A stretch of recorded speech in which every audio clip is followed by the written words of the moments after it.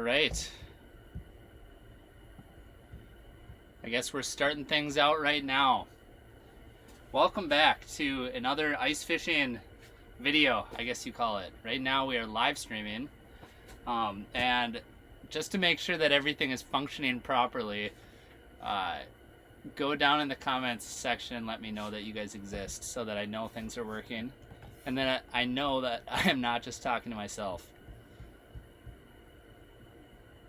Looks like we do have some viewers in here, so it looks like this is a functioning live stream. All right, sweet. Hey Joshua, how's it going? Thanks for the thumbs up. Good to know that things are up and running.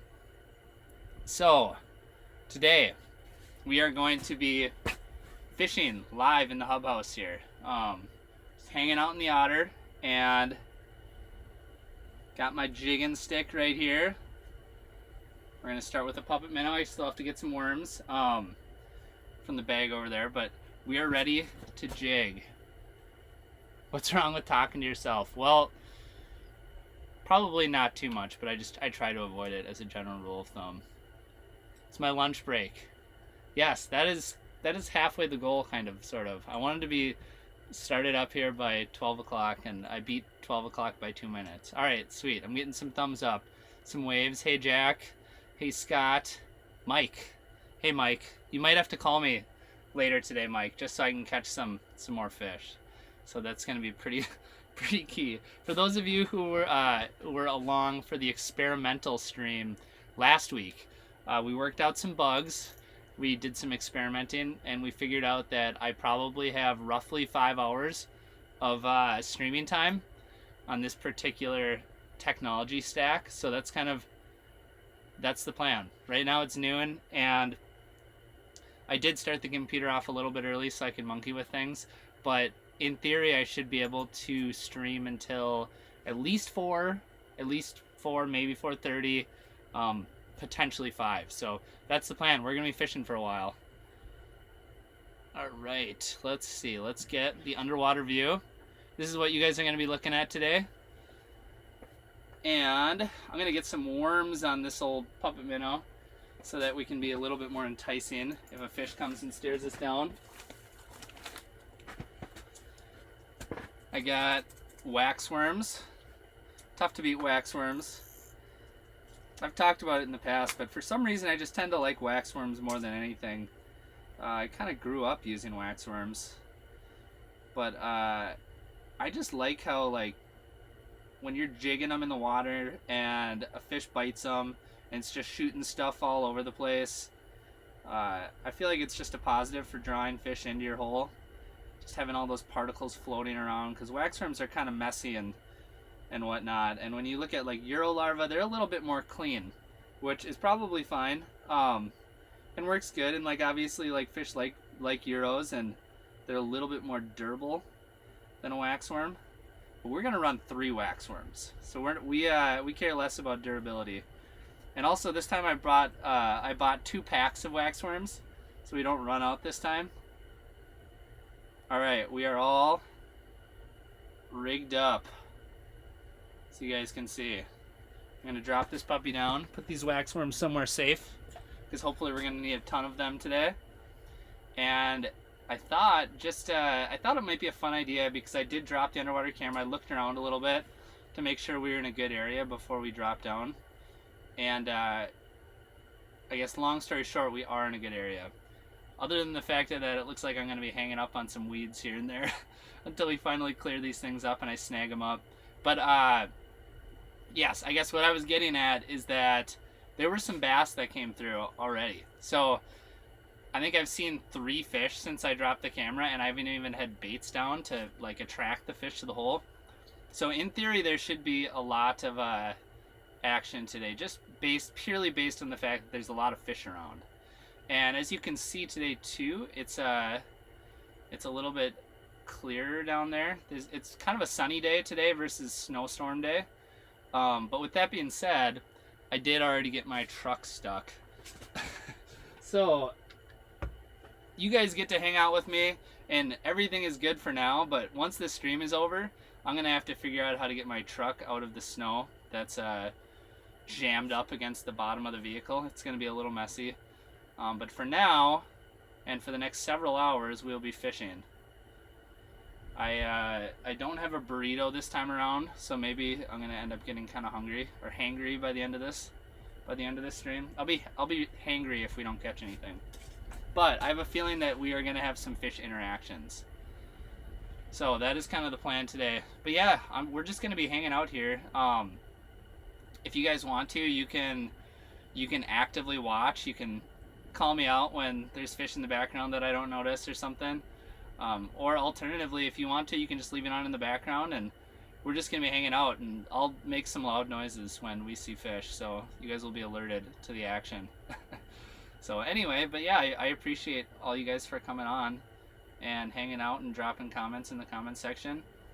If you guys want to ask questions, oh no, that's not a fish. That's just a particulate floating through the screen. If you guys want to ask questions, like I'll probably answer them.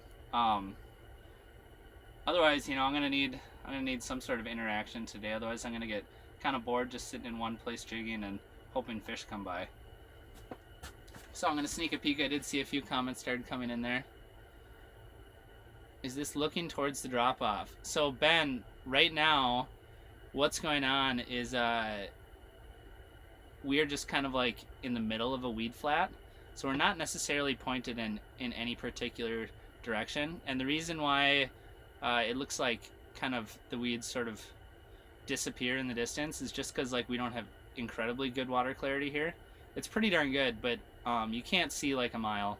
And if I could ever snag that little piece of weed right there, that would be nice to get that thing out of the way.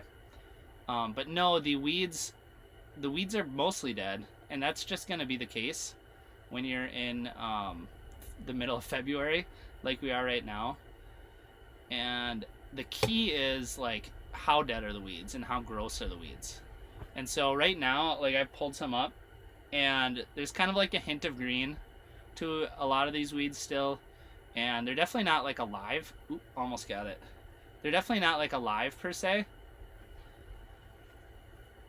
Oop, I thought I hooked some. I was going to show it to the camera, but I guess you guys can just see it down there. They're not fully alive, but they're definitely like alive enough that they're not putting off like gross like high levels of particulates that are kind of gonna decrease the oxygen in the area. So I guess long story short, like I'm pretty happy with this spot and the way it looks, and I think it's fine given the fact that it's February and the fact that these weeds are definitely inhabitable, and that's already been proven to this point because I've seen fish. So bet there are nice sunfish. There actually are some nice sunfish in this lake as well. And I do have a sunny rod rigged up with a little tungsten jig just in case we do end up seeing some good sunnies down there that give us the stare down with the puppet minnow. And so yeah, I personally would prefer to catch predator fish. It's kind of a bummer here in Minnesota. The predator fish series season actually closes down, and what is the date today? February 16th. So we probably have like maybe 2 weeks left of being able to target bass, walleyes, and pike, which is stupid in my opinion. I would like to target them all the way through the end of the ice season, but basically what I'm trying to do right now is I don't necessarily want to be targeting walleyes at this point in time because it's not necessarily going to be super easy, and it's also difficult to live stream with that situation. Yeah, so we're going to be targeting bass here and pike and taking advantage of the predator season while we still have it. So, anywho. Yes, agreed. Is there any places where you can order pizza? Yeah, Adam, that would be ideal. I have okay, I'll show you what I got for food. It's so much less impressive than burritos. I've got a bass on the screen is what I've got. Of course, the second I do something weird, a bass shows up. Oh, shoot. Okay. Is he coming back? Is he going to circle around? Or is he just going back where he came from? I think I should show you guys my food more often. I don't think I really stuck him with the hook, so I think he's coming back.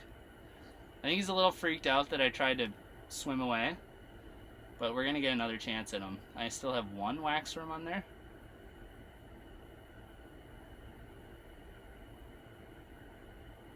We got some competition. There we go. Alright guys, this is going to be an action-packed day. I'm calling it right now. There we go. We are on the board. Let's go full screen so you guys can actually see the fish. Here we go. We're in. We are officially on the board. This is, what do you guys think? Is this a little bit better than last week's stream? Last week's stream, for those of you that actually came and checked it out, we were fishless for a long time. We actually had to make a move with all of this technology, but this time we're like, I don't know, 8 minutes in, and here we go. We got a fish. All right, sweet. This is a largemouth bass, for those of you who don't know. And it's a little skinny, it looks like. It looks like it's not super well fed. But this is like kind of target species. We're going after a number of different fish today, and I mean, I could definitely see us catching like at least 2, maybe 3 or 4 species today. But this is one that you're gonna see a lot more than other things. And I'm just kind of peeking at the comments here, but cool, we're officially on the board. All right, let's get her back in the water. And actually, you can like rarely see it, but we're gonna switch over to this view and see if we can get him coming back down. No, you didn't get to see it. I just wanted to try though. All right. So, that was on the old pink and chartreuse, and we're gonna get some more worms on it. So my one worm that it came in and bit, the one worm survived, but we need 2 more. I like to put one on each prong of the treble hook.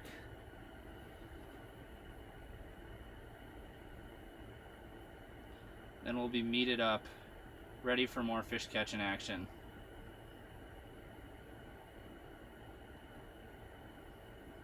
So, in theory, on this particular lake, there should be a fairly decent average size of fish that end up showing up.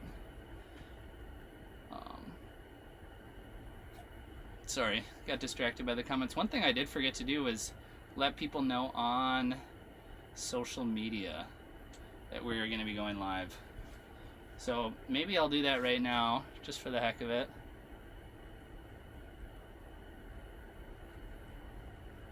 Yeah, Ben, green weeds are definitely better. But like, just any kind of decent weed at all is just going to be pretty useful at this point in the season. Pick those weeds off that we just picked up. And so that's kind of all you like really truly need. A minnow head. Yeah, a minnow head would definitely work too. I didn't pick up any minnows, so someone had a really good idea during the last stream that I should actually set a tip up somewhere else and then put like another underwater camera and put that live feed onto this particular stream as well, so you guys could actually look at my bait that I'm jigging over here. I guess I'm getting my left and right figured out. The bait that I'm jigging, and then directly above me I'd put the tip up cam, and then you guys can see me right here. So that's a good idea. I think we're going to try that in the future, but I was waiting on another adapter plug-in thing that I need for that setup. So we're going to do that in the future, and when we do that, we're going to have some minnows on hand. Because, you know, obviously we'll put a minnow on the tip up, maybe catch some pike on it, something like that, and you guys can watch the jaws come in. So, let's see here. A little better, yeah, that fish was pretty solid. Hello from Wisconsin. Hello from Minnesota.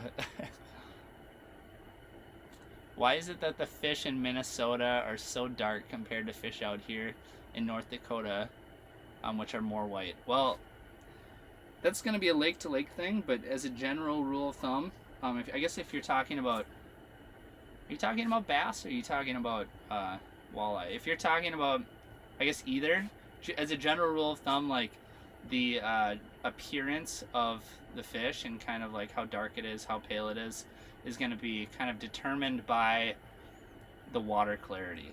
So water clarity is going to be the biggest determining factor. In clear water situations, you're going to have fish that are going to have a lot more defined colorations and features and lateral lines and whatnot.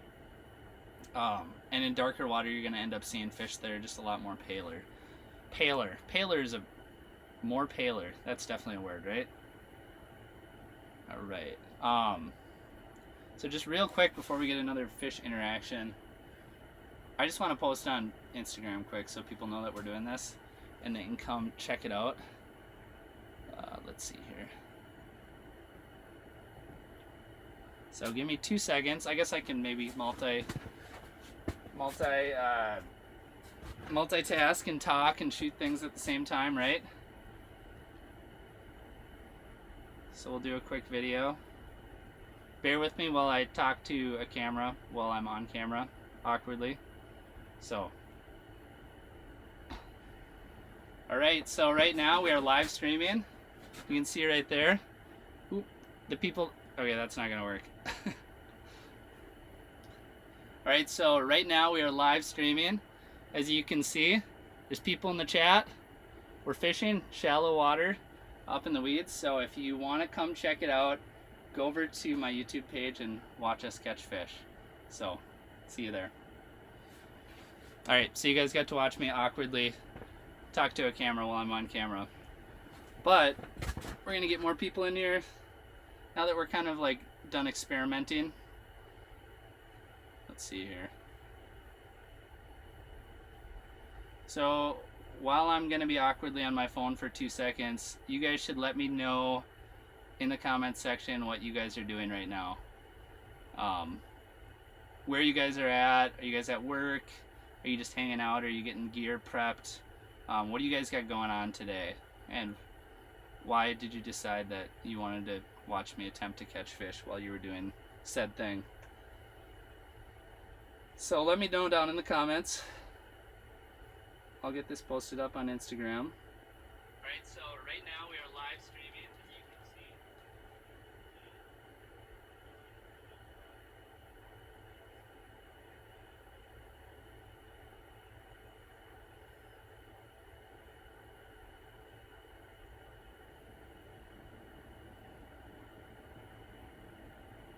Sitting at work, wishing I was fishing. Yes, I totally get that. There are so many days when I'm stuck on a computer, whether it's editing footage or trying to, I don't know, just get like lame work done that I got to get done when I would so much rather be on the water. But today we're on the water, so I cannot complain about that. Oh, here we go. There we go. All right, the Instagram post is gonna have to wait. The goal is to knock it connected. That's a pretty decent fish, actually. Well, it's similar to the last one, eh? All right, got him. Working. All right, here we go, guys. Pretty solid fish. We are once again on the board. That is fish number 2. We should have a little fish counter in the top corner. I don't know how to do that. I could probably figure it out, but fish number 2. We're still going. Another one on the puppet. And cool. And nothing is cooler than the fact that we are doing this live right now. So, and there's so much action that I can't even post anything on social media and let people know to come here. All right, cool. On the board. And actually, I'm gonna take a quick photo of this guy too, just so, actually, let's do a screenshot. Why not? Actually, it'll be easier if I take a photo on my phone. Just to give people on social media a little incentive to come check it out. So let's flip the camera around.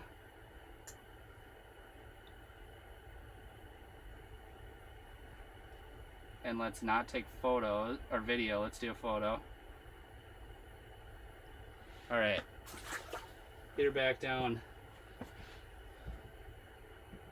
Okay, cool. Oh, and there you go. You got to see him swim away right at the end there.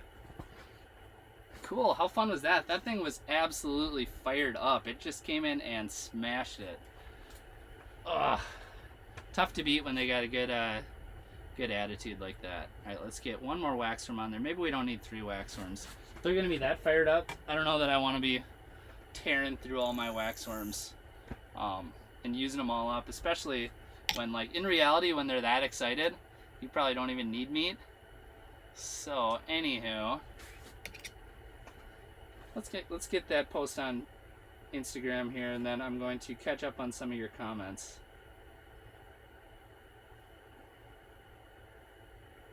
And try not to get, like, sneak attacked by fish while I'm doing this.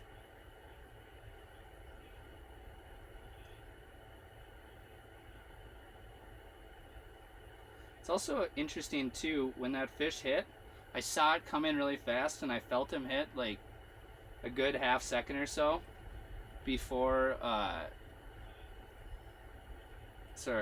good half second or so before the fish actually looked like it hit it on the underwater camera. So there's definitely some delay going from the camera to the screen there.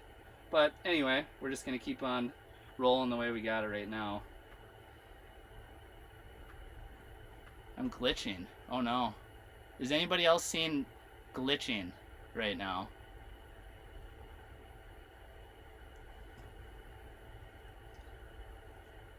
Because that would be an unfortunate set of circumstances. The reason why I might be glitching is the fact that I'm using internet right now on my phone to get this posted. Oh, here we go. Here's another fish, guys.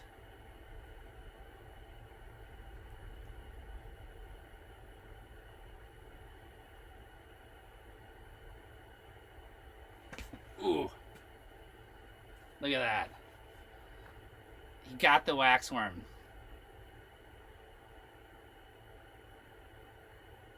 Alright, I don't know if we were having technical problems there. Oh. Oh no. I just jigged it right out of his... Oh, look at him. Oh no. He's fired up, guys. Oh, there's another one in the background too. Oh, yes. How cool was that? That guy was jacked up. That was awesome. Ooh. Oh man. Alright. That was cool. Sweet. Yes, every time you're on your phone. Oh, okay. I was gonna say, every time I'm on my phone, the fish comes in and tries to bite. So we're just gonna be on, I'm gonna be on my phone all day because apparently it brings in the lunkers. Sweet. Man, I'm jacked up. That fish was just so stinking, I'm gonna say hangry, because obviously he was hungry. He wanted to eat this, and he was angry. So some combination of hungry and angry. We're gonna go with hangry, as they say. So there we go. Fun, and this is a good one, man. Like, this is a good 2.5 pounder, or I don't know, something. It's a pretty solid fish. It's been a while since I weighed one of these, but this is a fish that I would be happy to have somewhere in my 5 fish limit if we were bass fishing. So,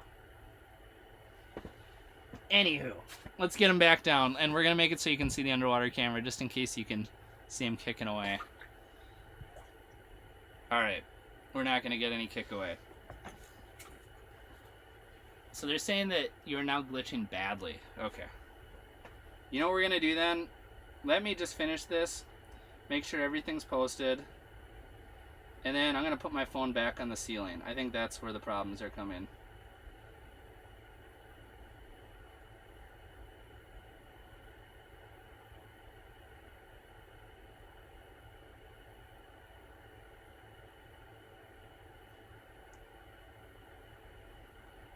Okay, almost done.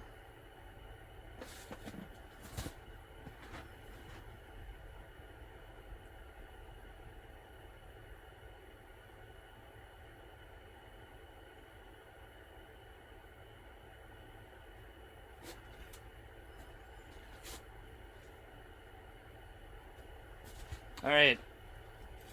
Definitely glitching hard again. Okay, I have some theories about the glitching. My theory is that because I had my phone sitting down there in the snow, kind of pointing downwards, it just wasn't getting that good of reception. So I think now that it's up in the sky, pointed upwards, it's up on the top, on the roof, I think we're going to be better. But you guys, let me know in the comments, keep me updated on how the technology is behaving. Because ideally, I want everything to be running smoothly for you guys, so it's easy to see what's going on. I'm assuming that you guys maybe didn't have you guys maybe weren't able to see very well what just happened, but there was a bass that was absolutely fired up. Baby smooth for me. I'm assuming that that's a good thing. As smooth as a baby's bottom. Alright. Okay, it looks like some folks saw what was going on there. You got some good reactions in the comments. I'm going to actually go back in the comments just a tiny bit to see. So I asked you what you guys were doing today. What state am I in? I'm in Minnesota right now. Central Minnesota, to be specific. And that's probably about as specific as you guys are going to get from me on location.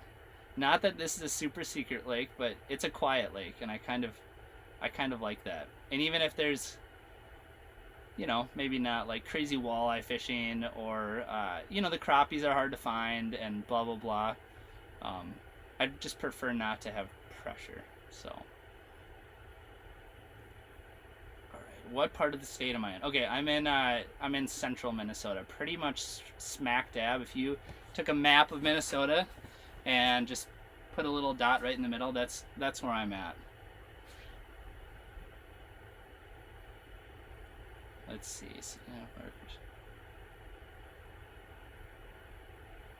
Yeah, so I do agree. I think that being on my phone did mess with my stream.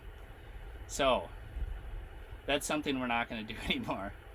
Drinking bush in the ice castle and got stuck in the slush. Ooh, here comes some fish. If it makes you feel any better, I'm stuck right now too. So, oop, he didn't like that. Man, you can tell they're really fired up though. They're not like moving super slow, like is common to see. So I don't know if you guys saw that there was some fish in the background there. What were we talking about? Oh, the slush. Yes, there's a lot of slush, and in some places there's a lot of snow. And right where we are fishing, I have my truck totally stuck. Whoop. Oh wow. Oh wow. All right. All right. That was cool. Wow, that pike was super angry. How is it that a fish can be that angry and upset and mad at the world that it comes in with a head of steam and like gets this close to the bait and it's like, no, let's get out of here. I don't want this. That was cool, but it was also cool. You could see the camera rocking just from the pike just moving so much water as it swam by. Whew. That was a cool interaction. I wouldn't be mad if some more super angry pike came in. Oop, here's a bass. Oh! Lost him. It's alright, there's another fish. Come in to redeem us.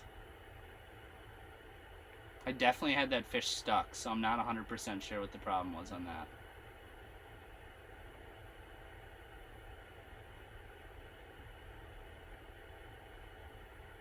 This one is not as angry as the last fish, although it looks like the last fish is still lurking in the background there.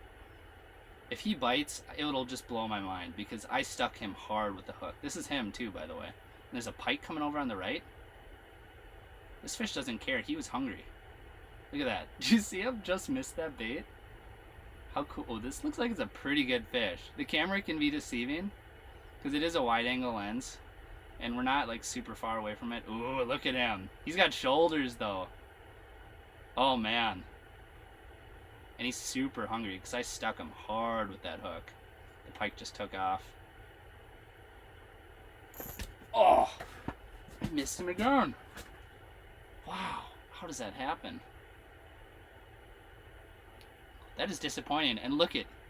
I stuck him with the hook twice and here he comes again. This fish is so hungry, it is unbelievable. There we go, 3rd time's a charm, right? Let's just horse him up here before he gets tangled up in my, uh-oh. Did I horse too hard and get stuck in the bottom of the ice? I totally did. Oh no.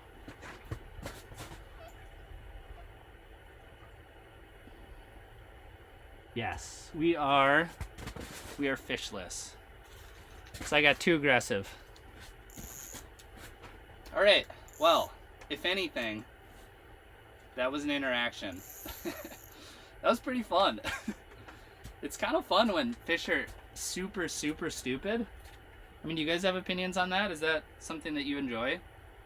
Really, really dumb fish that just want to continue to come in and bite. All right, here. Okay, let's go 2 waxworms again. Curious why we actually lost that fish twice in a row after I stuck him. Looks like the hooks are fine. I didn't bend anything out or anything like that. Oop, there's one in the background. Let's get down and get his attention before he passes through the area. Uh-oh. Uh-oh. Okay, we're okay. There's no weeds on the hook. Well, I was trying to reply to some of your guys' comments, but I got, like, slightly distracted. That's a problem that I'm definitely okay with. Oh, here's another one. Oh, my word. Come on. Come on, little buddy. He doesn't look as big, but I'll gladly take him up on the ice here.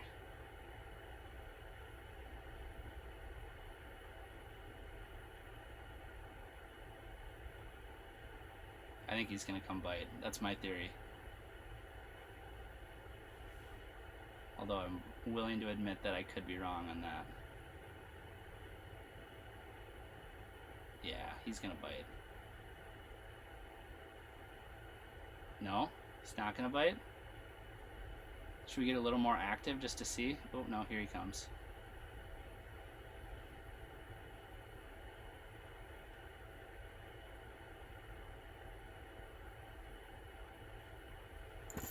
There we go. I told you he was gonna bite.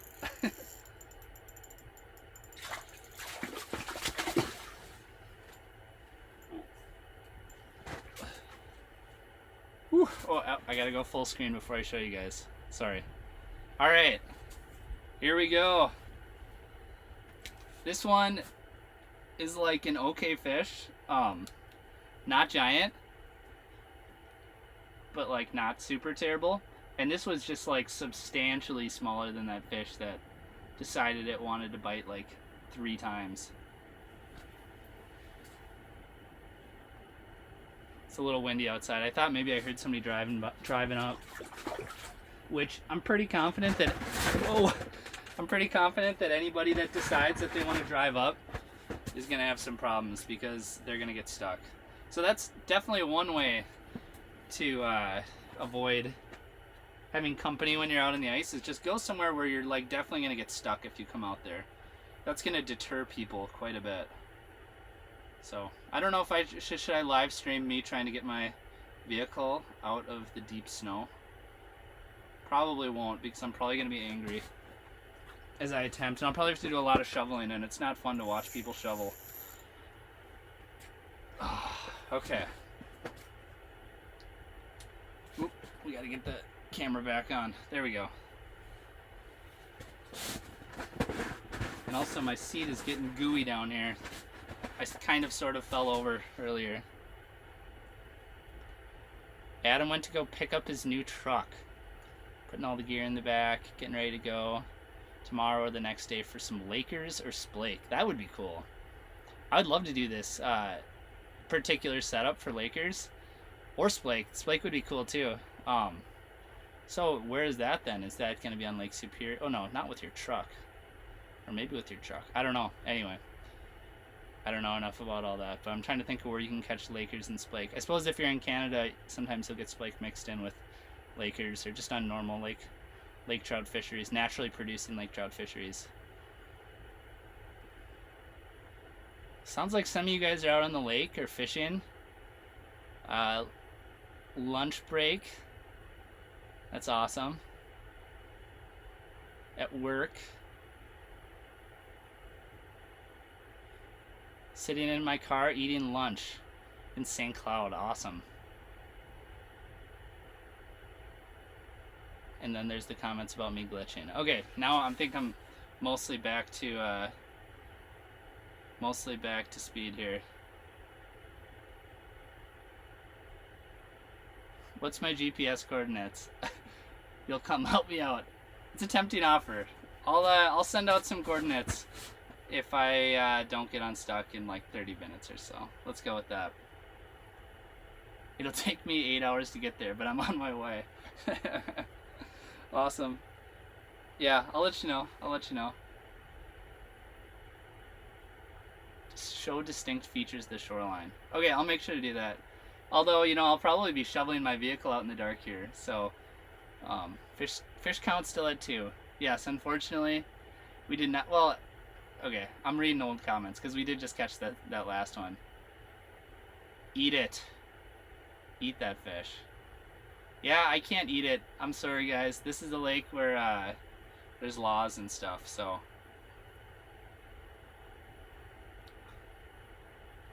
Oh, yes. Did I figure out how much internet data I was using from the last stream? So, yes, and also, by the way, Smackdown Outdoors. I got your cell phone number from Brett, like, yesterday.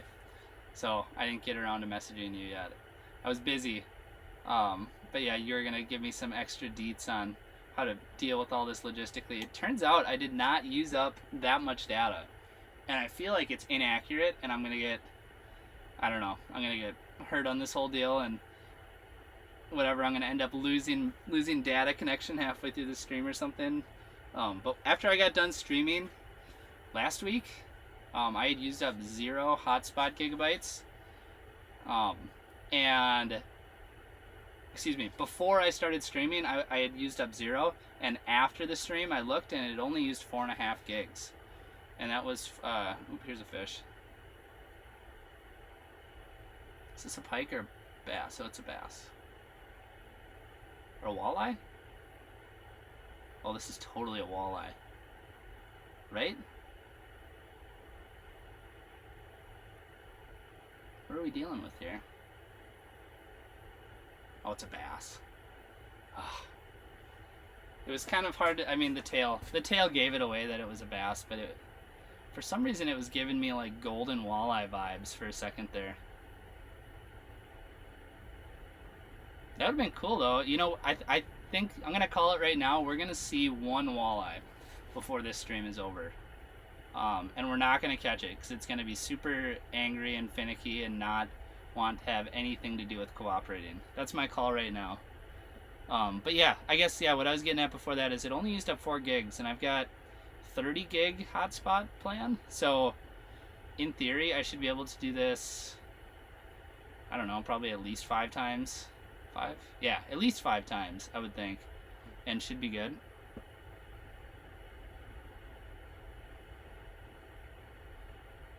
Look up Arctic anchor. It's an anchor for being on the ice. Get a winch and you'll be able to winch yourself out.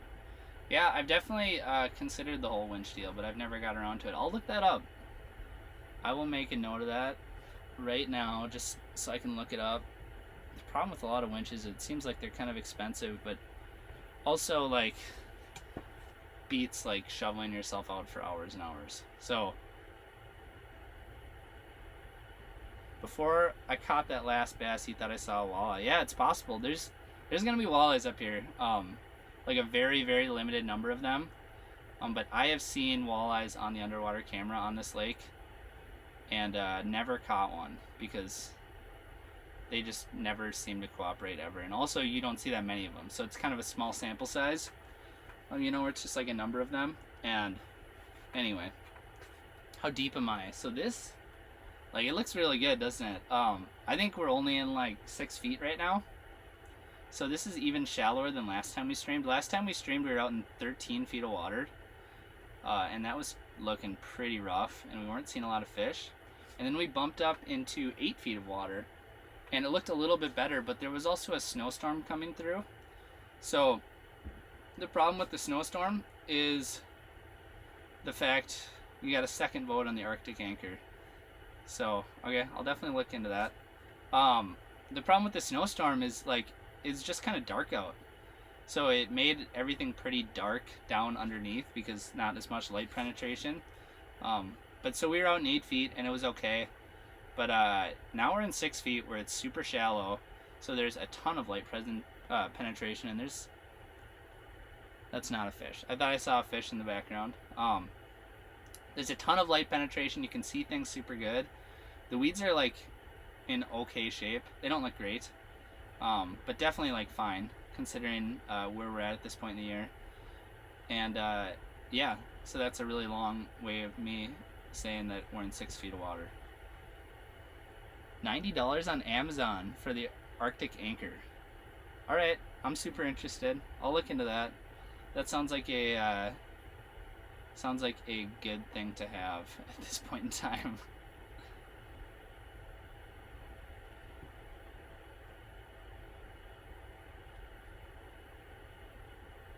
And I would just love it if these weeds weren't here, but I can't seem to like hook it up to rip it out. So anyway, I'm going to grab a little sip of water here. It's one thing that I do know. I've done, I did the live stream last week, but I've just shot a lot of videos where I do a lot of talking. And I do know I get a sore throat pretty darn quick. And I've just been kind of yapping for the last like 40 minutes, so I'm gonna look away. There's gonna be a fish that shows up while I'm looking away. So that's just how the cookie crumbles. Okay, no fish. Yes. 60 feet? Did I say 60? I meant to say 6.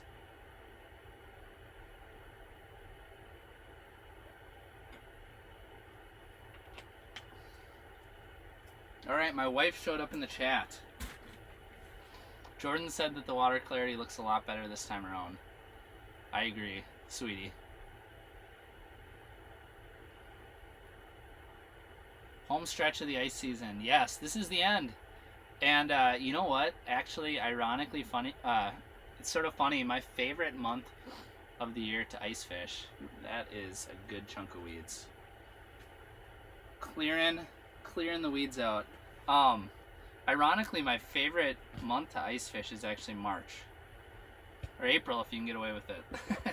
But March is really fun, and it would just be so much funner if you could fish for predator species during the month of March in the state of Minnesota.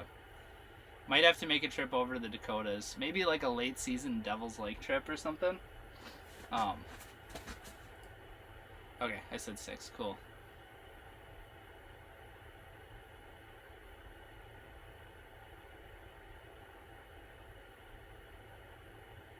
Can't turn off the interference, or not the interference rejection, the IR light on my AquaView Micro 4.3. Any knowledge on that? That's tough. If you tried everything and you tried, well, obviously you restarted it, and if you, oh geez, here's a pike.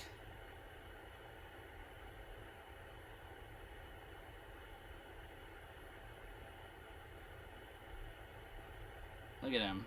Why do pike do this? They come in so fast, and then they just put on the brakes and stare at you. And like, it's so much pressure. Like I feel like they're like critiquing your wiggle. Like, oh yeah, that's not very impressive. All right, see you later. Look at him. He's got a little belly too. Ooh, look at this. The pike is gone, but the bass is here. I'm okay with that. As long as we get something that's hungry. That's a cool interaction, though. I love when one species shows up and then another one shows up and the other one leaves.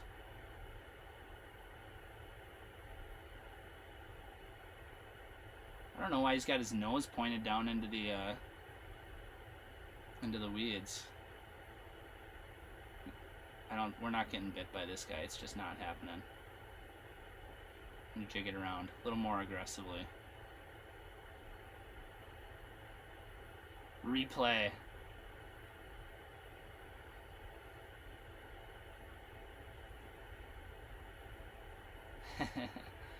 Yes.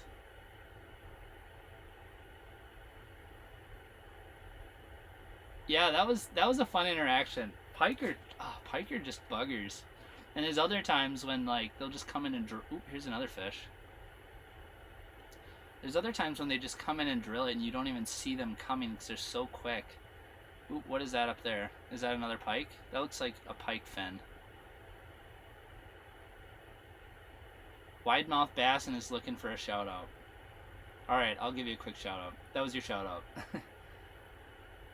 Alright, come on.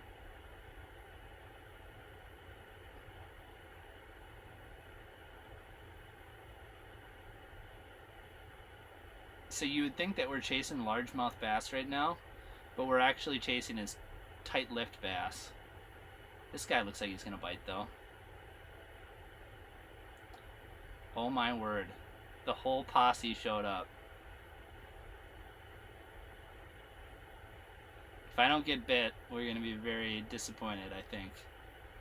And they're blocking the view. Don't they know that we're running a camera here? I'm gonna have to go by visual bite detection on my rod tip, so we're not gonna be able to see it visually on the camera. Unless I pull it up here, right above that fish. Okay, now we can see it.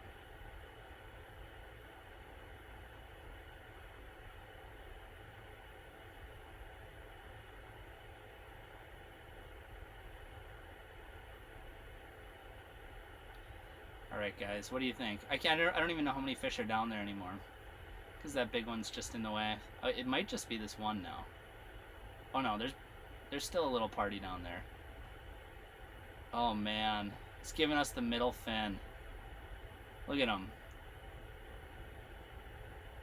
With his big lips. This is cool. This is really fun. If there's any people lurking with this playing in the background, I would come in and watch right now. Oop, there we go. Got one of them. Now what we're going to do, we're going to reel this guy up really fast. Ooh, this is actually a pretty good one. Okay. I was going to say reel it up really fast and drop back down and see if we can catch another one, but looks like they took off. So we're just going to enjoy this fish. Enjoy this beautiful Larry. How sad would it have been if we didn't catch any of those fish?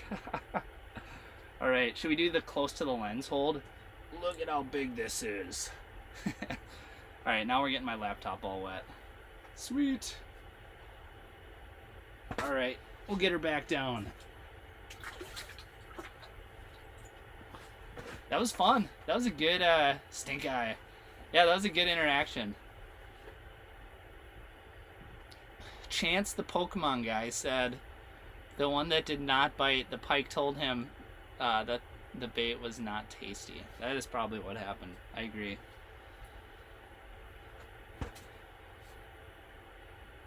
Awesome. Sweet. Thanks for the super chat. Cool. Appreciate it.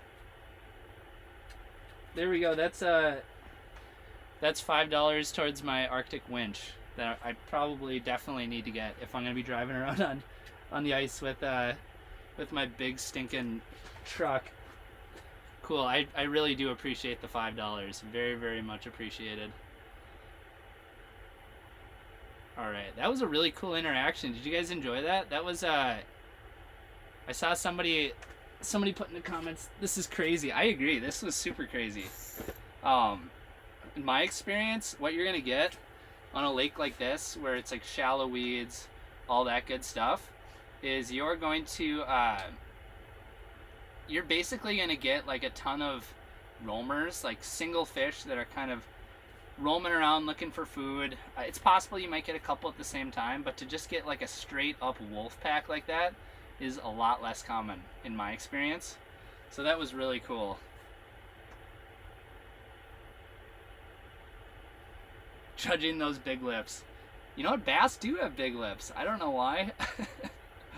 But they got some big, large lips. Probably to go with those large mouths. Also, I feel like it looks like we just lost like all the waxworms that I put on there. Except for one. We still had one, but let's meet up a little bit better than that. Let's get one more on there. There's one. Alright. digging through all the whatever that stuff is, sawdust. It's definitely not sawdust. The worm packing. That's what they call it officially. Let's get down there and not get stuck in the weeds. Okay, here we go.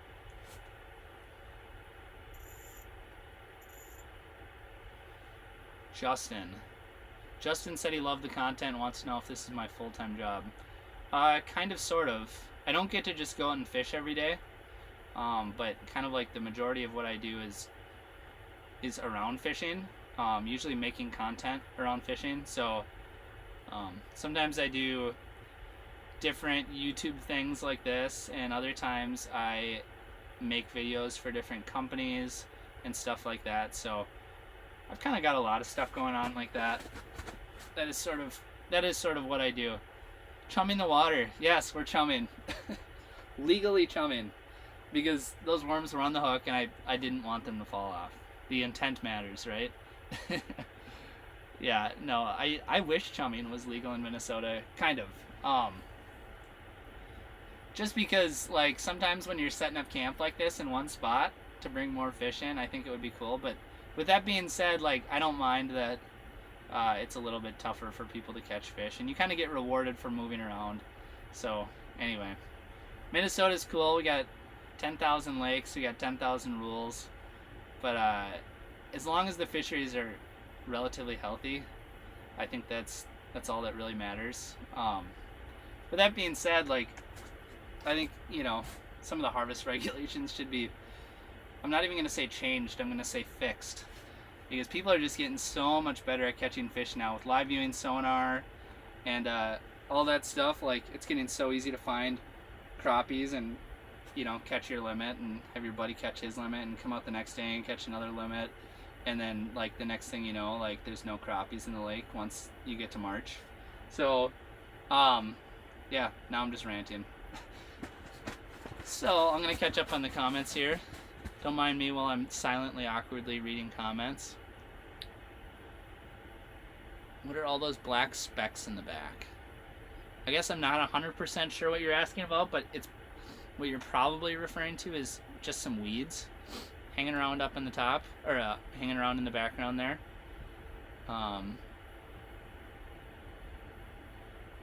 The bass will start biting really good in a couple weeks. Yeah, I think the bass bite is going to get really good. Same with the pike, as soon as they close it down here in the state of Minnesota. My battery is flashing. Cho! It's Cho time. Awesome. Yes, my battery is flashing. That just means that the battery is plugged in. I definitely had some people ask about that last stream. But yeah, unfortunately, there's no like good way to cover that, so people don't get a little bit confused with why the battery indicator is flashing. So there's a bass. I think next time maybe I'll put like a little box over it or something. I think we're definitely gonna get bit by this fish. Oh man, circling back around. Did you guys see that? That one wasn't even my fault. There's been, you know, I'm willing to admit that sometimes it's my fault if I miss a fish, but that one wasn't my fault. That fish just came up and just gave it a little love tap. Ooh, we got Brett McComas in the chat here too. Oh, just giving me crap about the battery indicator. Green light means business. Amen. Oh man, Brett, I don't know when you showed up, but there was some like serious action happening, like even just 10 minutes ago. There was like this big bass mafia coming in. Well, you guys tell me. I think there was like at least 3, maybe 4 bass on the screen at one time, and then there was a pike that was on the screen just like seconds before the bass mafia showed up. And yeah, it was fun. Things are like super snappy and fired up today, so that's a good sign. I'm excited. I actually lost track. Maybe one of you guys who've been watching the whole time can tell me, but we've caught like a good number of fish already. Missed like Well, we missed one of them 2 times and then it bit a 3rd time. I think, right? Yes. I'm already starting to lose my memory. Do you guys ever go fishing and basically just like forget everything that happened after like an hour or whatever? Did we catch 5 fish or did we catch 7 fish? I can't remember. Stuff like that. That happens to me all the time. Just have a hard time keeping track of everything. That was something, seeing the bass in the northern. Really appreciate the content. Well, I appreciate you showing up, Brandon. Very much appreciate it. Catch up on some of the other comments. The color is attracting them and the waxworm is what they're biting. You know, I do have a theory that bass tend to kind of like pink. I've just always had success with it when I'm ice fishing. So I don't think that hurts us. I do think that kind of just the profile and the action of the old puppet minnow down there just jumping around is probably like a really good positive too. I think that bass tend to like these horizontal minnow baits like this. But yeah, like you'll notice when they come in to take a bite, like they're always just nipping down at that bottom treble hook. So it's interesting. I think the worm definitely matters, but when they are really fired up, it probably doesn't matter.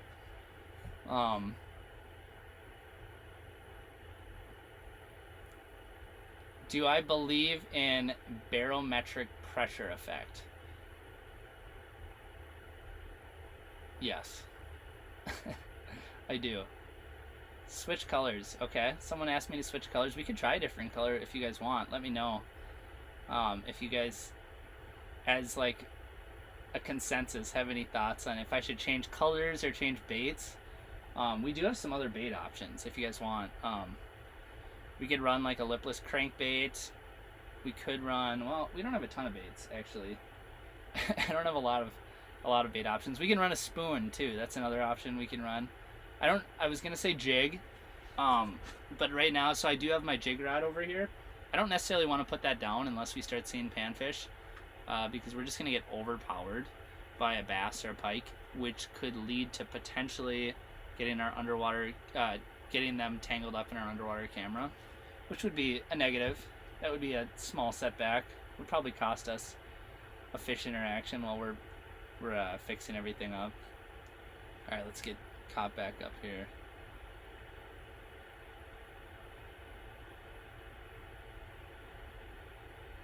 Yes, Mike, I thought he was gonna grab it too.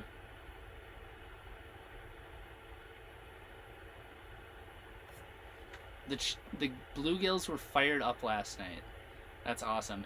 I actually let's see, I targeted bluegills last week and had quite a bit of success. I actually shot a couple videos while I was out on the lake last week targeting those bluegills.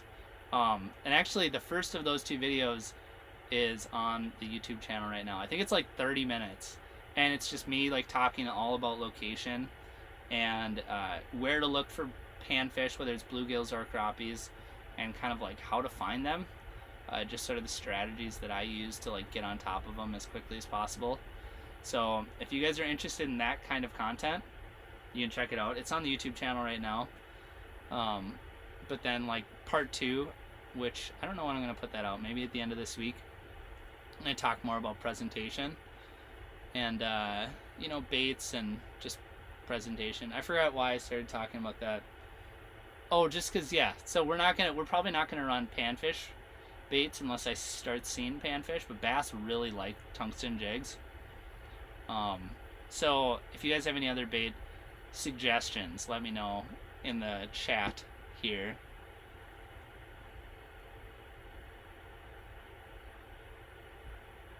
All right, I feel like I'm almost caught up with the chat now, so bear with a little bit of silence here while I read. I can't walk and chew gum at the same time. So Brett told himself he wasn't going to click on the live because he's working on the Target Walleye newsletter today, or email, or whatever you want to call it. But he couldn't help himself after those IG story previews. See, guys, I told you guys had to bear with me trying to figure out how to post little teasers on social media, and you guys had to awkwardly watch me talk to a cell phone and then post it on Instagram, and then it messed up our internet and blah blah blah. But it was worth it because now Brett's here. So also I know Brett's super busy on Wednesdays, so he's probably not gonna be able to drive out and hang out with us. But yeah, I may have to call him if it's like 6 o'clock and I need someone to help me get off the lake. Because we're stuck again, like I mentioned earlier.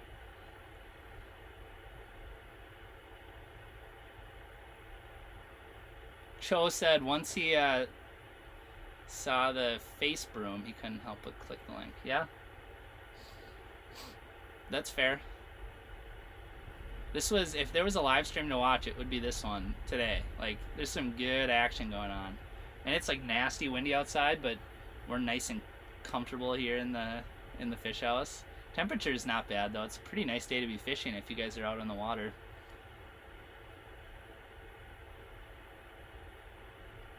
And yeah, Brett can multitask. He definitely can.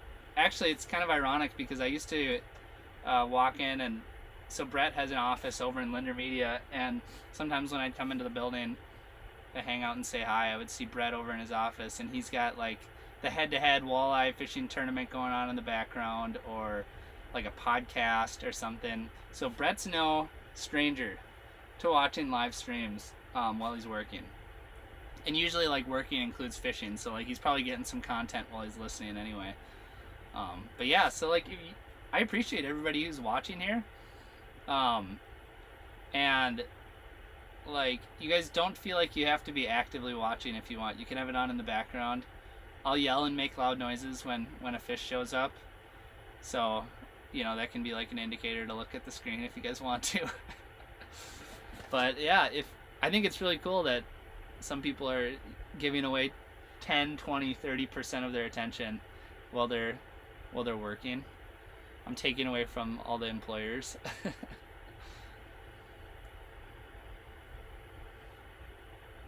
Thank goodness for dual monitors. Exactly. Brett's got the dual monitor. He can totally watch the stream on the side. Looks like some of you want me to switch to a lipless crankbait.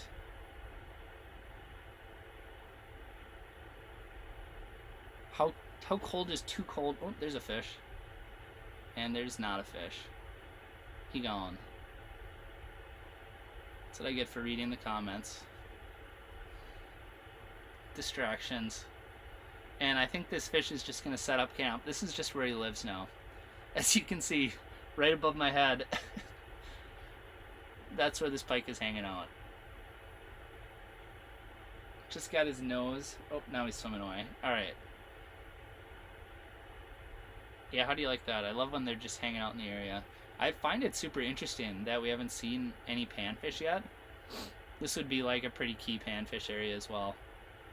But maybe we'll see some more panfish once it gets a little bit later in the afternoon here, maybe 3 o'clock or something. Put on a chatterbait. Bass do like chatterbaits. I can't say I've tried one through the ice. Although, you know what chatterbaits would be super good for?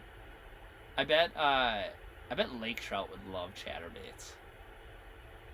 Okay, how cold is too cold to fish? If I have to fish outside, so if I don't have to fish outside, especially if I can drive my truck out there, I would say like drive the truck out there, fish in the house. I mean, I could do that in really, really cold situations. Big Mike, thanks for the super chat. Appreciate the $5 donation. Keeping the stream alive. Awesome content and live. Yes. Well, I hope you guys are enjoying it. I mean, I'm pretty much just hanging out here and, you know, hoping that you guys enjoy what we got going on. And yeah, I very, very, very much appreciate the $5 super chat, Mike. Yeah, I guess as far as cold weather goes, like, I don't know, 20, 30 degrees is negative 20 or 30. If I could just drive out and set up a fish house, I don't mind fishing in a fish house when it's really cold. But when you're outside, I think once you get to like negative, oop, there's some weeds. As soon as you get outside, if it's like negative 10 degrees or so, that's when it starts to get a little edgy for me. Because if you're geared up right, like I've definitely done, well, now I'm just kicking up everything right now. I've definitely done like lake trout openers in Ontario. Lake trout openers. What was I even saying there? Oh, lake trout openers in Ontario where it's like negative 30 degrees temperature and then like 15-mile-an-hour winds, and it's just frigid and it's cold. And you know, if the situation requires it, like I'll fish out in those nasty conditions outside, because you know when we're lake trout fishing, we're generally hole hopping, moving around, trying to find active fish. But I don't really like to be out when it's colder than like negative 10 or so. That's kind of where I draw the line of like really, really enjoying it per se. Mr. McComas with the $10 cord management fee. Oh, here we go. Here we go.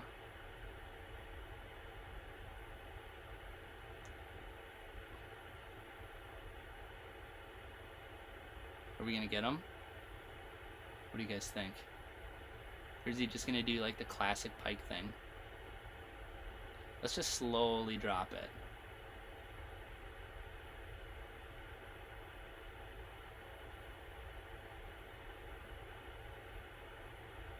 Let's bring it back up. Let's bring it up above his head. Ooh, here's a bass. Have you noticed that every time there's a pike just staring us down, a bass will come in? And then like the pike will leave. Like the bass have preference over the pike. I don't know what that is or why. Rip, then hold steady. Okay, we'll try that next time. I mean, we're definitely going to encounter another pike. We'll definitely try the rip, then hold steady strategy. I think the bass just... Ooh, missed him. I think the bass just like it shaking.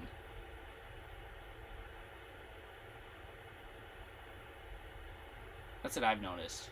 You don't need to do anything crazy when a bass is staring you down.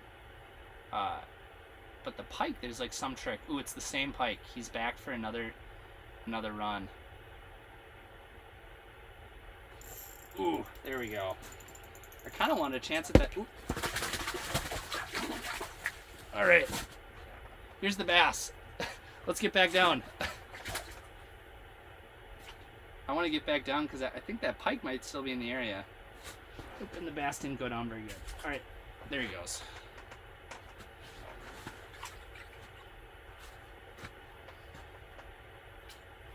And there's a bunch of weeds.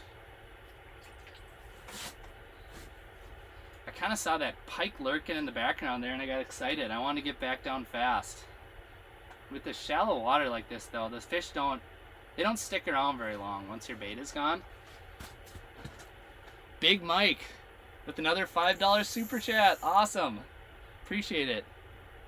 I'm a live fisherman too. No problem. Thank you for taking us with you. Awesome. Well, thanks for hanging out with me. And I very, very much appreciate the donation. I'm about, let's see. Yeah, about 20% of the way to getting that winch so I can get myself unstuck today. So cool. Appreciate the support, guys. All right, I gotta get another worm back on here. The bully bass. Yeah, the bass are in charge down there. Don't be fooled. Oh, look at that. Should we get back down? Down to him? That looks like a good bass. Let's see if we can attract him over here. We do have one worm on. I had time to get one wax worm on there.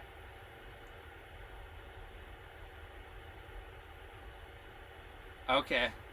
So the pike took off once the bass started splashing in the hole. That makes sense.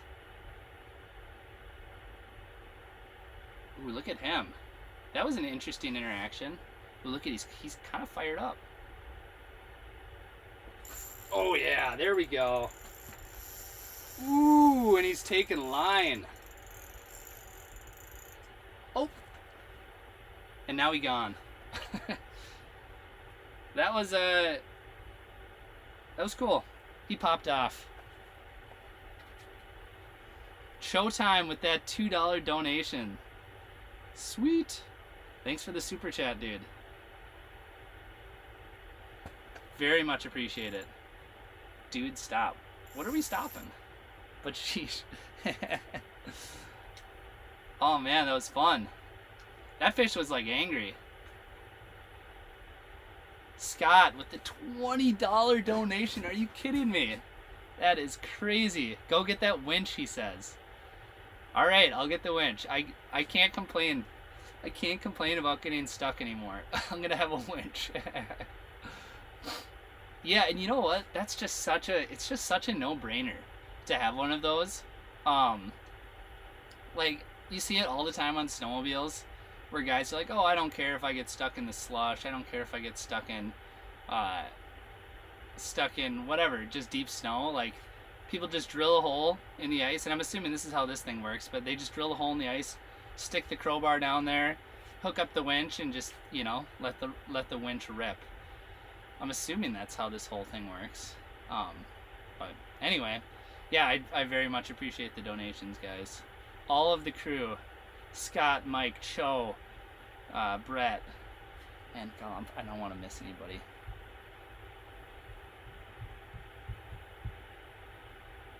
The Panda earlier in the chat. Yes, appreciate all you guys. This buddy is waiting. Have to pick up the puppet minnow, the local shield store. Hashtag ad. Hey, you know what? It works. The bait works, it works. It is what it is. It's funny. I got this this pink one here with the chartreuse in the belly. I have it like set up on my walleye rod, and like I just use this bait for walleye fishing too. And you catch like plenty of fish, and it works, and it's got good action. The fish bite it. Like, I don't know. I can't complain. Yes, I know. 1999, bringing in the heat.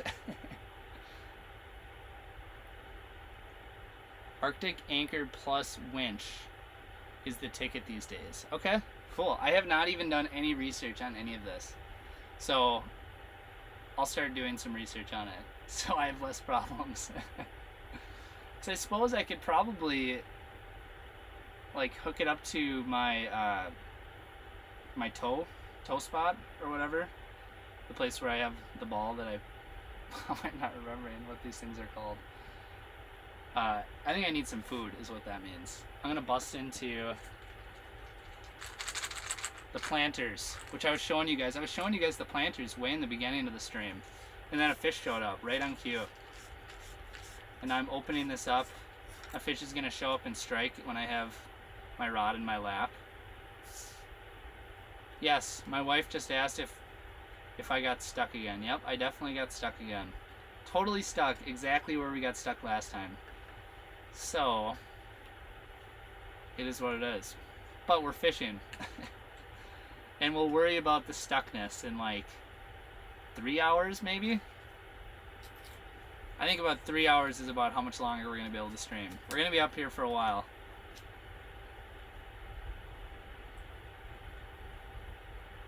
Yes, I am a nut.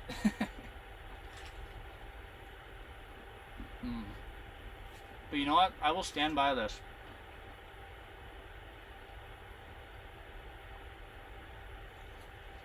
I will stand by nuts being like the best boat snack, the best snack on the ice, just because like it's such a high protein snack. And the wife just asked Jordan asked if I needed help getting off. I might, but I don't know if your little Jeep's gonna be able to get me out. You'll probably get stuck too. But nuts are just so high protein that like you just eat a bunch of them and then you're just not hungry for a really long time. So that's the reason why I like them. So anyway, I'm gonna eat some nuts while you guys watch me eat them.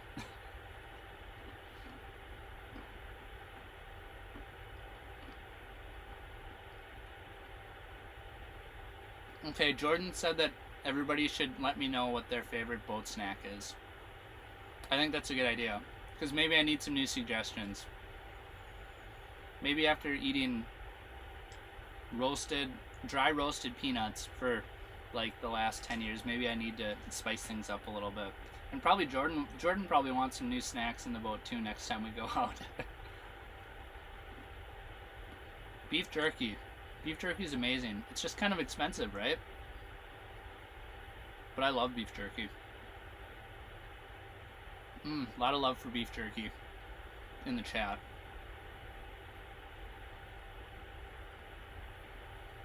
Ah, yes, burritos are good. Burritos from Chipotle or California Burrito here in Brainerd are my go-to. Meatball sub, yes please. Hard-boiled eggs, okay. I see you. Jerky and beef sticks. Very good. I agree with that. We used to have beef jerky as boat snacks quite a bit when I'd fish with my dad when I was a kid. And they were always a delicacy. Like, you weren't allowed to just go in and eat all the beef jerky. You had to be kind of lean and mean with it. You could only take one piece at a time. And you couldn't pillage the beef jerky. So there's only so much of it. Best boat snack, definitely a banana. Alright, I agree. What do you guys think about the anti-banana conspiracy? You guys think that's true, false? Do you have any theories on that? Bob said he likes to eat fruit. Okay, fruit is good too. I think it's hard to beat fruit. Good, healthy snacks like that. Bananas, yeah. Power bars. Okay. I can't say I've done like a lot of power bars. Are power bars like a pretty good bang of energy and nourishment for the dollar? That's the other thing I'm curious too. It's got to be a good snack, and it's got to give you a lot of energy, and like ideally be a little bit tasty, but then like the value has to be pretty reasonable too. Like, I don't necessarily want to, like, I'd rather like go to a restaurant after ice fishing and eat like a steak than spend like $20 on jerky. Although I shouldn't say that. I think I will eat some jerky from time to time because it's just so good.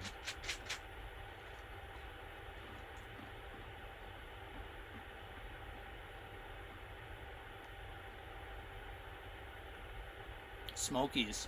Yeah, Smokies are great. I agree with that. Pickled pike and crackers. Well, now that's like a delicacy, right? And nothing gives you better karma than eating pike when you're ice fishing, in my opinion.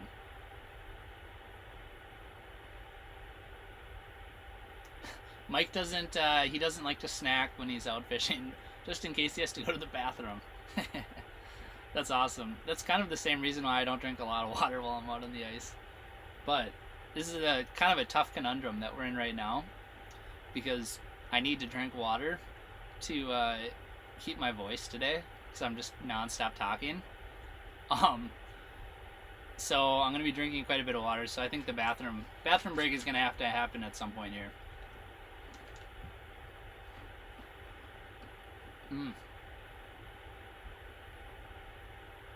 Adam said venison jerky and Mountain Dew.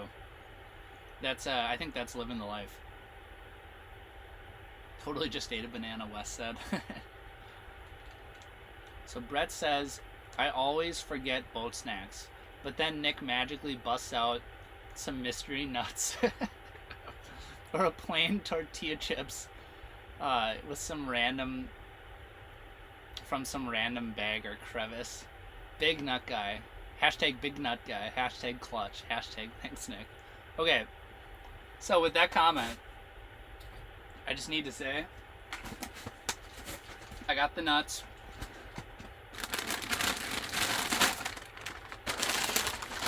And I got the tortillas. So this is my go-to. Like, this is what I pretty much bring all the time. So we are locked and loaded with my regular snack options. And yes, like Brett just said, like, you can kind of expect me to bring something like this along while I'm fishing. And that's whether I'm ice fishing or open water fishing or any of the above. You gotta, I knew it, he said. And the weirdest part about me is I have the tortillas, and Brett said plain tortillas. That is completely true. For some reason, I'm just not into like the whole salsa, dipping sauce, bring some cheese out here. I just like to go lean and mean. Just straight tortilla chips. Just nothing but carbs and salt. This stream is fueled by carbs and salt. Alright. Okay, we got some weeds on there. and only one waxworm. For some reason, every time I put 2 waxworms on, one of them always falls off. And we're always just constantly fishing with 1 waxworm. You guys have probably noticed that. Alright, now we're re-geared up.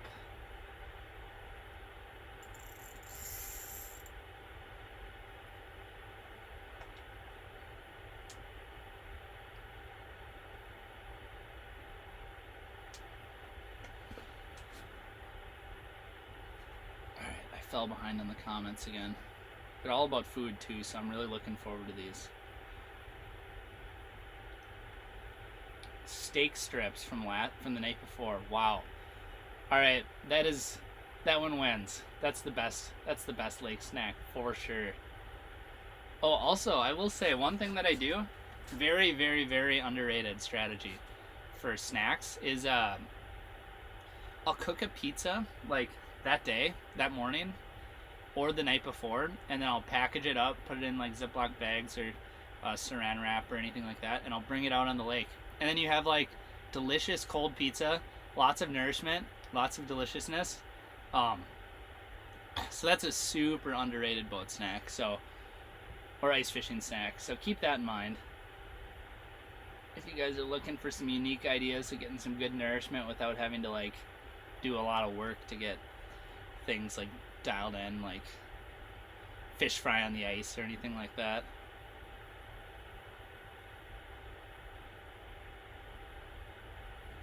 Yes, Adam, I am from the Brainerd Lakes area.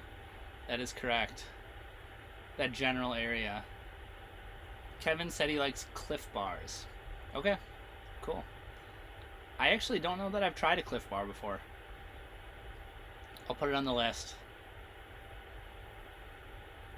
Yes, I too have a struggle with the beef jerky because I agree. I'm just like you. I want to just eat the whole thing.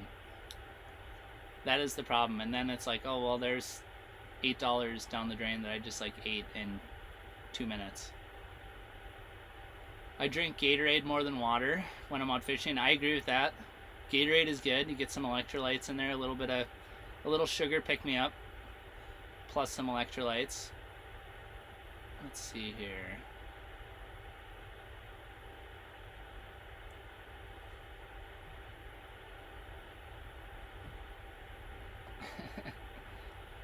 Yes, exactly, Cho. $2 is perfect for nuts. But don't worry, I already have that budgeted. I have my nut fund, my peanut fund. It's taken out of my account every month. So much salt. Yeah, it's a lot of salt. But you know what? Salt is electrolytes. That's what gives me the energy. Or is that right? Is salt like actually electrolytes? How does that work? Is that a bass in the background? Alright, we gotta quit talking about salt and catch this fish.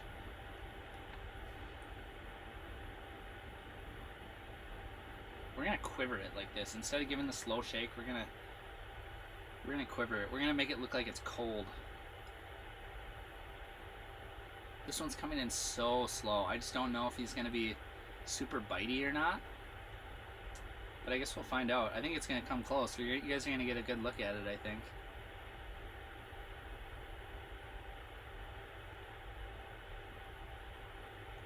Yeah, this one is not the most active fish that has come in and looked.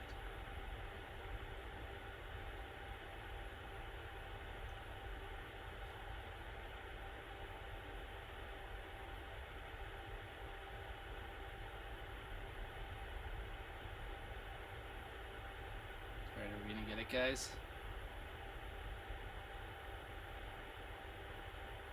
I think he might bite.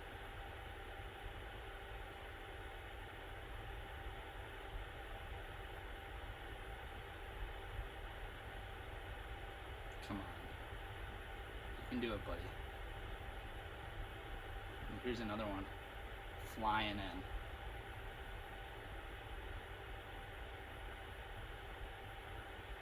Scared the other one off. Now he's... Oh, here he is. Oh! We missed him, guys. We missed him. Is he going to come back for round 2? Ooh, he didn't like that. What just happened, he said. That kind of hurt. Oh, no, he's coming back.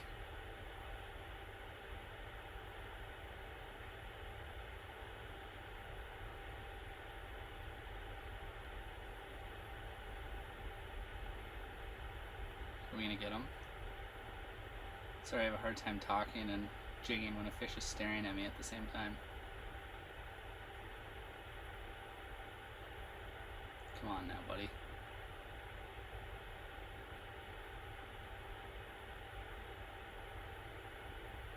We're getting the butt view.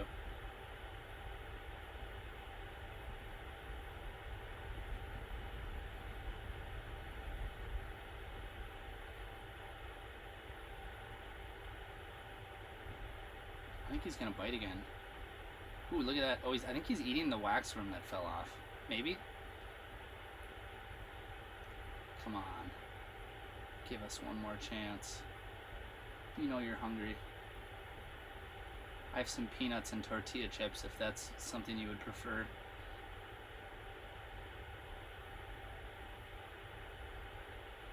See, I think he wants tortilla chips.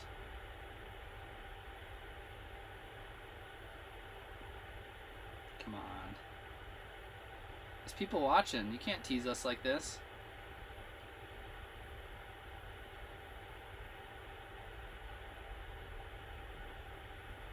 What is he doing exactly? Why is he thrashing around like that? Did he have... That was strange. I don't think he's gone though. I think he's gonna bite. He just doesn't like showing his butt off to the camera. He wants to let you guys see the mouth open up.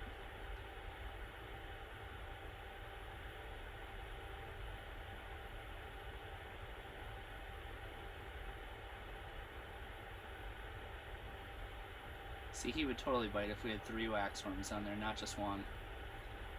Rookie mistake. Let's just dead stick it. He kind of likes it dead sticked. That was weird.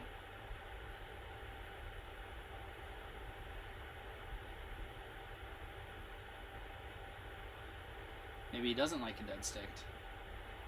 Let's give it a rip. Come back down like Cho suggested.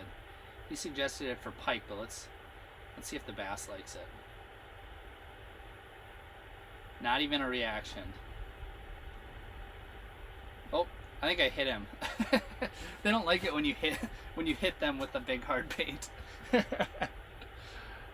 Okay, well, that's fine. It was a fun interaction, right? You guys enjoyed that? All right, I gotta catch up on some of these food comments now. But I'm getting kind of hungry reading them, by the way, so.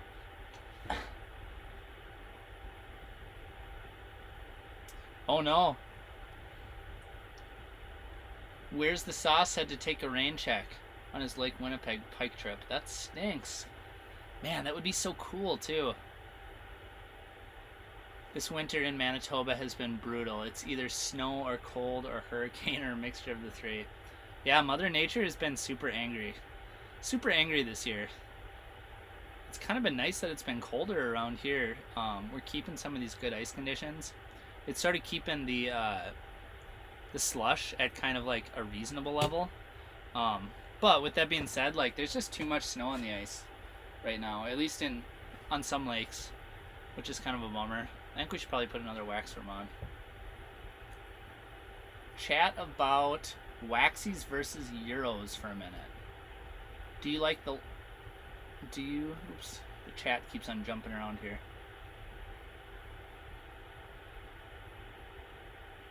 Where are we at?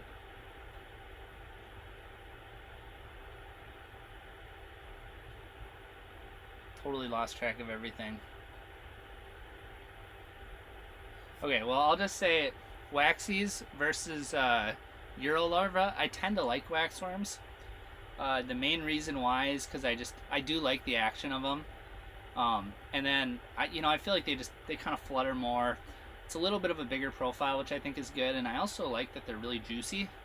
So when a fish bites it, it's pretty common that they take a second choke up on the bite, and now we got a bass right here. And yeah, he didn't quite have it.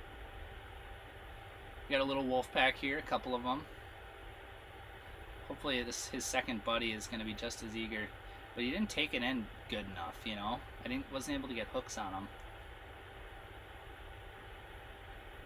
So that's kind of my theory on waxworms. Waxworms versus Euros. I do like Euros for their durability. You can catch a lot more fish on a Euro, and they stay in better shape. So I think they work sometimes. Oh, he didn't have hook. Come on, buddy. You gotta bite a lot better than that. You just kind of come in and peck it. He almost more like pushed it. That was a bummer. Okay. Ooh, I missed a super chat. Special thanks to the Panda for the $5 super chat. Very much appreciated. Love the live stream, but gotta go back to work. Have fun. Well, it looks like that donation came in a few minutes ago, so hopefully he didn't take off. But regardless, have fun at work. I hope you get out fishing soon. And very much appreciate the super chat. Very cool. Okay, let's see some of these older ones here. Pizza pockets are the best. Okay, pizza pockets are tasty. I'm with you. Yeah, and by the way, you should let me know when you do that Lake Winnipeg pike trip. I'd love to hear how that goes. Super interesting to me. Looks like another bass in the background there. Tonight's supposed to be negative 34 Celsius air temp. Woof. Yeah, that's cold. That's ice making. That's ice making temperatures right there. Cold pizza is good. Yes, I agree. That is one of my go-tos when I know I'm gonna be out on the ice like all day. Just make some cold pizza, or just stop. If you're in a boat, you can stop in at a local restaurant on the lake and get some pizza too. Brett and I have done that before. Cheesecake. Wow, I'd try cheesecake. So Brett said, how late am I going to be staying live? So I'm going to be live as long as my batteries allow. And in theory, that should be 4 p.m., I think. At the very, very least. Like, I should be able to get to 4 p.m. I think there's a chance I could get to 5. And I'm gonna go like as long as humanly possible, as long as it will allow. So if that's 5, that's how long we're gonna be streaming for. I don't think I'm gonna get past 5 though. Just so you know.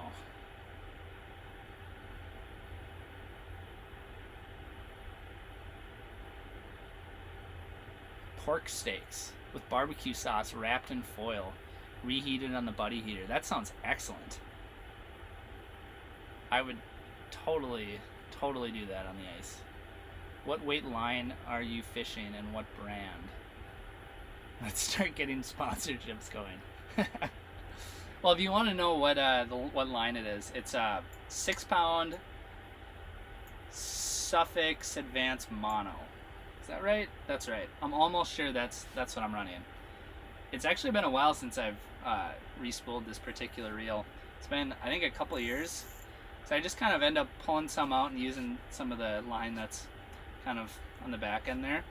And it's great too, like it doesn't have a ton of memory. So like this is like very, very little coil in this line. So that's what I'm running right now, if you guys are curious, if you're looking to spool up or anything like that. I use the buddy heater to cook hot dogs. Simple and cheap. That's a great idea.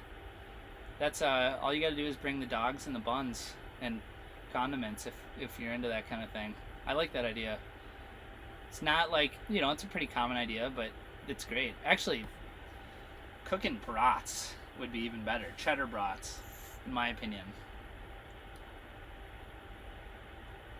Yeah, Brett, if you think that'll work to share the link in the newsletter, definitely go for it. It should be, like I said, we should be going till 5. I don't know when you're gonna post the newsletter, if that's like 2:30, 3 o'clock, 4:30, anything like that. It's my dad out fishing today. Let's see, today's Wednesday. I'd say there's like a 50% chance he's out. I feel like he is like fishing, especially well during the winter specifically. I feel like he's fishing maybe a half the time or third of the time during the work week. Maybe that's even generous. Maybe a third of the time during the winter, and then like working on different managerial aspects of his job during the rest of the week. So he might be fishing today. It's a beautiful day. He should be fishing if he's not, because you don't always get nice days every day. So yes. Brett says sorry for being a hot mess. That's fine. I'm pretty used to it at this point. Just kidding. Brett is super dialed. Moving to Baxter this Friday. What is the best bait shop in the area? So there's not a lot of bait shops around, actually. If you're gonna be fishing in kind of that Brainerd, Baxter, Nisswa, maybe even Pequot area, any of that kind of area, like S&W is kind of the only shop in town. Like I grabbed my waxworms from there today, and I get minnows from there often. You know, if you just need like waxworms or anything like that, you can go over to Fleet Farm as well. I've been known to do that from time to time when I don't want to drive north, if I am just fishing kind of local to the Brainerd area there. So that's kind of what we got going on. There's a bait shop in Crosby too, which is good if you're fishing out east. And then there's like a million bait shops around Mille Lacs. So, you know, Tuts as you come right into town and whatnot. Harrison Sports just like a teeny bit after that. It's nice on the Mille Lacs area to have a few different bait shops, just because like one day like one of them might sell out of shiners, and the other day like, or in that same day the other bait shop will have some or whatever, you know.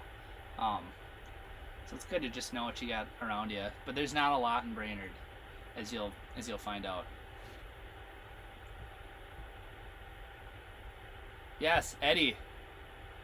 Eddie was actually fishing on a local Brainerd lake with us when he caught an enormous crappie, and it actually made it into one of the videos during the 30 video series earlier this year. Yeah, that was cool. It was great meeting you out in the ice. Salt dehydrates you. Yeah, that might be true. Only the good salt has electrolytes. Okay, sorry, I'm like way behind on the comments here.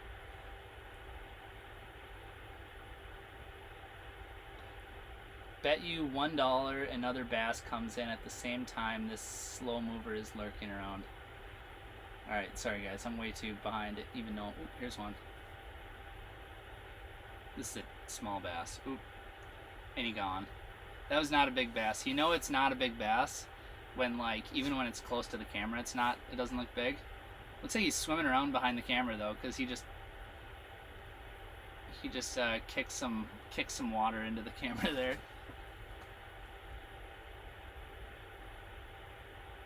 Okay, so Bob says that salt makes you retain water and not process the water through the body as it should. Okay. Fair enough. Morrison's Outdoors says he makes pemmican sticks from smoked meat, fat, and craisins, all ground together, extruded, and dried in the oven. Protein, fats, and carbs. Okay. That sounds delicious. Now I just gotta figure out how to do that.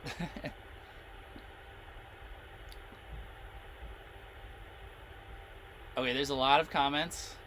I'm gonna zip through them real quick here. I think I'm gonna miss a few of them. So if you guys have any like very important pressing questions, let me know.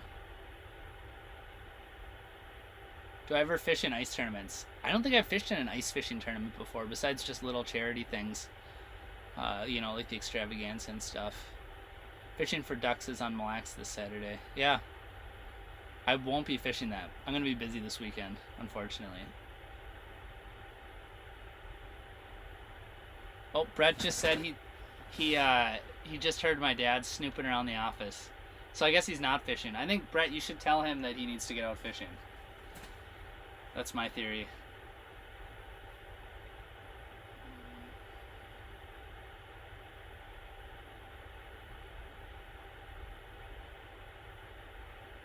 Taking 3 first-timers up to Arneson's in a week.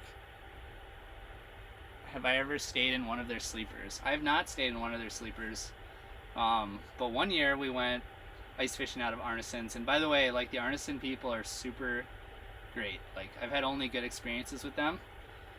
And we actually was up with it, kind of like a camera crew or whatever, and we actually had them pull our big giant fancy 20-foot permanent Yeti out there, and that's like not something they do, right? Like, they have their sleepers and stuff, but we were, you know, just out there like shooting and getting content, and like my uncle has known those guys for a long time and whatnot, and yeah, so I've never been in one of their sleepers, but I have gone out of their facilities. Like, they're cool, they're really good.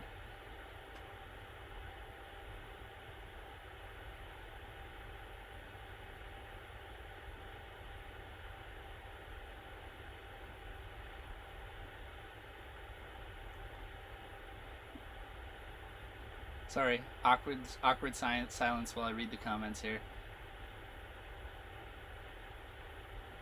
Whose mustache is better, mine or Brett? Well, I think when Brett is actually sporting the mustache, he might have a leg up. I mean, I feel like we need some outside judges, but like, mine is okay. It's pretty reasonable. I mean, if you look at it right now, a scale from 1 to 10, like maybe a solid 5. It's a little crooked, which I think is actually positive points for me. So, I don't know who has a better mustache though. I know that Brett's not proud of his mustache when he rocks it, but he really should rock it more often. Lobster Shrimp, welcome back. He was in the stream last week too. How's the fishing? The fishing has been, I mean, like, I guess you could say phenomenal, maybe. It's been quite good. So, my buddy Levi just said at least a 7 in his opinion. I think it's okay. I don't know. I just think that there's so much room for improvement on the mustache. Like, I'm just not quite there. It could get way nastier than it is right now. And, yeah. So, I don't know. That's just my opinion. Where the heck was I? What underwater camera am I using? I'm just using the Pursuit HD. It seems to work pretty good. I have some Aquaviews too. If we do a multi-camera setup where I have one camera on a tip-up or something, which someone suggested last week, then I will definitely be using my Aquaview on the tip-up camera. So you guys will get to see both of them here pretty soon. So, yes.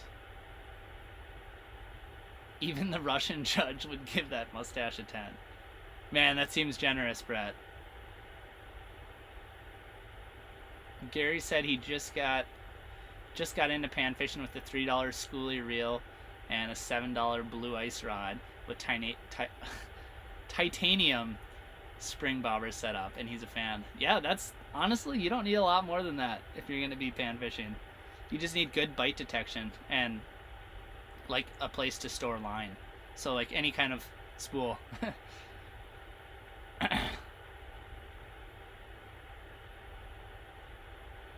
Have I ever fished on Fort Peck? No, you know what? I haven't fished on Fort Peck before. I really want to. Actually, my dad just got back from Fort Peck, and they didn't smash them, but he did catch some, like, pretty giant lake trout. At least, you know, as far as giant goes, like, south of the Canadian border. He caught, he said he caught 3 that were, like, high teens for poundage, which is just, that's just an impressive fish, you know. So, no, I haven't, want to, and I'm super jealous that you're going. So, hopefully soon, hopefully in the next year or two. Some liquid IV for the hydration. Okay, I'll have to look into that one. What all have I caught? Okay, so I'm assuming you're talking about today. So we've caught, I don't know, is anybody keeping track? We've caught like a good number of bass. And like some pretty solid ones, you know, like in that 2.5 pound range. So it's been fun. Hooked a couple fish that we've lost, but caught a lot more of them than we've lost. And had some pike come in too. So that's been kind of like a cool mix up as well. Seems like fish activity has actually slowed down like a tiny bit the last 20-30 minutes. Like we haven't seen as many fish, but we started streaming like probably it was right around noon, and started seeing fish right away, and it's just been like constant, just fish rolling through, taking a look. So let's see, catch up with a few more of the comments here. JT's got a lake with 2 deep holes on the east and west end of the lake. West is 30 feet, east is 45. East goes from 15 to 45 and 30 yards. West slowly steep. Where would you look for panfish? Well, if you're targeting bluegills, if the lake has any like weeds, that would be kind of like my first spot that I'm gonna look. But if it's one of those lakes that's a little bit darker, that doesn't have good weed growth, then I would just kind of look adjacent to those sharper breaks, out in the basin area. And sometimes it's a timing thing too, so keep in mind that like you might not see anything during the daytime hours, but then the bite might pick up real good at like 3-4 o'clock or so as the sun starts to approach the horizon. So that's where I would look. Just drill a lot of holes, cover water, and try and find them. Yeah, you can definitely check out the video after we're done streaming here. Hopefully I won't mess things up and get it. I actually pulled the experimental stream off of YouTube because I was having technical issues, and I accidentally deleted one of the parts, and it was a three-part live stream because of problems. So hopefully this ends up being a good, clean live stream where we don't have any technical issues. And yeah, the VOD will be available to watch after the video here. Who would win in a walleye tournament on Gull, you or Brett? Oh, definitely me. I'm just kidding. Brett would probably kick my butt. He's got the special touch with those Gull Lake walleyes, it seems like. If I could... Okay, so Marcus asked. By the way, how's it going, Marcus? I know Marcus in real life, which is always cool. If you could fish only one body of water for the rest of your life, where would it be? Oh, that is tough. I think ideally, if I was going to pick one body of water, it would be something with a really strong variety of bites and like cool combinations of fish you could potentially catch. And for me, like, I haven't fished all the lakes ever, you know? But of the lakes that I have fished, like, Lake of the Woods definitely presents that opportunity. Devil's Lake would be cool, too. Just because, like, the bite is just always, like, pretty darn good there. And you got really big, healthy walleyes. And you got perch as well. That's one thing, like... There's not a lot of places that have like really good big perch, but the Dakotas definitely has that. But yeah, like I would want to go somewhere where I could catch a lot of different fish. For me, that's probably Lake of the Woods. They have muskies, lake trout, largemouth bass, smallmouth bass, walleyes, perch, crappies, I think, right? Yeah. So that's probably my pick. And then you get to go live up in the woods all the time too. Total of 5 bass above the ice. Yeah, we've hooked more than that. I lost one in the hole. Had another one where I actually got the hook stuck on the bottom of the ice, which was kind of sort of a heartbreaker. How do I like the Otter Pro Lodge? I think it's the deal. Like for me, this is the perfect size. So this is the 8x8 foot layout, and I can like solo ice camp out here, no problem. It's the perfect size for that. If you could look at what I have going on right now in this fish house, I have a lot of stuff all over the place, and so this is like a pretty good size for doing these live streams. And then when you're fishing with a buddy, like this is just the perfect size for 2 people. Like you have so much elbow room in here, and then I also just kind of like, just from like a quality standpoint, everything seems like super bulletproof. as far as all the things go. And then like the door that just opens and that you don't end up like tripping over is pretty cool. The door that goes down to the floor. So I'm a fan. Yeah, I like it. I will probably definitely run this as like my primary hub house again next year, I would say. Like if I was gonna ice camp with more than one person, I would upsize to one of the bigger models. But for solo ice camping, it's the deal. That's like the only situation where I feel like I want another house or a bigger house is when you have more than one people sleeping in here. With 2 cots, it just gets to be a little bit much. Kick some tail out there. That's what we're trying to do, Neil. Appreciate the comment.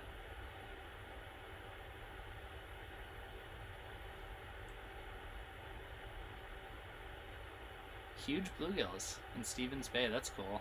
On accident. If I could fish with any person on a lake of my choice, who would it be and where? Oh, that's tough. I think it would be fun.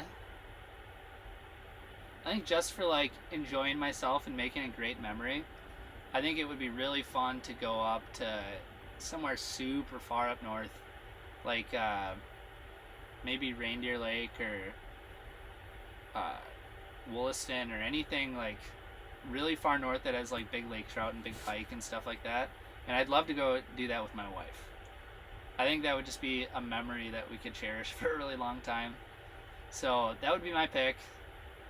I'd love to do a trip like that with my dad too. We have done some Canadian adventures, but never like super far north kind of deal. I went up there with Jeremy, and I actually went up to Reindeer Lake with Jeremy Smith, and that was incredibly fun. You know, Jeremy is super dialed, extremely good fisherman, and we ended up catching some fish. It was kind of an enjoyable trip. So I would love to go back north again, with a number of different people, but especially with my wife. What do I think about Winnebago? I've never fished Winnebago, so I don't have like a good, strong, valid opinion on that particular fishery. Although it looks like there's a fun diversity of species to catch there, so I'd love to get over there. It's kind of like a Minnesota lake in Wisconsin, interestingly enough. It's got a lot of like the same characteristics of some of the lakes over here, which is cool. Adam, thank you for the $10 super chat. Very much appreciated. Simply for choosing your wife. Well, that's the best choice, right? That's what it's got to be. That's what making memories is all about. I get to see my wife just about every day, and being able to look back on those memories is priceless. You know, I mean, you can go on a trip like that with your buddies, and you can talk with your buddies. You can have a fun time, but like to share those memories with your wife, to me, is like as good as it gets. So, yeah, very, very much appreciate the donation, Adam. Very cool.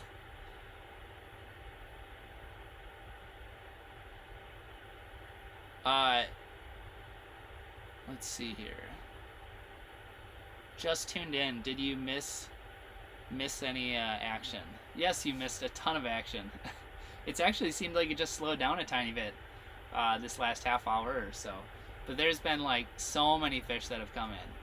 If you're ever gonna like go back and rewatch something,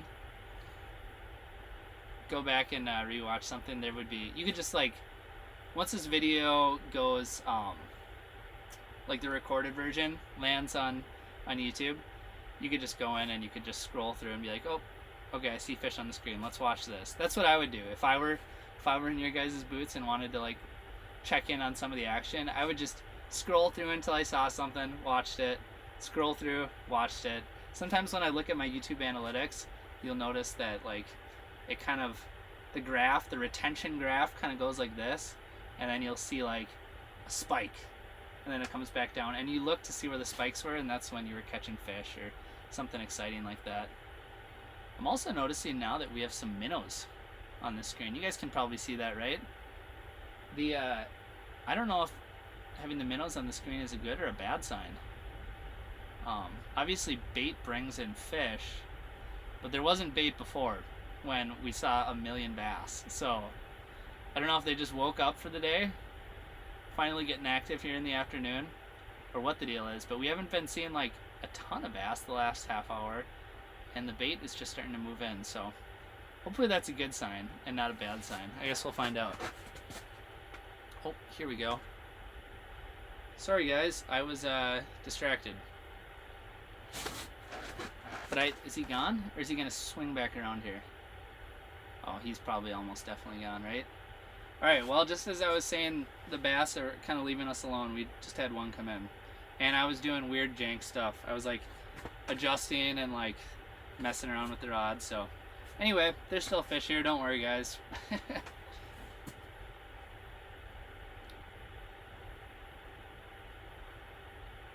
Bob said he gets a kick out of my dad when we have opposite opinions. Well, I'm just gonna let you guys in on like a little tip here, a little hint. If me and my dad have opposite opinions on something, he's probably the one who's correct. That's a pretty safe assumption. Okay, so Brandon, you're doing the battle on the Bago. That's cool. That's I think that would be a fun thing to go and do. But yeah, Winnebago is like, they got the walleye action, you got the smallies, right, if I'm remembering correctly. And then, did we finally get some of that weed off there? Yeah, I kind of stuttering now. I need to get over there and fish the Bago sometime. Crow Lake by Nestor Falls. Maybe not a lot of 20 pounders, but lots of fish to catch. Yeah, I'd like to get over there. The hour of suck. Do I have an external power source powering my underwater camera? Or are you running off the internal battery? I definitely have an external power source connected to it right now. That's why it's flashing right now, because it's like technically charging. So yeah, this thing would not last very long without running on the battery like that.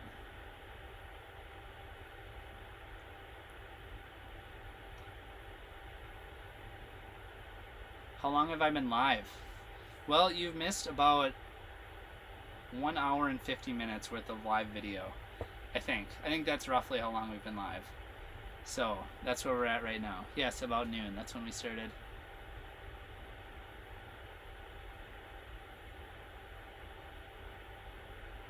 The perch have been hitting. I should get out on a perch bite. That's perch are one of my favorites. And the cool thing about perch is like you can get some really good underwater footage with perch, especially when you're fishing them up shallow, like shallow weed perch fishing or shallow sand. I actually shot a video with Brian Brosdahl like 2 weeks ago maybe, and it's up on the Northland YouTube channel, but there was some really insanely cool underwater footage during that video. You used the Otter Lodge last season and upgraded to the Pro this season. Going from 64 square feet to 76 square feet is very noticeable. It's perfect in my opinion. Buddy and I are camping in it 3 nights this weekend. Cool. Yeah, no, that's, I guess, you know what, I haven't, since I upgraded quote unquote to the Pro, I haven't tried camping with 2 people yet. So maybe it's viable now in the slightly larger version. I do know it was like really tight in the non-pro version of the lodge when Jordan, my wife, and I went out camping out here. Also, my brother-in-law has like this really cool bunk bed, kind of like sleeping cot thing. So maybe getting something like that would be really cool too, just to save a lot of space and have 2 people sleeping. Oop. Caught up on the weed. So yeah, actually, but you should let me know how that all works out for you when 2 people sleeping in this particular house.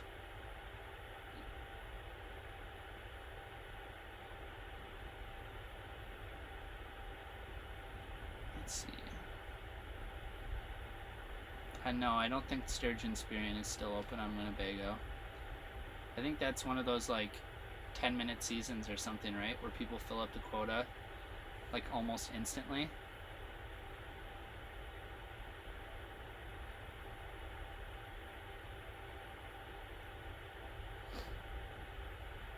Yeah, so Kevin in the comments asked if we thought that the Otter was better than the Eskimo pop-up with the comparable models. I really like Otter. I do honestly think that they probably make the best houses.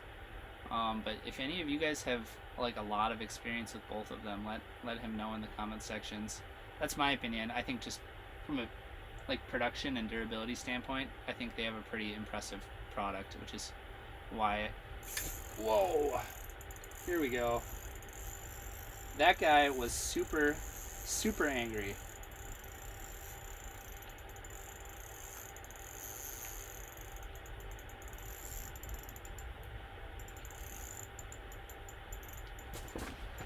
Man, that's a pretty good one. Nice attention. I barely have nice attention. All right, ready? Here she comes. That's a chunker. That's not bad. Nice to get a little excitement here after a tiny bit of a lull. It wasn't even really that bad of a lull. Like if you're out fishing and you weren't fishing for like bluegills or something, like you wouldn't feel bad if you didn't catch a fish for, well, I guess I don't know how long it's been. Half hour, 40 minutes, something like that. Like that wouldn't be the worst thing in the world. But here we are, catching fish. The fish action is back. We're doing like pretty reasonably decent today.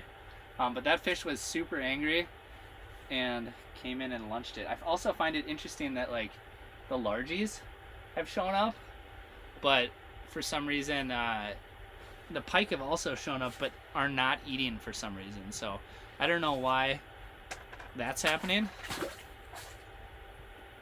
Alright, there he goes. I'm not saying I necessarily want to catch a bunch of pike, but I wouldn't mind like getting one of them topside. They're a little bit slimy, but I think that's okay. I think that's perfectly reasonable.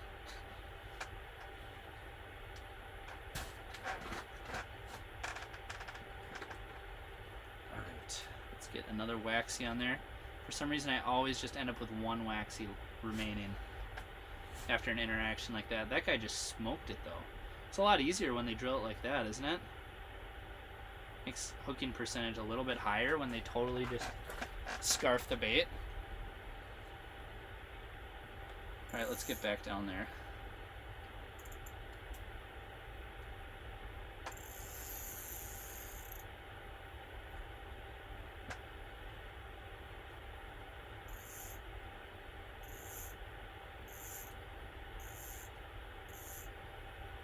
Okay.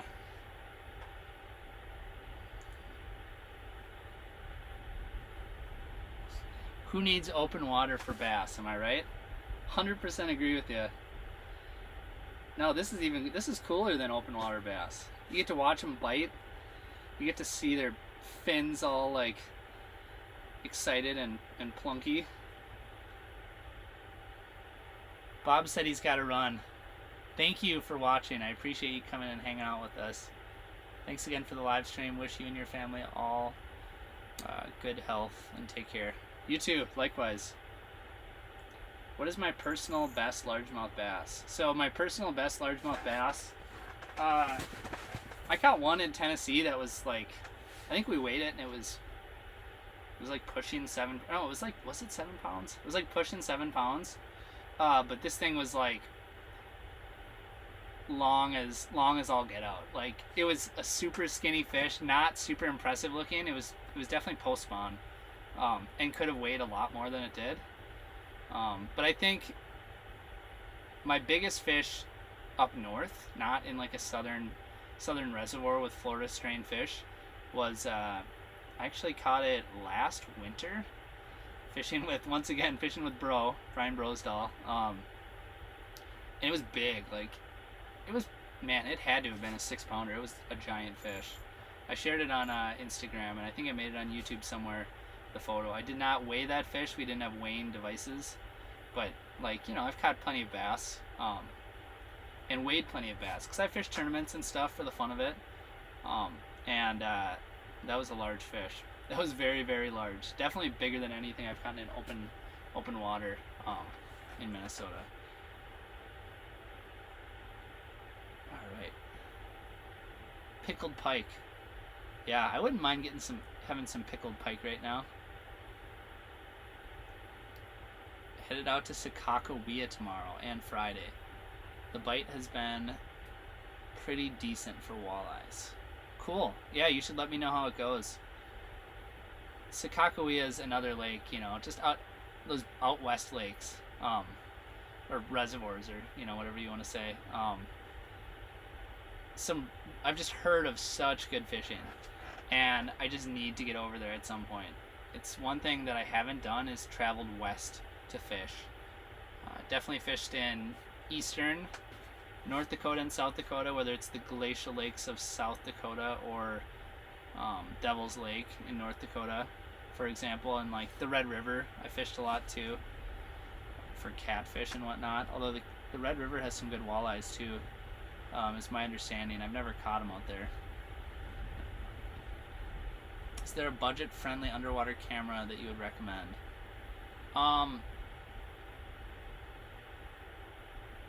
I think like any of like the cheapest Aquaviews are fine. I think you just, for the most part, end up getting what you pay for, typically, but like it's more about the conditions than the camera, in my opinion. So up here in the shallow weeds, where it's clear and there's a lot of light penetration, you're not going to have a lot of problems being able to see things. So that's a bigger factor to me than actually the camera itself. And honestly, if I'm being completely honest, I think that something like Mega Live, where you have the live sonar, is probably just going to be more effective in a lot of situations, because you don't have a big camera down there potentially scaring off fish, which I don't think is a huge issue with pike and bass, but it's definitely an issue with walleyes. Walleyes don't like underwater cameras. But then also you can just see things that are way further away with sonar. So, I mean, if it was me and I could only have one, or I was going to spend a little bit of money on something, I would try and upgrade my sonar package before anything. But that being said, like, live sonar is expensive too. It's more expensive than an underwater camera. So get whatever you think would be fun. Like, ultimately, the whole point of fishing is to enjoy what you're doing. So do what you think is going to make your fishing experience more enjoyable. And for me, like, the underwater camera is kind of like a double-edged, how do I say that? A double-edged sword, where sometimes it's more enjoyable because I get to watch the action, but you're not able to like move around as well as if you were just using like sonar. There's just way more moving parts that you have to like pack up, and it can be kind of difficult, especially if you're in a little bit deeper water, to line up the camera to properly see your bait.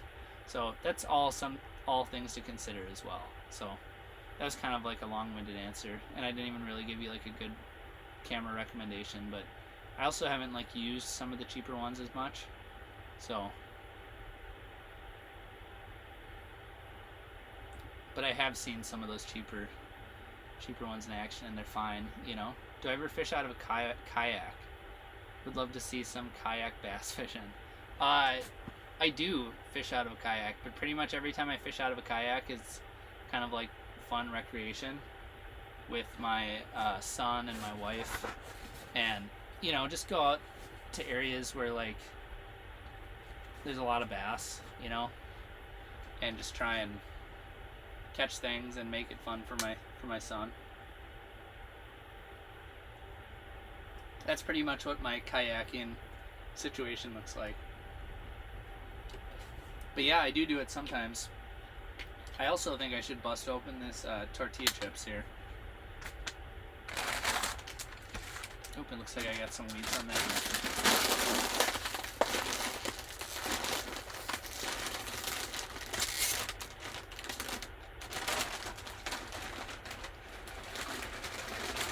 Gotta munch some carbs.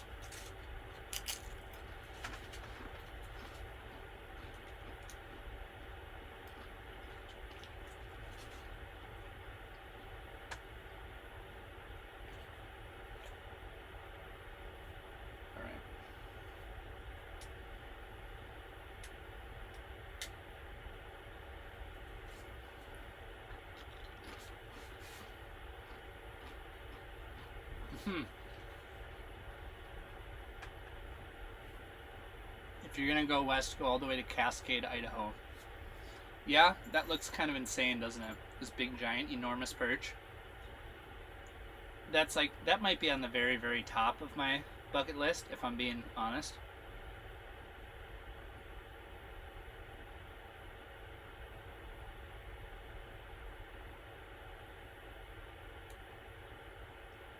Tiger muskies from the kayak. Yeah, that sounds pretty fun too.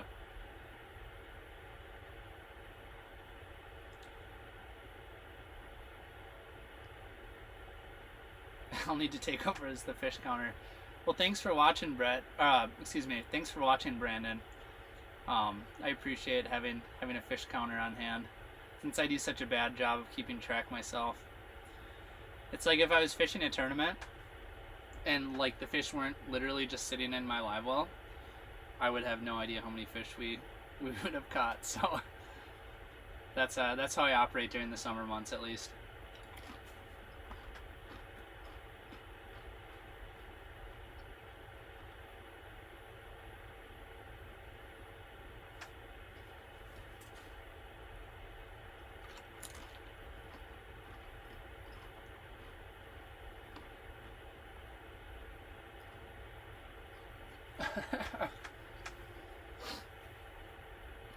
Too bad fish don't come to a bag of chips like my dog does. That's so good.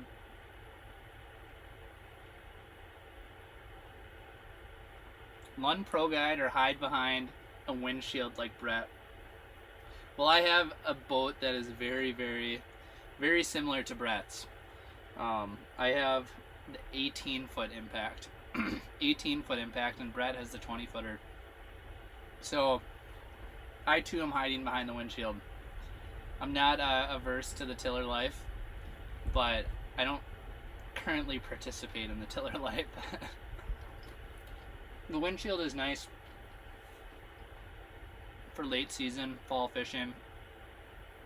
It's really nice with the wife and kids. They kind of enjoy it.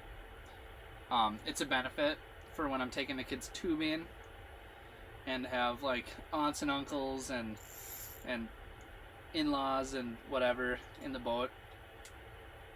So just from like a multi there's a bass in the background right as I'm hooking weeds. There we go. Just from like a multi-use standpoint, I like having the windshield, and like the impact is killer. I'm a big fan of the impact. Obviously, like that's the reason why I got it. So yeah, that's what I run. No tiller life for me. Looks like we got one coming in here. We're gonna get a little visit. Almost certainly a bass, it looks like.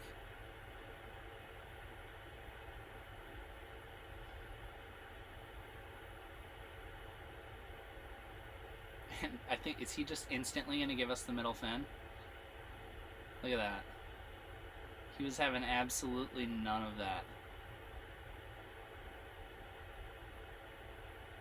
Al says hi and very good. Thanks, Al. I appreciate it. Brett relaying the messages for Uncle Al. I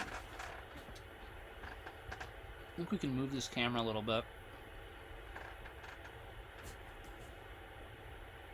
Yeah, that fish was, you guys remember the last fish that came in and smoked us? That fish was like literally the exact opposite. So not fired up. That one, like, even the fish that aren't in a very good mood at least stare us down for a second. That one just kind of came in and just sort of swam by. It's like, I don't think so.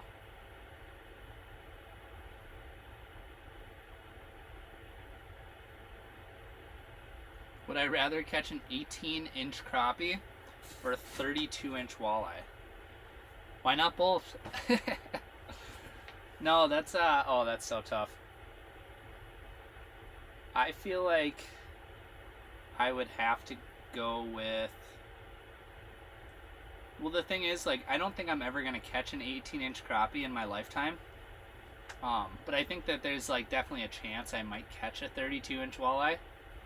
So from that standpoint, like, I'll take the crappie right now and hope that the 32-inch walleye comes later. But I guess if you said I was only ever going to catch one of those two fish, I think I would pick the 32-inch walleye. That's just too ridiculous. Like, that's just such a mammoth of a fish. Especially if it was like a big shouldered built fat one. That would just blow my mind. But an 18-inch crappie is just so rare. You don't see a ton of them, at least. Yeah, the 32-inch walleye is easier. I agree with that. There's places where you can go and, like, hey, I'm gonna go for like a week trip to this place, and you would, like, hope that you catch. Oop, here we go. Great strike there, buddy. You totally crushed that bait. That was embarrassing. Oh, that was embarrassing too. I had good hooks in him.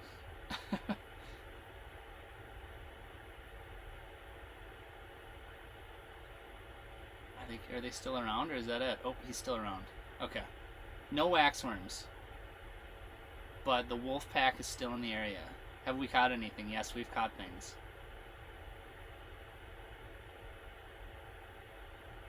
Oh, this is a serious wolf pack, and I don't have any waxworms.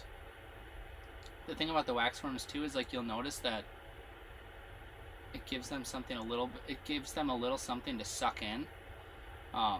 Because, like, when they open their mouth and they move the water. What's behind us here? Kicking the camera around. And they move the water, like, they can't suck in just a hook. Ooh. See, you don't have as good of a hooking percentage without worms on there. Let's be super quick about this. Get some meat on there fast. And get back down. Don't leave. We're coming back. Okay. So you can see that worm is just flapping around, and it's making it easier for that hook to kind of kick around. And when you don't have any worms on there, like when they open their mouth and suck, and they're moving water to suck that bait in, the bait doesn't, or the hook doesn't move, because it's kind of just a piece of wire, you know. It doesn't have any like mass to suck in. What have we caught so far today? We've caught like a good number of bass. So we've been doing okay, like pretty darn solid.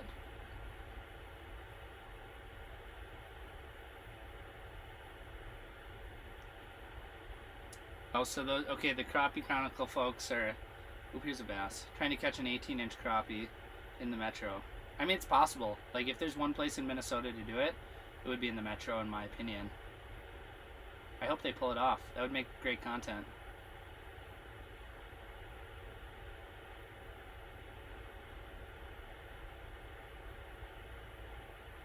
Let's see if we can get this guy to bite.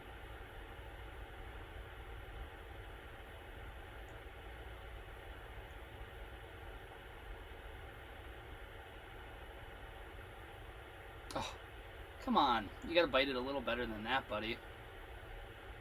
Did you guys see that? He just kind of tapped it with his upper lip. There's not much I can do with a bite like that. Biggest so far today, probably like a 2.5 pounder or so.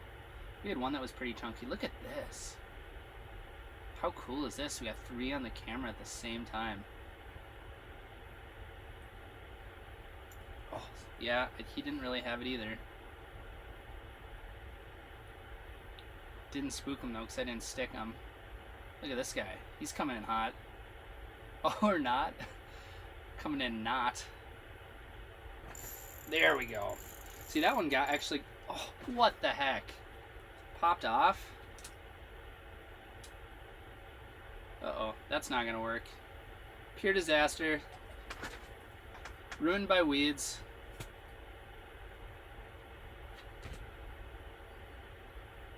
Looks like we have a little leftover lip on the hook here.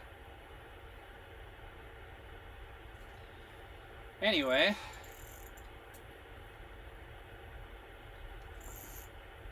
What size puppet minnow am I using? I'm kind of using like the middle size.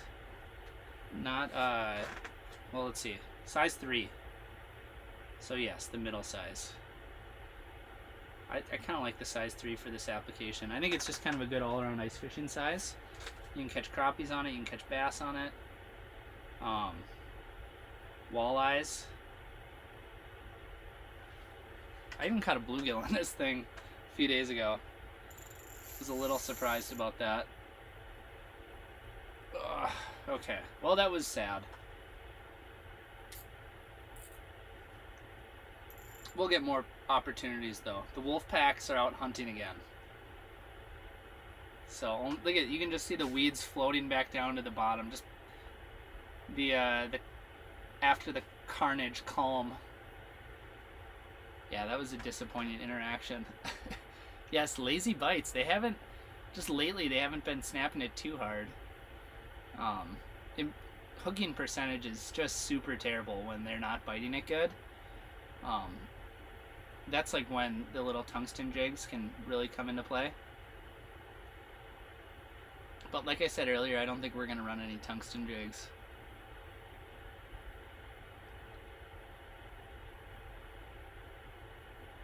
Yeah, 15 to 20 fish on camera. I think that's pretty accurate. That's about how many have swam through. Some of them have bit, others haven't. We also haven't been landing like all of the fish that have hooked either. That we've hooked either.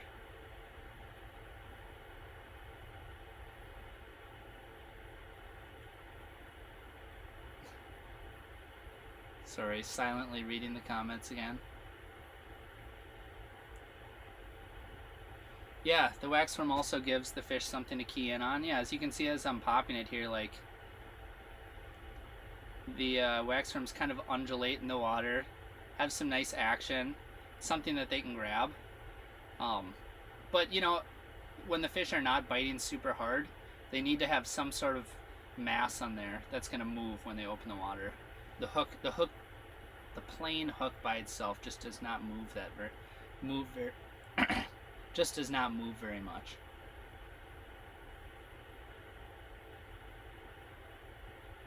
Yeah, it's the second time we've had 3 on camera at the same time. Al said he wants my GPS coordinates. Al is the only one who gets the GPS coordinates in the chat here today, guys. I'm sorry. He's the only one. Oh, here's another bass. Alright. Al has fished this spot, by the way. Oh! Okay.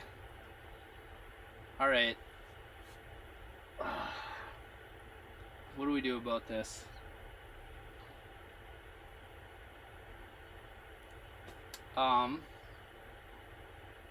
We're gonna switch to a spoon. I think the spoon is gonna be better. The problem with this bait too is I don't have like a giant hook on it, and I don't have anything to switch out to. So we're gonna switch to something with a little bit of a bigger treble. I kind of had a theory when we lost a couple fish earlier that the size of the treble was probably an issue. So we're gonna switch out to something with a bigger treble. That might be a spoon, maybe. Might be just a larger puppet minnow, possibly. The size 4 option has a bigger treble, I think, does it? Yeah, that's a lot better treble. We're just gonna upsize the puppet minnow a little bit. That's gonna be the strategy. Yeah, he got my waxies, I know.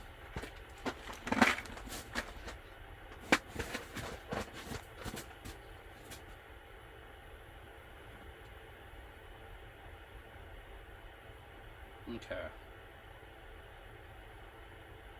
So this bigger option has a bigger hook, which I think is going to be good. I think that's going to be all we really need. It's kind of cool, this bait. It works in such a way that like the profile of the bait itself attracts the fish in. But really what this big giant chunk of metal is basically just a bait delivery system in some cases. If the fish are fired up, like early season walleyes, you don't have to put any bait on this. But right now, in this particular situation, this is just like a bait delivery system. The profile, the fish like it, it brings them in, and then when they come in, like they're just snapping at the meat. So this is a pretty big bait now, but I don't think we're gonna have any problems continuing to get bites. And if it seems like that we've encountered a couple fish that are shy, then maybe we'll change to something else. But I think this is gonna be a positive thing. Adjust the camera a little bit. The camera just keeps on spinning, which is always unpleasant. The bigger hook picks up bigger chunks of weeds. Some old cabbage.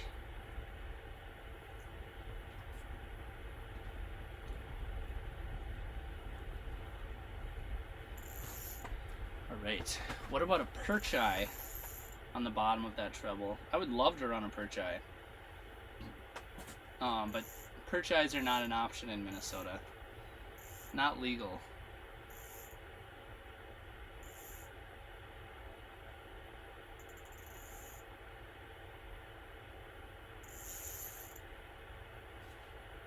Pike don't eat that bait though. Yeah, that's true. But sometimes they do, you know, just not today for some reason.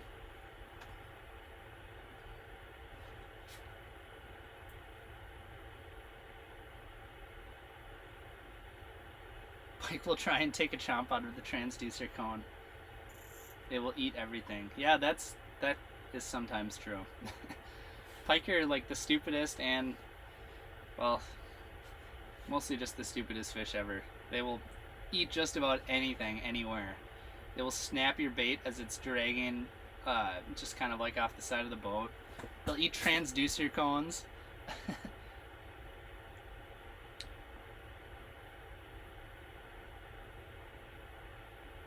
Tighten the drag. Yeah, that's an option. I think my biggest problem was my treble hook was just too small. So I feel like if I would have cinched the drag up to really jack them, that might have been an issue with the light wire hook like that. So now that I have a bigger hook, I can tighten it up a little bit to really put some juice onto them. That should work. Yeah, that would be a pretty good... That's gonna work. I'll be able to hit them pretty hard with this thicker hook.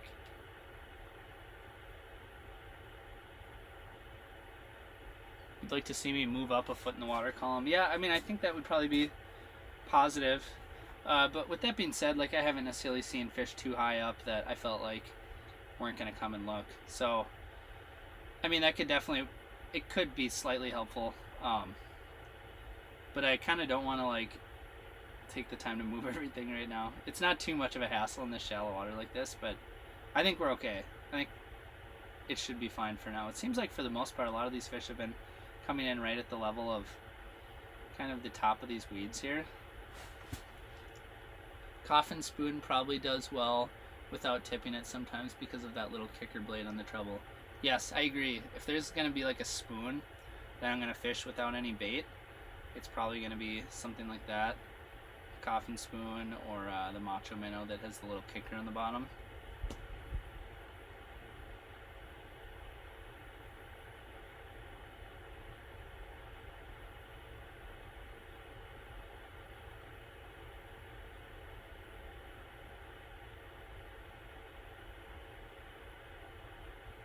When I'm after walleyes, do I like to see bait fish, such as small perch and sunnies around?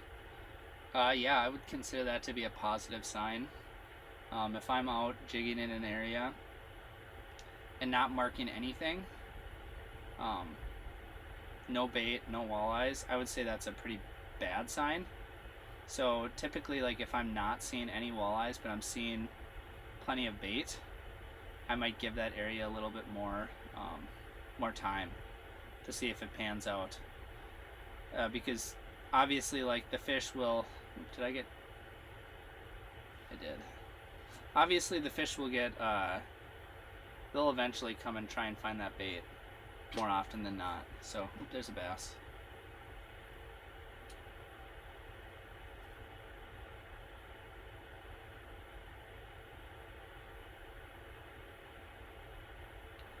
Alright, we're gonna get an opportunity here. Right? Yes? No? Alright. No opportunity.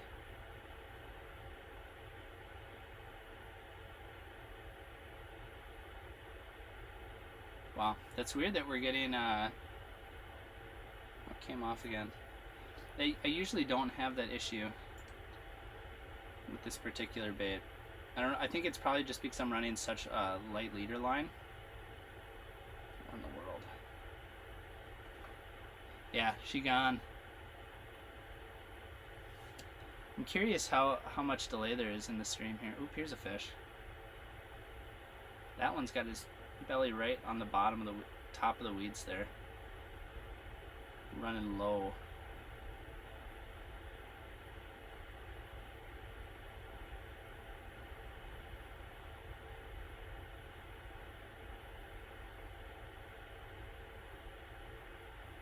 Yeah, Levi, there are some perch and walleyes in this lake. We're probably not going to see a ton of them where we're at, but it's definitely possible we run into some.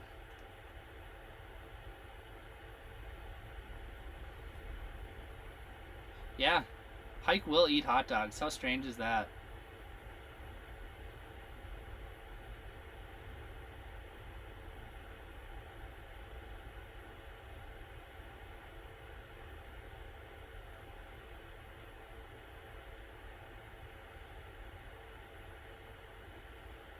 Alright, time to take a bite of some food.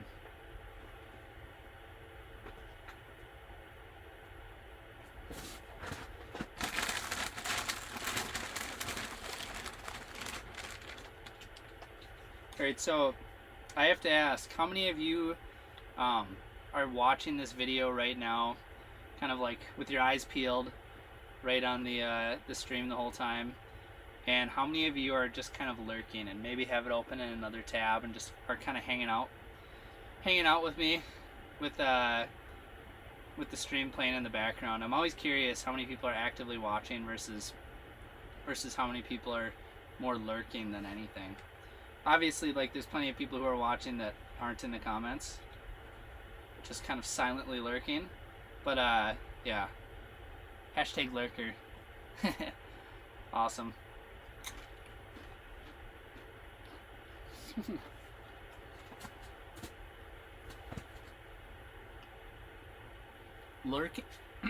Lurking and working. I think that's awesome. I think that describes a lot of people. Lurking and working. I wish I could stream not during the working hours, but it's gonna get dark. I'm gonna run out of battery. There's a bass coming in really fast.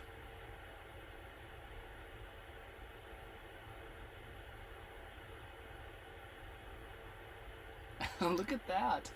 How do you like those little, like, half bites? Hopefully he smokes it this time. Oh, he's got a buddy.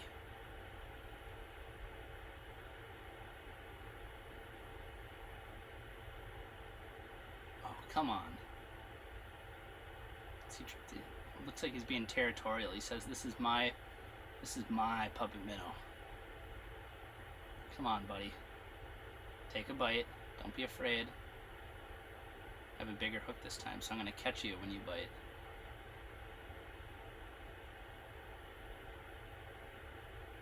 Come on. Really? That was like a bluegill peck. Is that all I'm getting from you? Was that it? Oh no, that's not it. He's like circling around like a walleye. It's really cool. I'm just going to keep wiggling it. He seems to kind of like it.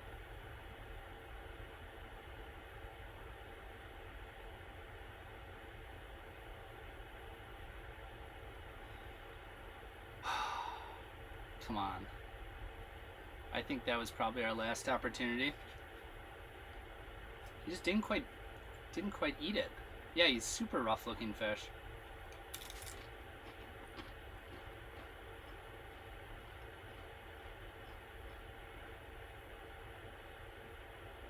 It's not gone.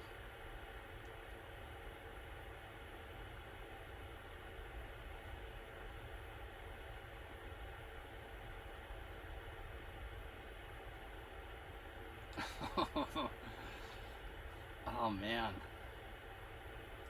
What's the deal with this guy?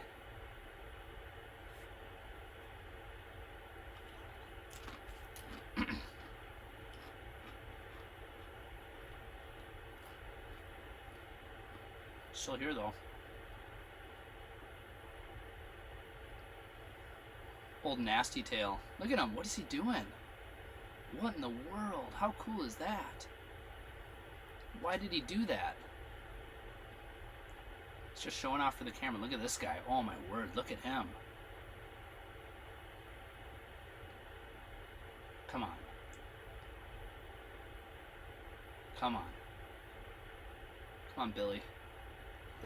There we go. We got Billy. Oh.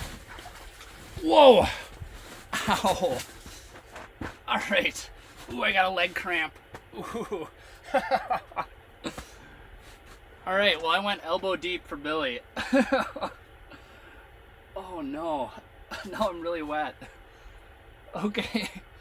All right. Hold on. Pause. Okay.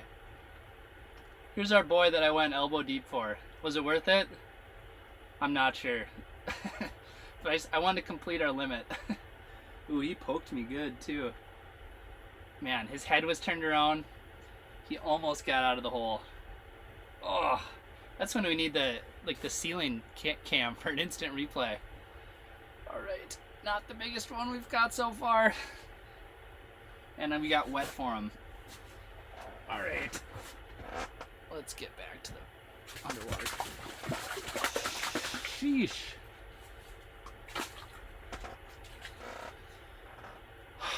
All right, I need a little break after that. Slightly murpy. Oh. Man, soaking wet. Soaking wet sleeve. All right. Well, I kind of have to go to the bathroom. So I'm going to go to the restroom. We're going to take like a 2 or 3 minute break. You guys can sit there on the other side of the screen and enjoy the fact that your sleeve isn't soaking wet. Alright, I'll be back in 2 minutes.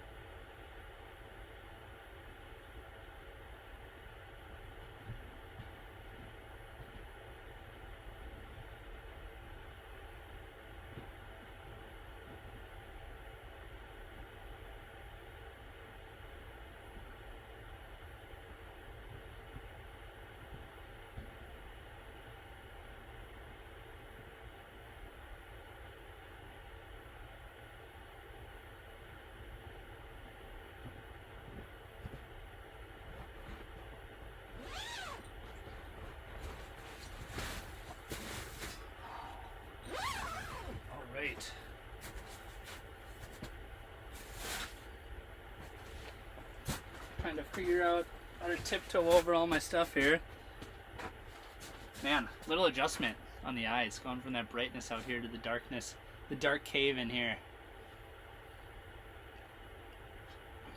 Alright, I'm gonna catch up on some of these comments here. Nothing showed up while I was gone, right?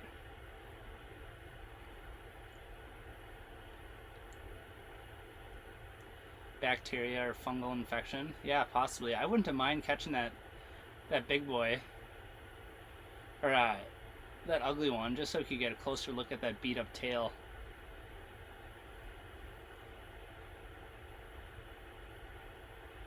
Alright, let's see here. Yeah, you know what? If we had that second underwater camera, we could totally run a hot dog on an underwater camera and stream it onto the live stream here. Maybe we'll run a hot dog next stream.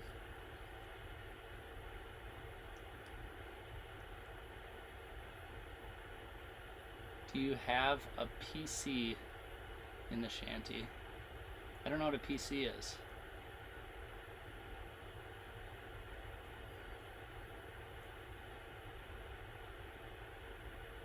Anyone know the lake? If anybody knows the lake, do not write it in the comments section. Central Minnesota, yep, that is the lake. That's the exact lake I'm on, Central Minnesota.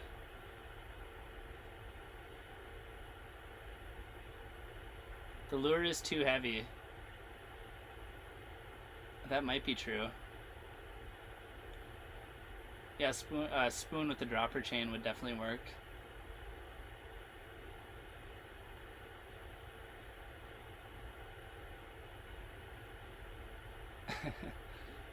Sorry.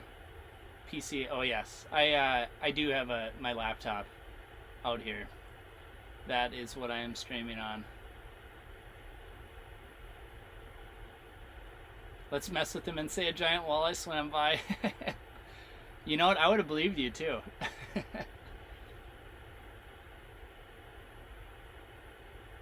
Please try a big tungsten jig to see if they'll suck it in. They'll definitely suck it in. I just have to decide if... Well, I don't know if I have any like giant tungsten jigs. I have tungsten jigs. Oh, there's a bass. Should we try and catch that thing? We don't have any worms on. Okay, hold on. Let's just get one on there real quick. Somewhat quick.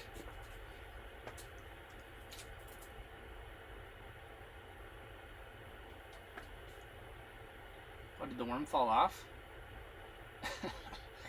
I'm hopeless. What were we even talking about?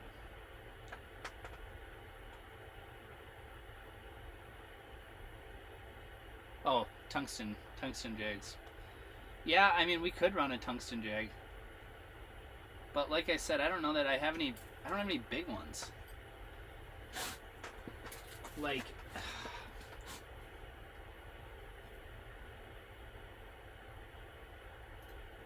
the problem is, like, if I put it on my panfish rod, we're gonna make a giant mess. Then I have to take my snap off. We're just gonna run this for a little bit longer. Brett, if you want the giant tungsten jig to show up on stream, you're gonna have to show up next stream and bring the tungsten jigs with you. I think that's completely fair. I think that's a completely fair ask.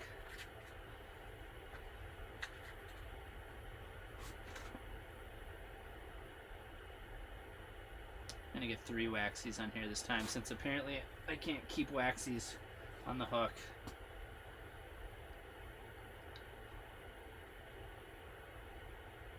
Alright. We're ready to make some damage here.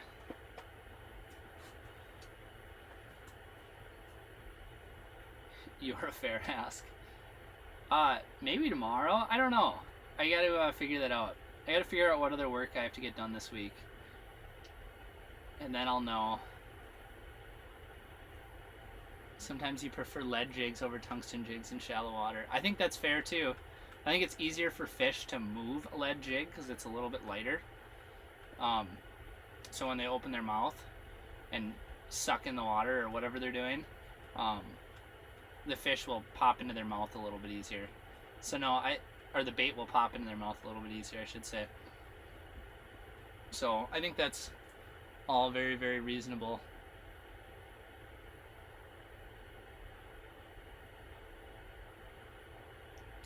I don't need guys cutting your bootlaces, drilling holes next to you like you have in central Wisconsin. Yeah, I would tend to prefer maybe less traffic and whatnot. And if we're in a super busy place, there might be people knocking on the door wanting to chat or something while we're trying to do a live stream. A big dropper jig, like used for tulipy and perch, would be clutch. Get them to come in with the big profile, then eat the light little treat down below. I think that's great. We should tie up some sort of dropper situation. I definitely have spoons and I definitely have jigs, but I don't think I have any chains. Chain would be an important part of the recipe. I probably do have chains laying around in one of my tackle boxes somewhere. I'd have to dig something out. We should make something. That would be fun. And yeah, I think that would be pretty ideal for bass, probably. Although I do think that they like this profile a lot. It would actually be interesting to see, like, if you ran a puppet minnow with the chain underneath it, and then like had waxies down at the bottom of the chain. It'd be interesting to see if they would still target the hook, or if they would kind of target like the hard body. I'm not sure. Cho, yes, Cho, you can go next time with us for sure. Sometimes, okay. Bearded baby man on set would be awesome. Well, that's just mean. I'm just kidding. Brett doesn't look like a baby man when he has his beard. It's only when he shaves his beard does the baby man appear. And he shows off those cheeks. He doesn't show off his cheeks very often. I don't hate Brett's cheeks though. Jordan just said she's picking up the kiddos right now, and that she wishes she was fishing with us. Jordan is my wife, for those of you who don't know, and she's the true MVP of the family. And I too wish she was fishing with us right now. I think we can get Jordan in on a live stream here in the future. And by the way, I'd like to do more of these live streams. I don't know how much you guys have been enjoying this. If you like it, if you think this is better or worse than like a normal video. So I don't know. I think they're fun. I think it's fun to engage with you guys this way. I don't know that like this is gonna get as many views as like a good informational video could, in theory.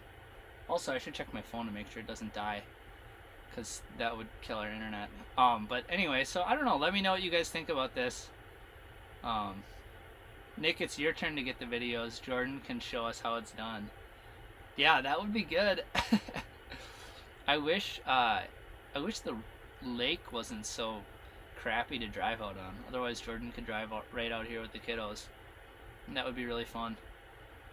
But yeah, if you guys want to see more live streams in the future, we'll try and get Jordan in on some of them as well. And Brett, if Brett ever decides he wants to grace us with his presence, and Cho and whoever else wants to be involved. Kyle said his wife loved the 30 days of ice fishing when Jordan was on. Yes. He was even able to get her on the ice afterwards. That's awesome. Ice fishing's fun. It's cool. I know some people who are afraid of the ice, which is fine. But like, as long as, I think for the most part, pretty much anybody can enjoy ice fishing as long as the conditions aren't super nasty. Like if you're in a house and there's action, I just don't see how anybody wouldn't enjoy that, especially if you got good company and good snacks and all that. I mean, it just doesn't get much better than this, in my opinion.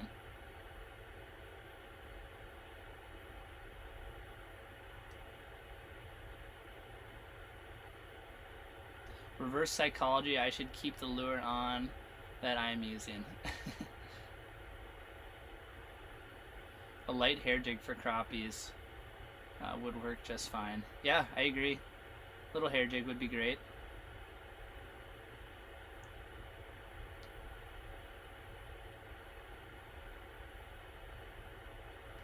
She's normally terrified of the ice, but she had a good time with the camera watching the bluegills scatter when the pike came in. Yeah, honestly, my kids love when we fish with the underwater camera. That's always like a good positive for them. They really enjoy that. And I think when you just have the cool visual aspect of it, I think anybody can be entertained by something like that. Adam, you love the live stream. I appreciate it, dude. It's I think it's fun. It's a lot more fun to make than shooting just normal videos or whatever. And also, like, along the same lines, it's nice to not have like all that extra work of editing the video after the fact. So anyway, there's a bass right as I was gonna leave and check the phone. There's two basses. Come on, Ricky. Got the big hook, we got the waxies, larger profile. Are we gonna get bit here? Look at him pop in his mouth. He's hungry. He thinks it looks good. He's a little apprehensive though, apparently. Are we gonna get him? What is he doing? What a weirdo.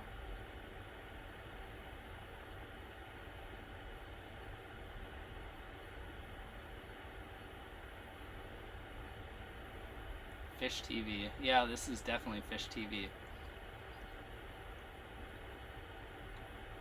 What do you guys think? Do you think so these bass are really cool. Some pike too. Like, what do you guys think would be fun to watch on the underwater camera? Like, for instance, like if we did this for walleyes, like we wouldn't see very many walleyes, but when you see a walleye, like it's super hype. This is kind of like a happy medium where you have some big fish here and some big predators, and you see like a good amount of them, it seems like. And then on the opposite end of the spectrum, if it was bluegills, like we would just see a ton of bluegills, and it would be nonstop, and we'd probably catch a ton of them. Or, well, hopefully, in theory, we'd catch a ton of them. But you know, it's not like the big fish and the excitement factor of having like a big predator come in and bite. So I guess what I'm getting at is like, what do you guys think about that? What would be your thoughts, your preferences? Like, what would be some other species or bites you'd want to see? And also, like, there's not a lot of things you can do with the underwater camera. I mean, there's quite a few options. But like, it's not like with sonar, like you can fish with a sonar anywhere. And I also kind of think it would be fun to do some live streams with the sonar as well. So instead of having the big underwater camera view, we would have like a sonar view. So that's kind of my thoughts.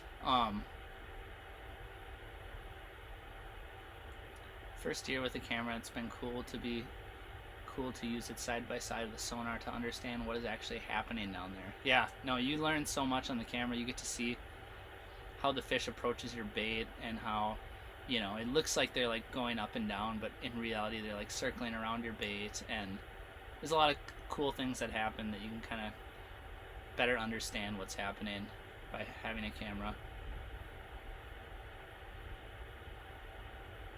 I guess I'm just a 50-year-old kid watching Fish TV. Yeah, I love it. I'm glad you guys are enjoying it too. And then Adam said, wait, I have to pick my kids up from school. Thanks for the reminder. Oh man, I'm like you, Adam, too. I can forget these things. It's all good. Fish is a bonus. It's the interaction with the viewers that matters the most. I tend to agree. I think if I can like give some good value, share some tips, just hang out and interact with you guys, and like to me this is kind of like a hangout sesh, right? So I think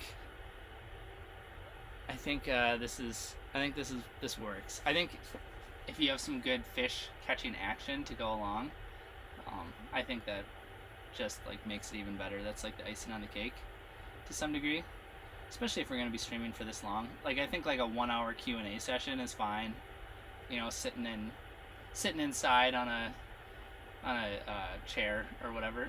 But when you're like out on the lake and you're fishing for like 5 hours, like some action always helps, right?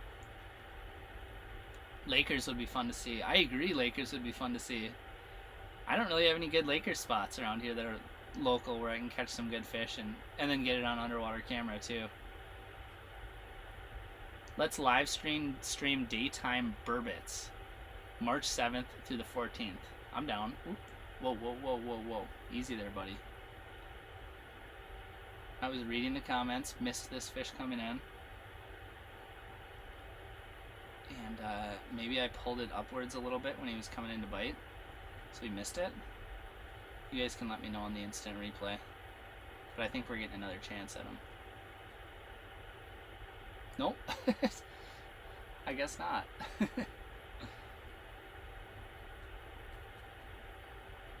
Maybe? Never say never. Let's pull it up a little higher. Give him some room to maneuver.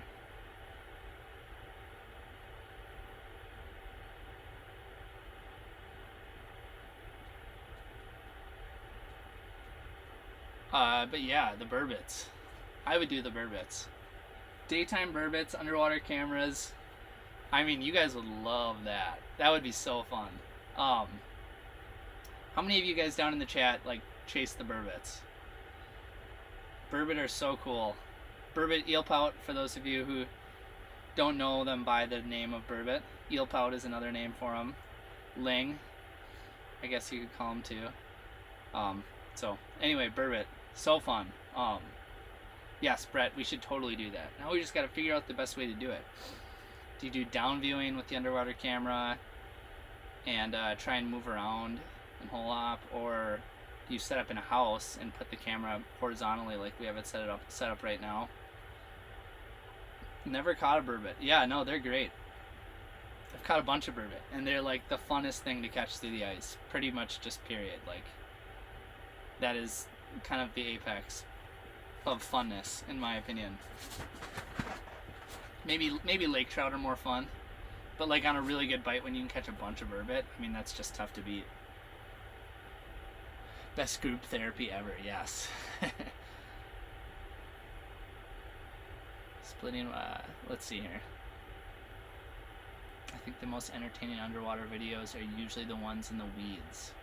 Unless it's one of those Canadian guys fishing for giant perch, walleyes, pike, or lake trout up in Canada, eh? Yeah, you know what? Here south of the border, we don't have as many cool opportunities to get underwater footage of, like, there's a fish in the background. Underwater footage of, I mean, there's some cool, like, perch fishing opportunities up shallow where you can get really good underwater footage. But walleyes is a lot more difficult, for sure. Walleyes would be the hardest one, and lake trout, I guess lake trout would be the hardest one. Both of those are very difficult in a lot of the lakes that we fish. Up north, it's a little bit easier, but also I don't want to like take anything away from the people who go out and get really good footage, because it's not easy. It's definitely not easy. It's just like extremely difficult south of the border, so it is what it is. But yeah, like, oop, there we go. Here's a fish. Here's a little buddy. There we go. Not letting this one go.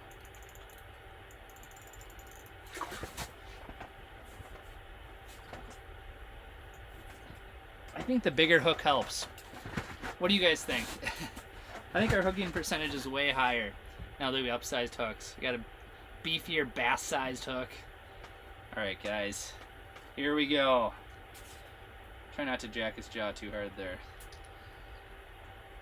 Back in action, back on the board.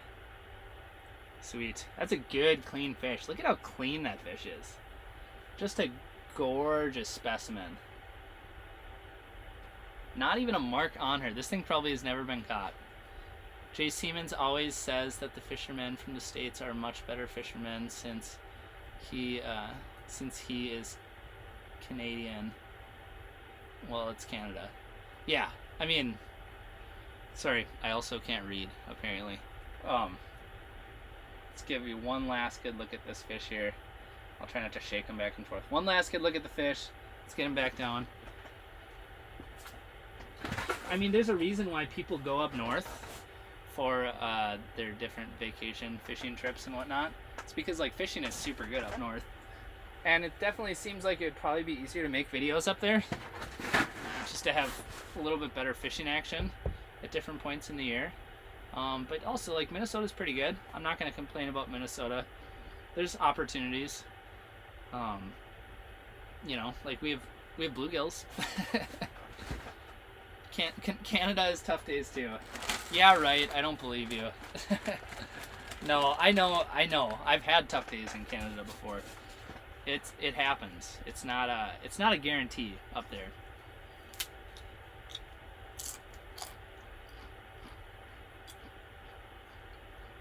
$30 to 40 fish on camera by now. I think that's where we're at. I agree. This has been good action.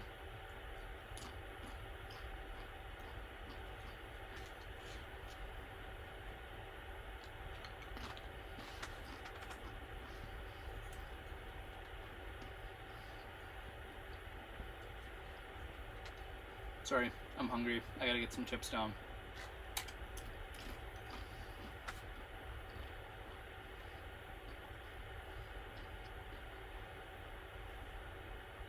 Poutine is another reason to come up here. I agree. Poutine might be the #1 reason to come up there. I've spent some time up in Canada. I've eaten some really good poutine, and I've just been chasing it the rest of my life. Every time I go to a restaurant here in the States, and they say they have poutine on the menu, like I almost always order it. It's never that good, never great. So I'm just chasing the memories of excellent Canadian poutine.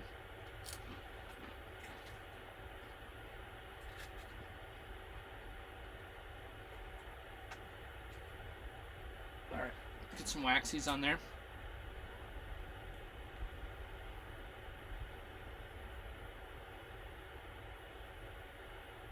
Also, I gotta remember to plug in that cell phone before it's too late. Before we have some serious issues. Actually, before I drop this bait back down, I'm gonna check the cell phone. Just to make sure we have enough juice, because we don't want to lose our internet maker. That would be a serious problem. I don't want to have to restart the stream. If the internet goes away and the stream dies, I'm just not gonna come back. Too sad to come back. Alright. Be right back.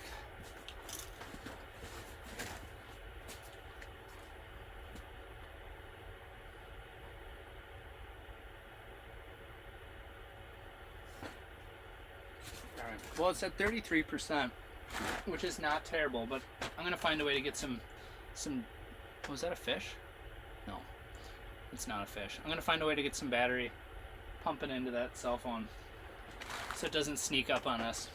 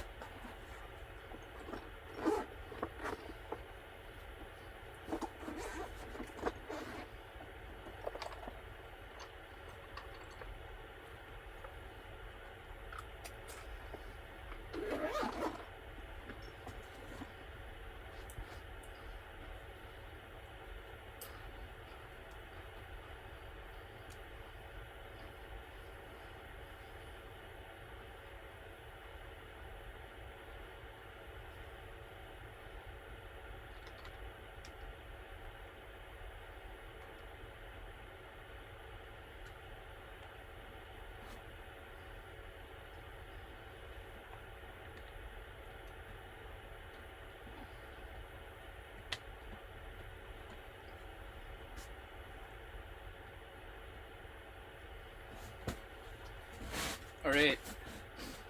We, oh man. I gotta flatten this area out too.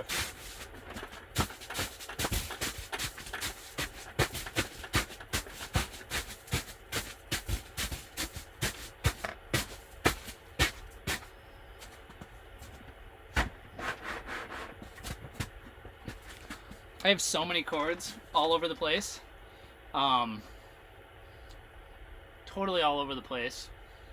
What was I just about to say? Oh yeah, if someone said, hey, you have to get off the lake in 30 minutes, so you can get this like $100 check I have waiting for you at the landing.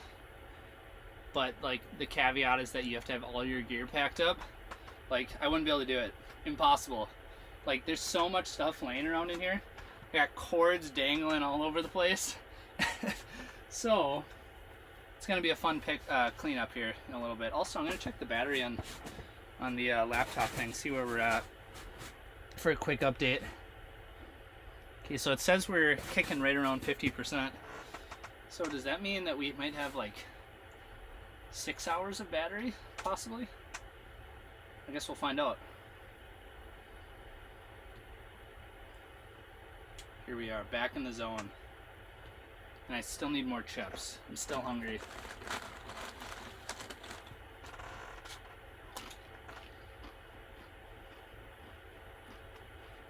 A scuba diver just passed by.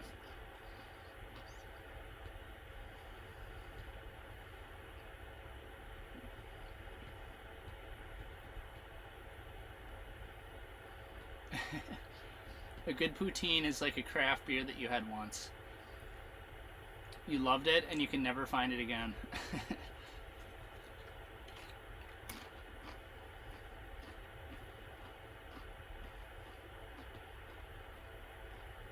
Uh-oh.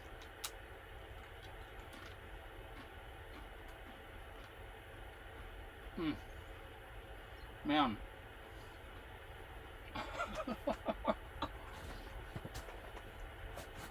Holy cow. Can't you see that I'm eating? I had to choke down those chips. Oh man. He came in so hot. And then I'm like, okay, I better grab my rod because he's going to come and bite me. And it spooked him. Not great. I probably blew an opportunity with that one. I guess he's just back. I guess we're fine with it. Oh. See, they just suck it in just a tiny bit and you don't get hooks. I should have waited. I didn't think that he had it. Sometimes what you can do too when they grab it like that is you can just kind of slowly start to lift it, and then you can kind of tell if they have hooks or not after you kind of lift it a little bit like that. That time he definitely did not have hooks. Just purely had wax worms. It's so funny, you can watch underwater videos of bass striking baits and they just absolutely annihilate baits during the summer period. But then you get to like this winter time and they just softly peck at it like a bluegill. Sometimes they absolutely crunch it, but we don't have as many wax worms this time. I don't know if that's going to affect this bite. Look at him, he's really keying in down at the bottom of it. He's looking at the waxy. Got one in the background there.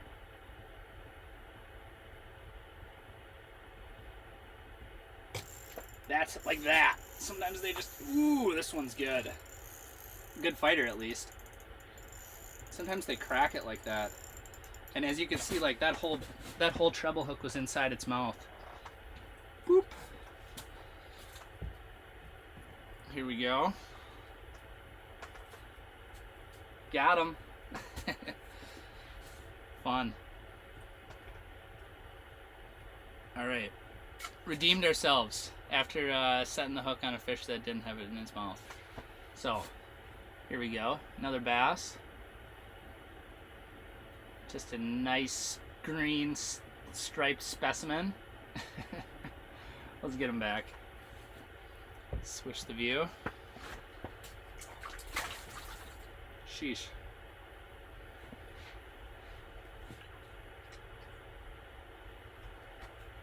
Alright, I don't know what the fish count is at now. Is that 8 or what we're at? Plus my truck is stuck. Yeah, that's not going to help, is it? That's going to make it a lot harder for me to get back to the access in 30 minutes.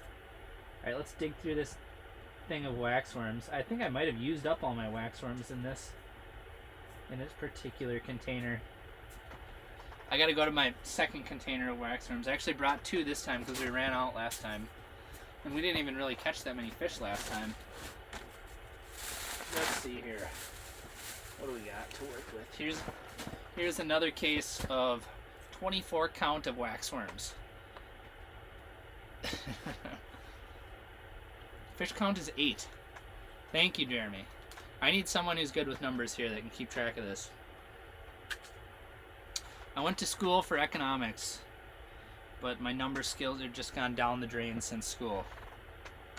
I'm just kidding. I can still run a spreadsheet like no one's business, but just can't keep track of how many fish I catch. Reoccurring issue. Maybe we should do a little fish counter. Embed that somewhere on the screen, so that people can know how many fish we've caught, and then I can know how many fish we've caught. All right, since we're busting open a fresh pack, we're gonna put three worms on the treble. Just a full package of worms. Can't say you've ever caught a largemouth. Yeah, they're fun. I like largemouth. I'm a fan. Looks like a blast, says Jim. Yes, this is totally a blast. It's really fun hanging out on stream too. Like, a lot of times when I'm going out to shoot content, I'm fishing by myself. And now instead of fishing by myself, I'm fishing with like, well, I don't know how many people are on stream right now. 50, 60, whatever it is. So, Don, Auntie Don. Hey, Aunt Don. Hope you're enjoying it down in Florida where it's nice and toasty warm. I'm going to be going to Florida in March here and hanging out with Don and Granny and my parents for like a good week or so.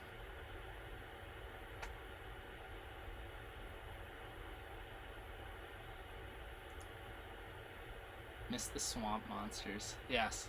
There's going to be some more swamp monsters, don't worry. We're going to catch some more fish before this is all said and done. Especially because I just looked at my battery and it says we're still at like 50%. So I think in theory we might be streaming till 5 or 6 or so. Possibly.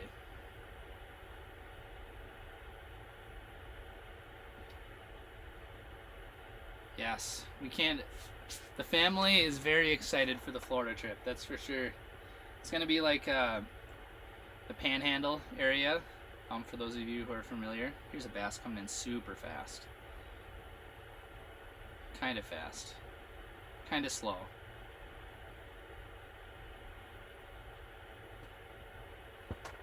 Oh. See, he didn't look like he bit it good, but then he double takes, so I thought I'd pop him. I think he's going to circle back. He wants it. He's lurking at least. He's lurking like some of you guys are. Lurking in the background. We might have lost him for good, actually. Favorite fish species, open water and hard water. Open water. I would say, like, if I caught a muskie, I would be super excited. I fish for muskie a little bit, not a lot. But just, like, overall, big fan of muskies. Walleyes and smallmouth I like a lot, too. It's hard to pick one. It's kind of seasonal, to be honest. A lot of different fish could potentially, like, take the bait, you know, just based on, like, the time of year. Spring versus summer, fall. There's different bite windows that are fun. Like, early season crappies is cool, too. Smallies on jerk baits can be fun. Same with walleyes, if you can get walleyes on jerk baits. So, yes. That's my favorite open water. And through the ice, it's got to be some combination of either like lake trout or burbot would be my pick through the ice. So, favorite custom rod. So I haven't used like enough of them to have like a really good opinion. I've used tuned up rods. I've used JT rods. I've used St. Croix customs. But you know, a lot of those aren't even necessarily custom per se. They're more like high-end rods. I have used some Thorne Brothers Lake Trout rods like way back in the day when I was younger. So I don't know if was the question, do I have a favorite? Do I have a favorite? No, I don't necessarily have a favorite per se. I actually think all of them make pretty good rods. So, yeah. I guess I've been using more tuned ups lately because I just have more of them than anything. But I think a lot of the companies make good rods. I kind of want to try all of them. I want to try more of Thorn Brothers' new stuff. I want to try the Elliott ones. Yeah. So, anywho, that's my take on it. I will also mention that, like, I think maybe the best answer is, like, if you want a handful of custom rods for different situations, the absolute best, perfect, optimal answer might be, like, have I tried frostbite rods? I haven't tried frostbite rods before. The best answer might be, like, having some combination from, like, different manufacturers. Because there's different rods with different actions. JT snare rod is super sweet. Yeah, I've heard that's a good rod. Custom rod market is very saturated. There's a lot of people making quote unquote custom rods. The best answer to me is probably, like, just individual. Like, there's different rods.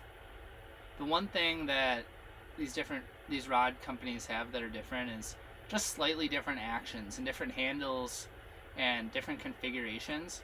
So maybe your favorite panfish rod is like a Thorn Brothers, and your favorite walleye rod is a tuned up or JT or whatever. So that's a tough question because I haven't gotten to use, like, all of them. But I want more of them. They're really nice. I'm a fan. I'm, like, a big fan of cork handles.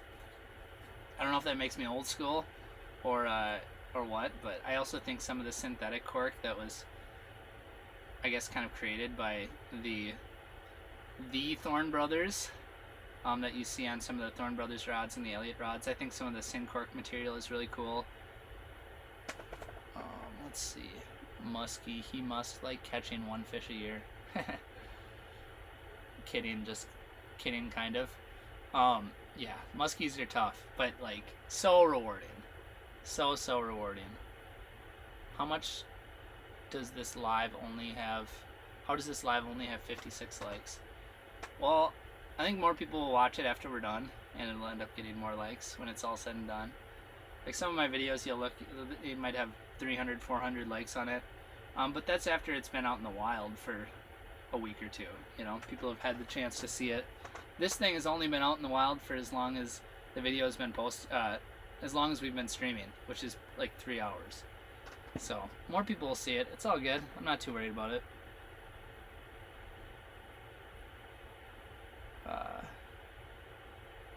Do they all just go for the worms and not really take the lure? I think so. Excuse me. Yeah, like, the lure is less important. I think the lure draws them in. Sometimes they come in and crush the whole package, which I think they're sort of looking at the lure and thinking that's the deal, I guess. But sometimes, like, the lure attracts them in, and then they end up nipping at the worms. So that's been my experience.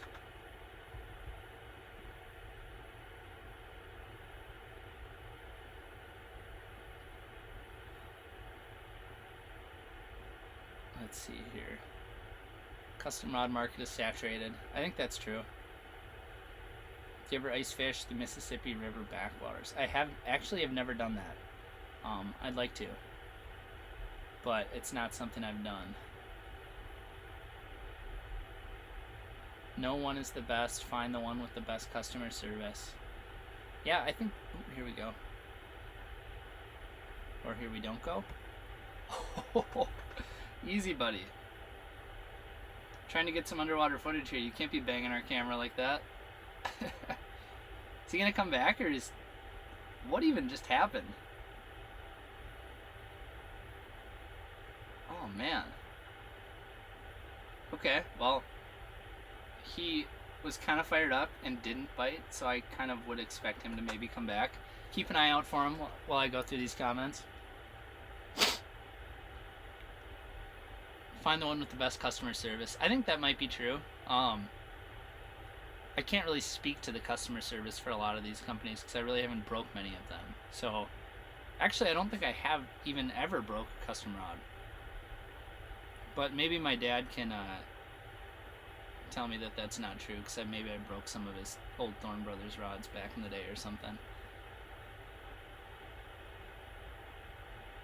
I think the best way to decide is to get the rods in your hand at your local dealer. I think that's true too. You just gotta hold them, see what feels good. Ideally, if you could fish with them, that'd be cool, but not always true. Am I a believer in the major and minor moon phases? Doug Wegner recently did a lake trout video, and his bite really started picking up on the major moon time. Major is moon overhead and underfoot. Yeah, I think it matters. I really think like the minors probably matter more than the majors. With moon rise and moon set. But I believe it matters. Like, of course, a musky guy like Doug would be more dialed into it. I think a lot of people don't think about majors and minors. They either think just full moon or new moon or whatever. And I think if they were keeping track of the moon phases during the day, as the moon rises or sets or overhead or underfoot or whatever, they would probably realize that a lot of their bites are actually happening during these key bite windows. So I think it definitely matters, but I also think it matters more or less for different species of fish. I tend to think like the big predator fish are a little more tuned in on it, because more often than not, those big fish are really deciding when they're going to eat during very particular times, and they're keen in on larger prey. And for some reason, like for instance, muskies just seem more tuned into that. And I think there's probably some level of correlation with walleyes and bass as well.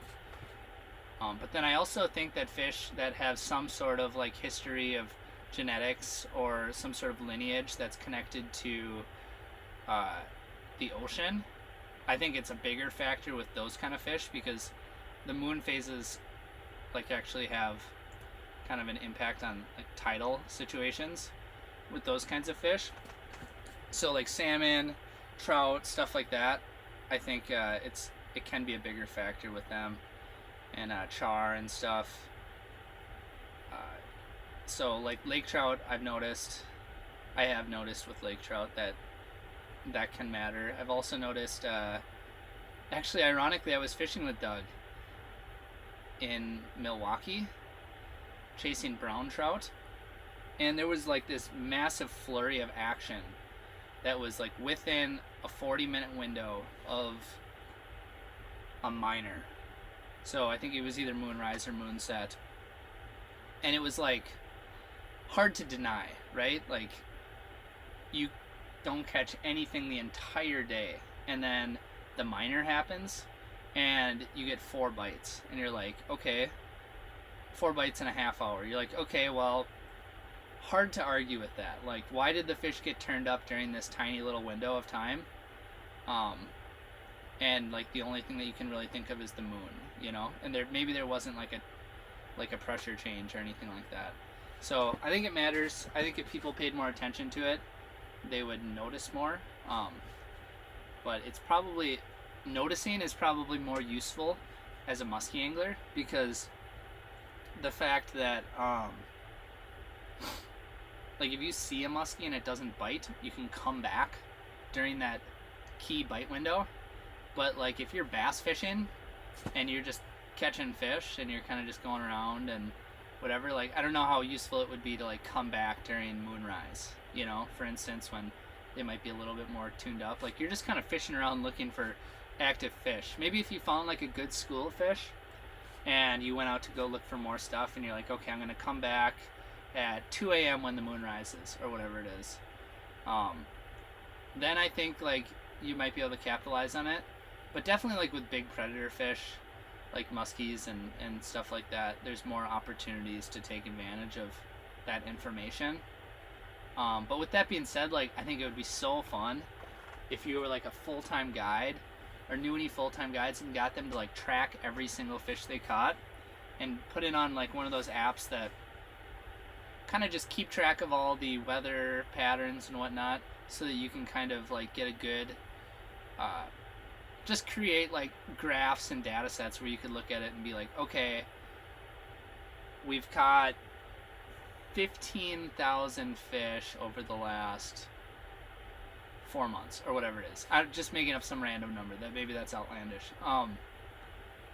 Like me and all my clients, and like we've tracked everything, and then you just look at it and you're like, okay, well, you know, it looks like we caught 20% of our fish during a moon period. Like, that would be like a pretty large number considering the moon periods do not make up 20% of the day. So just something to think of. If any of you are going to be fishing every single day and are able to put together a lot of data, track your catches, because you might be able to find some interesting things. And you know, you can find like time of day things as well, and maybe depth and lure. And if you keep track of your fish catches, you could probably get some interesting data from it. But you know, I'm also the person who doesn't keep track of their catches, so it is what it is. So it's one of those things. I listen to a podcast and the guy's always like, yeah, I think that's cool. Like, it's kind of like face tattoos and cornrows. I don't want them, but I think they're cool. It's just a lot of work to track your catches, but looks like we are going to get rejected, but there's a wolf pack. Ooh, ooh, ooh. Help. No, don't bite me. That's what my puppy minnow's saying right now. Oh, we missed it. Look at that. This guy is tuned up. Look at him. Come on, buddy. Got him. Sweet. He's got a buddy down there who's about to take off. Oh, no. Uh-oh. Well, that was an exciting moment until the climax.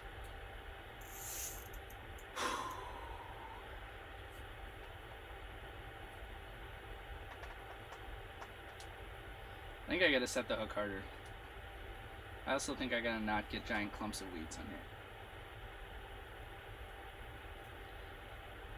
I also feel like I did like a 5-minute monologue and there's a bunch of new comments that I gotta check out. Alright, well that was kind of cool.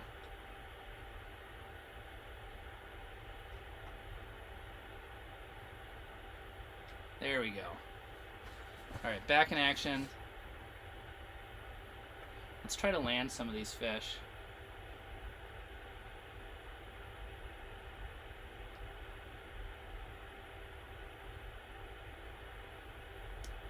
Alright, I'm going to catch up on some of these comments here. Keep ripping these live streams out, says Dylan. Yeah, I'd like to do more of them. If you guys are enjoying them, I will do more of them. If you guys feel like you're getting some good value out of it, maybe you have it playing in the background, stuff like that. Or maybe you're hanging out, engaging, any of that. I appreciate the lurkers and the engagers.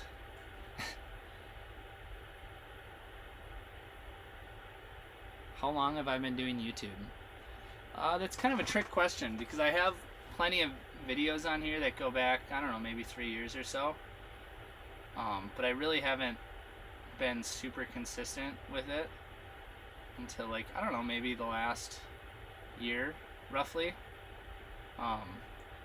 When I stopped doing like some of the angling buzz stuff and whatnot. So I've been more consistent lately. And I want to get like even more consistent-er going forward. So yeah, I don't know the best way to like address that. I've been doing it kind of for a while, but not really, I guess.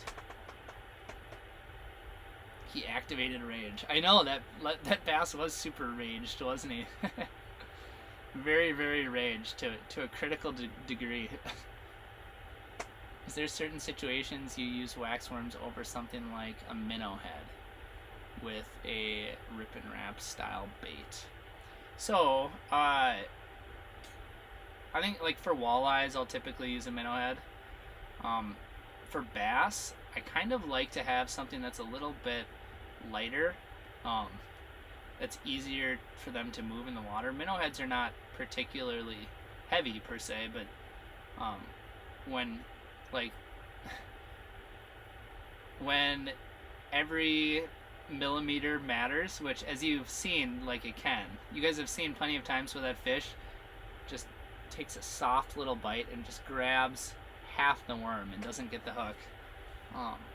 If you're using a minnow head, I think that situation's probably just going to be worse, because when they open their mouth, like the minnow head's going to move less when they try and suck it in. And looks like we have a bass sneaking in the corner of the screen here. So we're going to try and catch him, obviously. And I'm going to like really horse this guy when we hook it, so we don't lose it. If we hook it, if he doesn't just take off. I guess that's another alternative that might just happen. That sucked. Okay.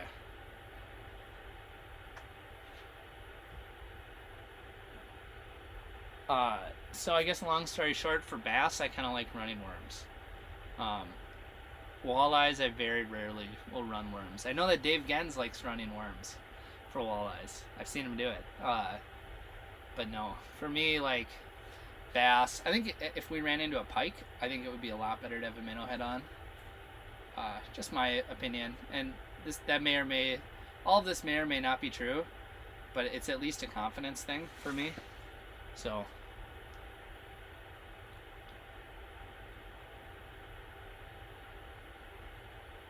how does the major and minor impact the fish? I might need to get on Google and dive into that more. I think it's like magnetic or something. I don't know. There's I shouldn't even try to explain it because I'm gonna sound like a doofus, but it has something to do with like the magnetic something of the poles, or I don't know. That would be the direction to start your search if you're gonna be doing Google searching for it. Doug Stangy's take on Moon is about perfect. Moon majors and minors matter, but most recent weather trumps all. Yeah, weather trumps Moon. I think everybody would agree with every hardcore Moon believer would tell you that they agree with that. That weather trumps Moon, but Moon can matter, you know. So would a slow bite be a good time for a bucktail jig or a fur light? Yeah, I think so. I think hair is super effective. There's a lot of different situations where hair. I mean, hair would be good in good bites, you know. But yeah, it's a little bit more of a lifelike action with hair. So hair would be good too. I need to bring more baits out here. I just have my tackle box with like some hard baits. I have some spoons. I have puppet minnows. Is that a fish over there in the side? I think that's a fish. Okay. We're gonna have an encounter here. I do need to bring more fun stuff out here, like interesting, unique baits. Ooh, wolf pack. They're like racing to it. Got him. Alright, that time that was a little guy. I like boat flipped him. Came right out of the hole. Alright, small fish of the day. Do I even need to go full screen for this guy? His buddy was a lot bigger. Alright, look at how big this fish is. He's a monster. He's fired up, that's for sure. Alright. Well, we take those. I don't know what we're at now. 8 fish? 9 fish? It's gotta be 9, right? We at least gotta get to double digits today.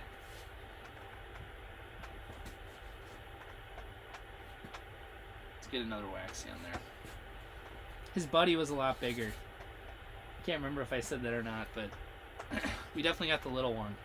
It was cool though, because they were side by side. It was like a race. Like, Who's going to get the first opportunity to eat my bait? And of course the little guy. The little guy won the race, naturally.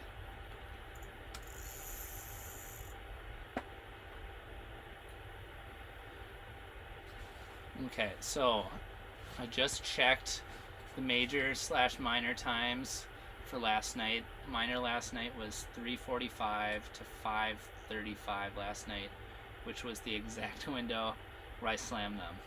Yeah, so that's interesting. That's cool. One thing that's interesting about that window is that's kind of like the evening window too, where it's kind of like the time of day when fish usually fire up. But it could have been moon. It's tough to say. For me, like when you have like a good flurry at like 11 o'clock, just out of the blue, and then you look and you see that there was a moon event, then it's like a really good indicator that okay, there was probably something going on with the moon during this moment in time. So something to consider as well. But yeah, that's cool that it lined right up like that. Got the kids. Also, my buddies called and said they're all heading out to Devil's Lake, fishing out of a snow bear tomorrow. And you're jealous. I know, I'm jealous too. It's interesting. There's not like a ton of snow bears where I live here in central Minnesota. There's a couple people who have them, like Wally Dan has one. But I went out to Devil's Lake earlier this year, and like there were so many snow bears. Like I saw a snow bear ripping across the lake, and I'm like, oh sweet, a snow bear! How cool is that? And I took like a short little video, because it was just it's just brapping across the lake, and then like I just kind of had come to realize throughout the course of that trip that there's just a lot of snow bears on Devil's Lake. People use them like crazy. I was driving back. I was actually driving to Fargo, coming back from Devil's Lake, and we drove by this like bay. There was like a bridge and there's a bay, and there were a lot of people out fishing, and there were like 20 snow bears. It was insane. So yeah, that's definitely fishing in luxury right there. I'm jealous as well. Jason said he's been running a journal about moon phases. I don't have enough data right now, but thank you for a detailed answer. I will definitely keep a closer eye on moon phases. Cool. Yeah, you should let me know if you have any interesting finds. I'm always curious to see like what people are able to put together with like rock hard data. Mitch said he wants to keep track of fish catches, but the problem is pen and paper is clunky. Apps are a good idea, but either they are poorly designed or they are more of a social media and not for data. Yeah, that can be a hard thing. I don't understand why some of these app makers want to like recreate the wheel with social media.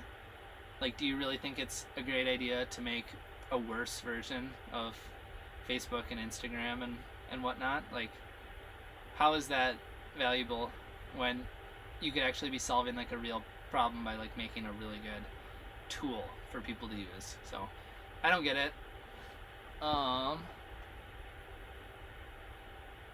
Tracked all of that for 3 years when I was young. Nobody will ever get to see it. Why not? You can send it to me if you want. I think that would be okay, right?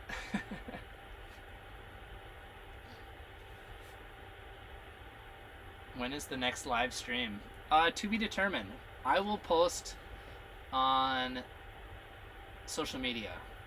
For sure, like Instagram, which my Instagram's public, so if you just want to check there. Instagram, I might post it on like the Facebook community tab, or excuse me, the YouTube community tab. Might post it on Facebook too. Brett told me I should stream again tomorrow, but I don't know if I'm ready to turn around and stream again. I might have to get some work done. I'm not sure. So I will let you guys know. I don't have a hard date yet. It might be this week, but it might not be till next week. Tip it with a hot dog. You see any pike or walleyes come through? We've seen a lot of pike come through. I shouldn't say a lot. Well, I should say a lot. Like, we've probably seen like, what do you guys think? Like 6 or 7 pike or so? So we've seen plenty of pike come through, but we actually have not gotten one of the pike to bite yet. And I don't know why, because usually they bite. So they're just being a little finicky today. But the bass are kind of fired up. So that's kind of just, we've just been capitalizing on the bass more than anything. Moon's gravitational pull on the earth. Yes, that's kind of like a better way to say what I was trying to say earlier about why the moon phases impact fish. So, who is your favorite small fishing YouTuber under 7,000 subscribers? You gotta let me think about that. I gotta see if I can like think of some YouTubers that I'm not thinking of. And who's small. That would probably assume that like they're not getting 10,000 views on each video or something like that. Yeah, what do you guys think? Should Brett, Adam said Brett should do a live stream tomorrow. Maybe Brett could do like a channel takeover. And he can live stream and I'll stay at home and get work done. And then join him like at 3 o'clock when the bite gets really good. Look at this guy. I like how they sit at a really weird angle.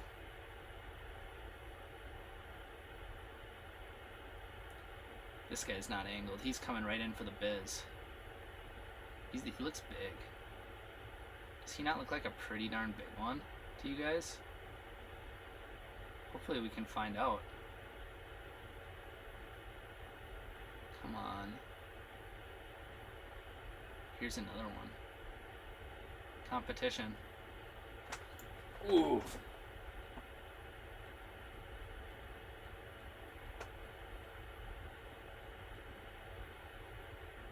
Where's my bait? There it is.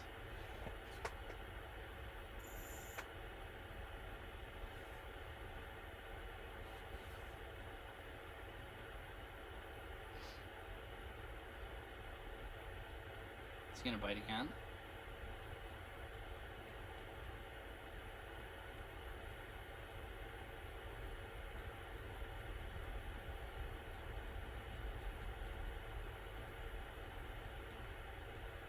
Silence.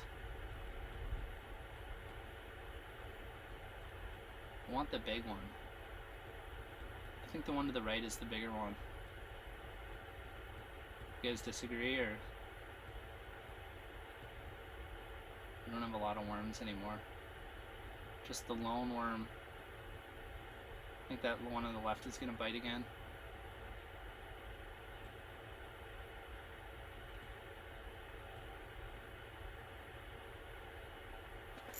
There we go.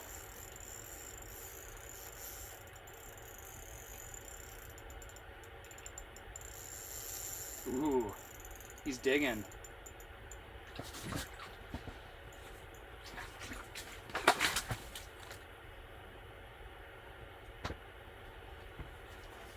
All right, we did it, boys. We did it. Let's go full screen here. Pop the bait out.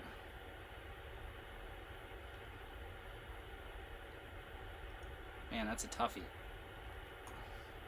That thing was deep. Here we go.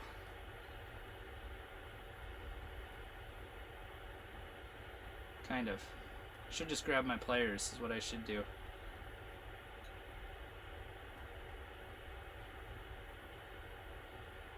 It's not even out on the edge. Okay, we're getting the pliers. Let me get this thing unhooked. Literally all I have to do is turn and grab if I want my pliers. And yet I'm sitting here fiddling with it, trying to get it out. Okay, there we go. That's not a bad one. It's not like super fat, but it's a good one. This is over 2 pounds for sure. Sweet. The elusive American largemouth bass. Alright, back in the drink.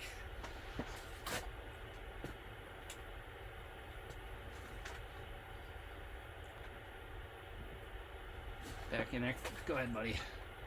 There he goes. Alright, another one. Is that our 10 fish limit? Yeah, that was a pretty good fish. That's the one we're looking for. I agree. I think that was a nice one. Not as chunky as he looked underneath the ice there. But yes, just a nice, beautiful Larry the Largemouth Bass. Kind of wonder what the other fish is thinking when they see their buddy get pulled away like that. They're probably thinking, "Oh man, this is an issue. I got to get out of here." That's what I would assume. All right, I got water on here. Hopefully, I don't mess things up. Okay. Cool. Fish count is 9. Oh, okay. One more. I think we need an official fish counter that I embed on the stream here, so that I don't have to forget and misremember and whatnot. Although you guys are doing a good job of keeping track for me. It's a good thing we're not fishing for sunnies, because then that would be a significant challenge. Alright, we'll get a few waxies on here, so we're prepped for battle.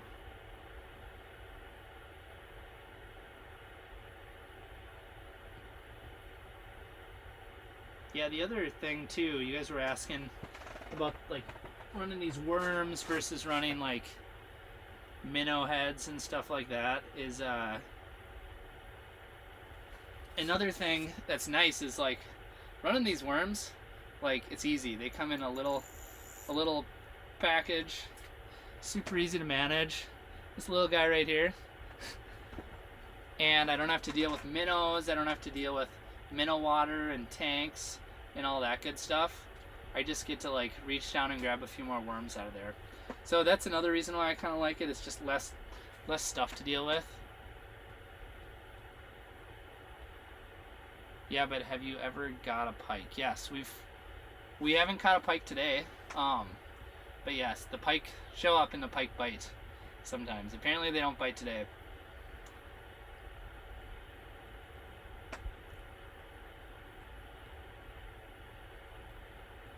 Yes, Bob, you made it back. We're still catching fish.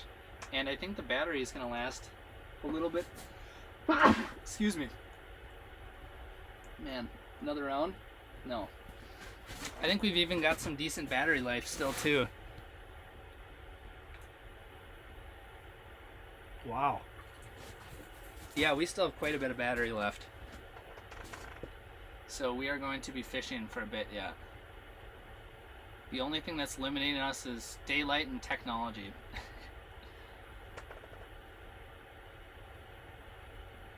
When fishing for pike, do you ever use hot dogs? They work. Yes, I've heard that they work. I've never actually used them, but I've seen like a million times where like hot dogs have worked. I've seen it happen in the wild. I've never tried it myself.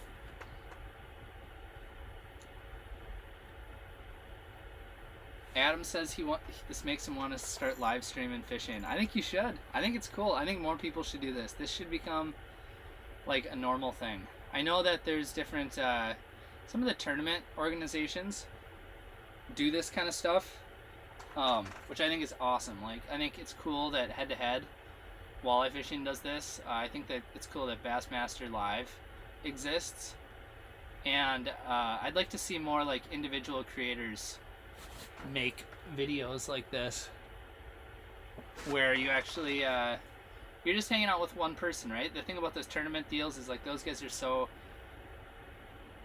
concentrated on like catching every fish they can, and like they're trying to win $100,000, right? Which is part of what makes it cool, because there's a lot at stake, and like they've got the big guns out, right? Like they're not holding anything back. They're trying to catch as many big fish as they can. But like what's different about this is the fact that I don't need to be like super dialed, eyes on the prize, moving around, hole hopping, finding as many fish as possible. I can just kind of hang out here in the house, chat with you guys, and you know, catch some fish. I'm praying for a walleye to bite. Me too. A walleye biting, I don't know what I would do if we caught a walleye, but that would be the highlight of the stream, for sure. That would be a mic drop moment, for certain. Give me 1 second here. I'll be right back. I gotta grab something out of my bag.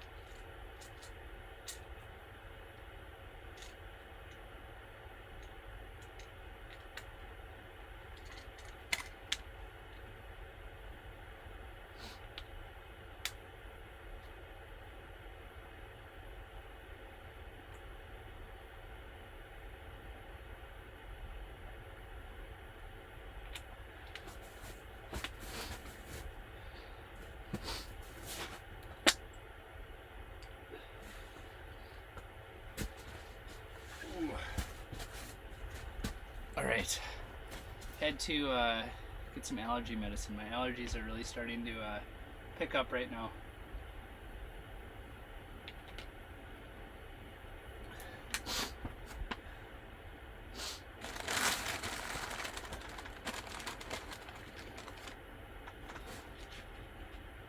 A huge walleye swam by while I was away? I don't know if I believe you.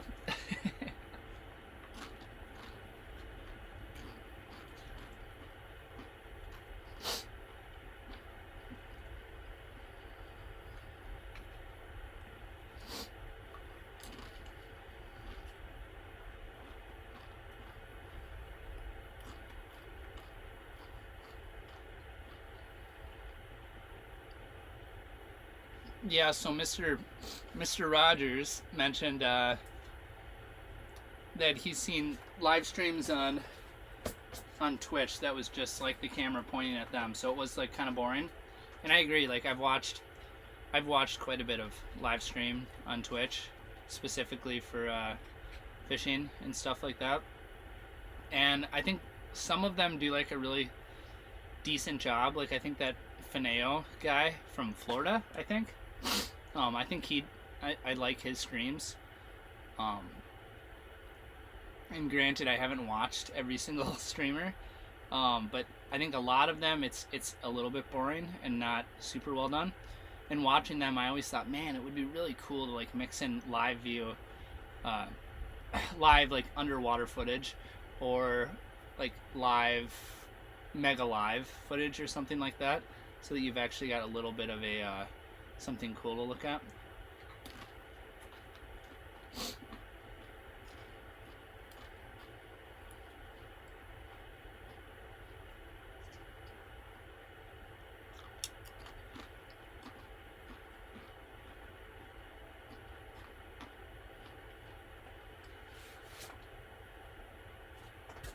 Yes, the walleyes could be showing up. That's what we're hoping for.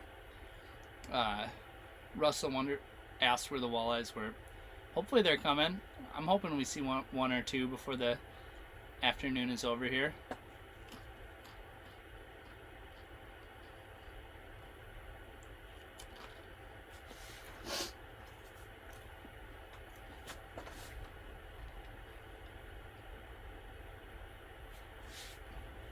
Yeah, I do think I think that this is like the coolest with the underwater camera. But I know when I was talking to Brett, he was saying like he thought the live sonar would be very cool. And I think I agree with him.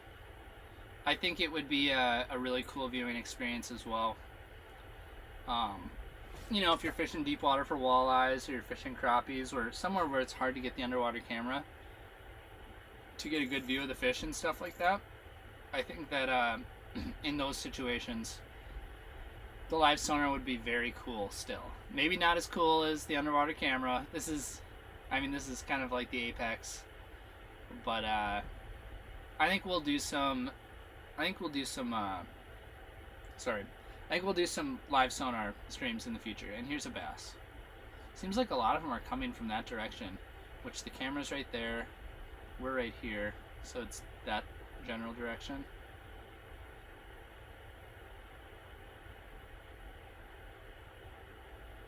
probably gonna get bit here. The moment of truth. Come on, Billy. Come on, Larry.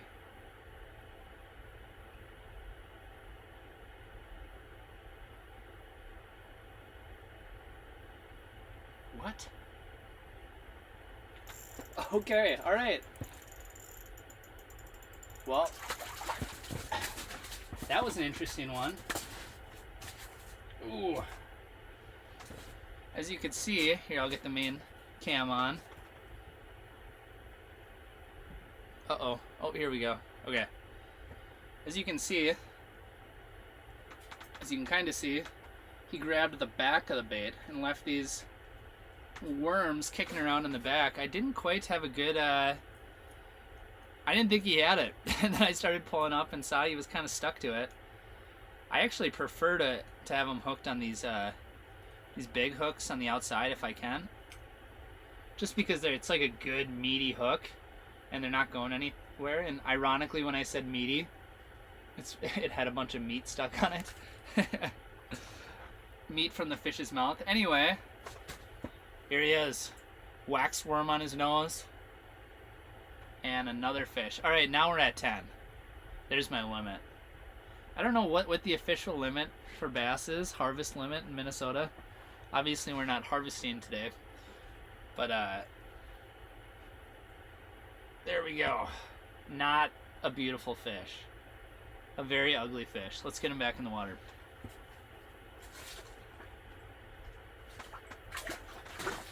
Sheesh.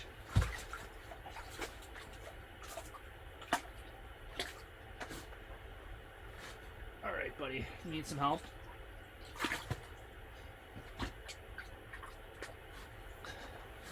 Alright. I've got a rag up here. I'm drying my hands off. You guys can't see on camera. Okay. Alright, here. Let's get this dialed back in. Get the underwater view. There we go. That was a fun interaction. That fish was, didn't take too long. Am I missing some good comments here? Fish count 9.5. Was that that wasn't very nice. You know, that fish has feelings too, you know. I don't mind so much, but you might make the fish feel bad.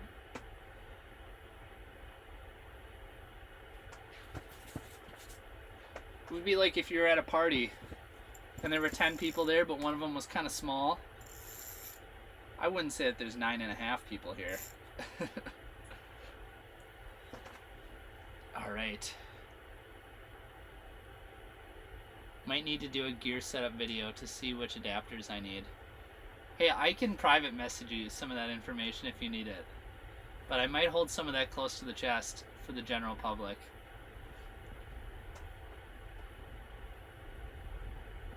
Have you ever heard of using liver slices for walleyes? Was told it works when nothing else will, and brings in burbot after dark. Is this even legal to use? Well, I've never done it, so I can't say for sure about the legality. But I would totally try it. I have no idea if it would be good or not. But for some reason, I feel like I'm remembering someone saying liver was interesting for some reason. Man, the minnows have really showed up here.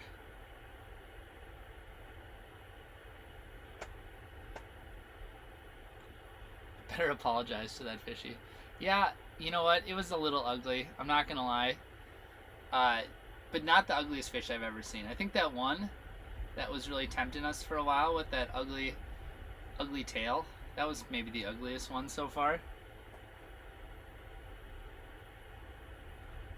Is it time to try a new lure? Well, it could be. I mean, it's up to you guys if you really want us to run something different. I think if I changed, I would go to a spoon.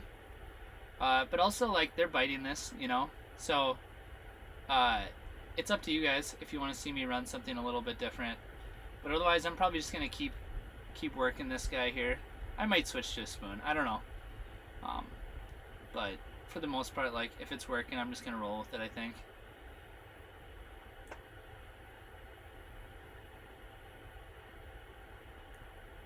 Anytime one of the shiners pops into view, a largemouth finds his way to your bait. I like it.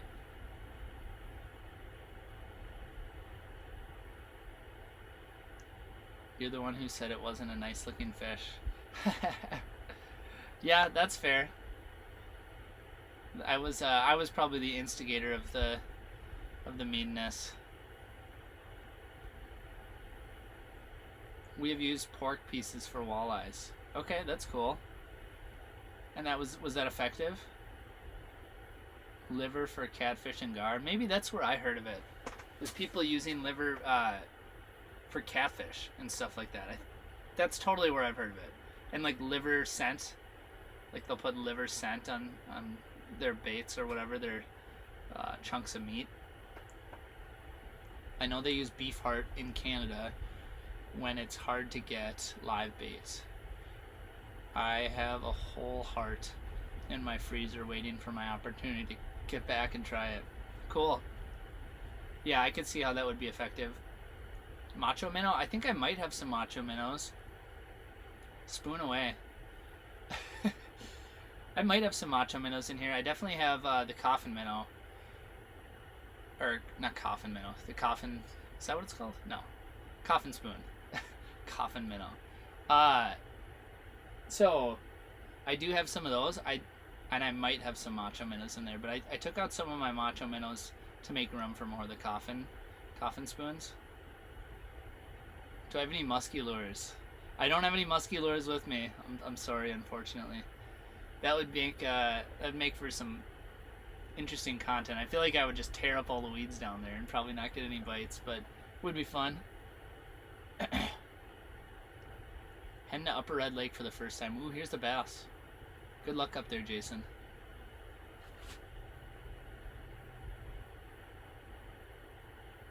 Is that bass swimming away from us? I think it is. Oops. The nuts almost went down the hole. Oop, is there a big fish behind us that pushed the camera, or was that just... Is that just me?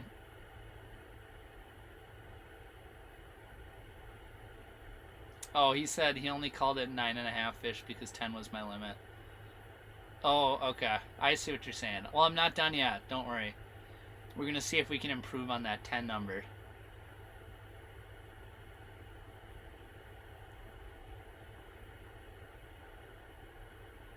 Jack said he's got the catch of the day with his little grandson, future fishing buddy that was born. That's cool.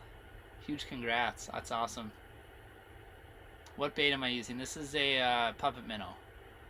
I was using the number 3 size earlier, and now I got the number 4 size on here because it has a little bit of a bigger hook, which I think is mattering. I think that matters. Take a can of tuna and dump it down the hole. Wait a couple hours. I think that's a great idea. Unfortunately, we basically chumming of like any type is illegal in Minnesota, but that would definitely work. I would think.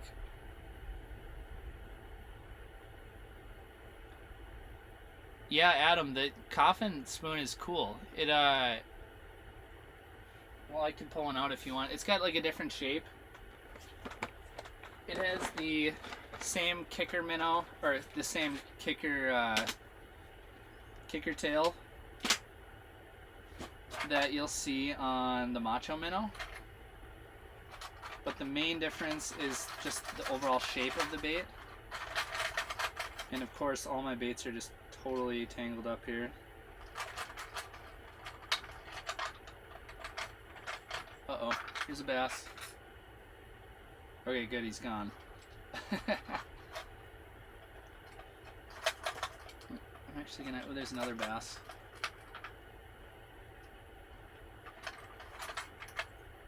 We're just gonna set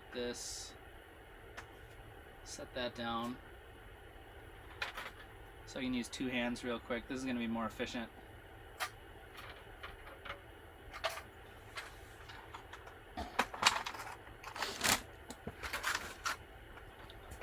Ooh, the screen went blue. Alright, let's get a close up quick so you can just see the general shape of it. It's kind of shaped like a coffin. It's got the kicker tail in the back, rattle chamber, and it kind of tumbles on the fall, which is cool. I like it. If we switch baits, we are going to be switching to that one. So I'll set that off to the side there. You'll notice too, I grabbed a pink one. I do like pink. What depth are you fishing when you were saying shallow weeds? Are there crappie biting on the lake you fishing with your dad on? So right now we're in like 6 feet of water.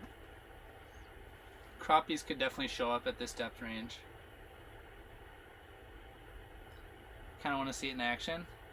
Yeah, we could maybe change up to the spoon. It wouldn't hurt. We'll do it. We'll change up to the spoon. I don't necessarily think we need to be fishing the same bait for the entire stream. Probably not a bad idea to switch it up. I do like a hard bait for bass because I feel like it does a better job of attracting fish in. But let's change it up so we can just get something different on the stream. I got a snap on here so I don't have to retie or anything. It's not too painful.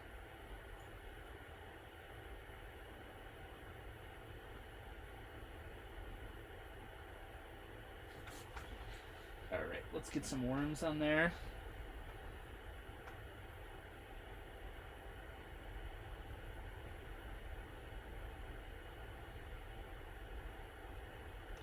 One worm. 2 worms. I'm actually picking up worms out of the hole. Like, from the carnage of fish catches. I've actually got a bunch of them just floating in the top of the hole here. Okay, let's see, that's 2 and worm number 3. Alright, we're ready. We've got, well, you're going to see it down there, but this is what we're running with. Get her down. What's on your upper lip? Just hair, you know. Hey, I had you said it's good to see you live again. Well, I had this mustache last live video. Ooh, that looks juicy, doesn't it? How good does that look? Okay, I think this will work good. They're gonna like this. And then when one comes in, we're gonna slow it down. Just kind of undulate those worms a little bit. Now we just need to get some fish under us so we can test the theory here.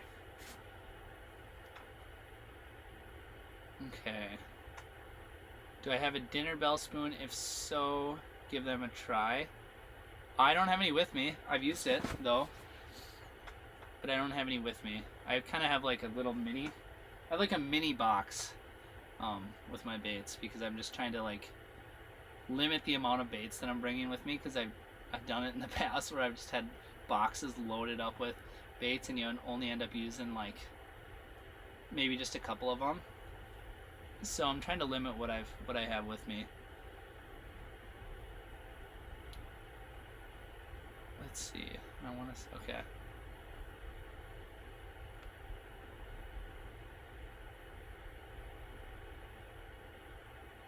Oh, how deep was I fishing when I was with my dad? I don't remember. I think that must have been like maybe 10 feet or so. It was something like that. We kind of started filming after the bite was over though, so. My video of the Dakota perch haunts your dreams, huh? I tried to extract an eyeball like you did, but only made a nasty mess.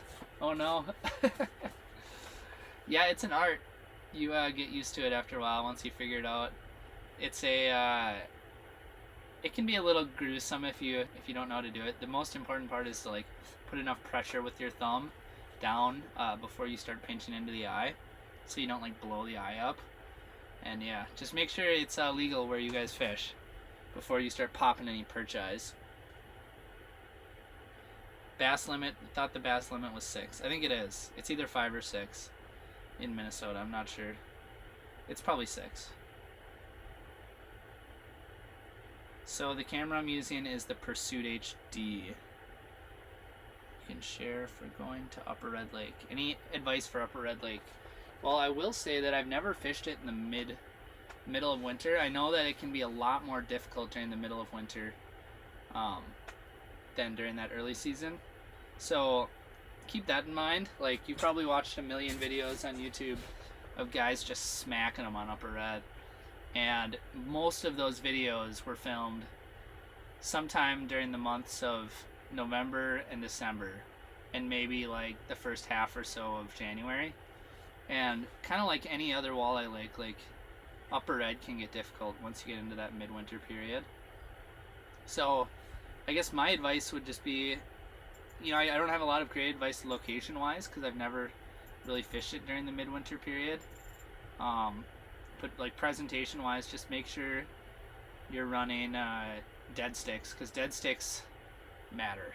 Dead sticks are super important when you're fishing for walleyes. You just never know when a fish is going to just want a dead stick instead of your active jigging rod. And then also, like, glow can be really good on Upper Red. So sometimes I'll run like the little glow shot spoon deal with like a red glow stick. I've had a lot of success with that. And just like red baits in general. Seems like red is good on Upper Red, ironically. Yes, Joe, we are targeting bass at the moment. I guess I shouldn't say we're targeting bass. We're targeting anything that's willing to swim by up here in the weeds here.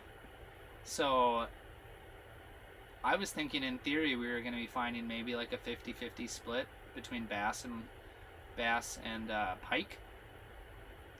And we haven't caught a pike yet. But we've caught well over our limit in bass. No harvesting of bass today. But yes, we've seen plenty of bass. Caught a good number of them. Seen a decent amount of pike, but I couldn't get any of them to pull the trigger on our bait. So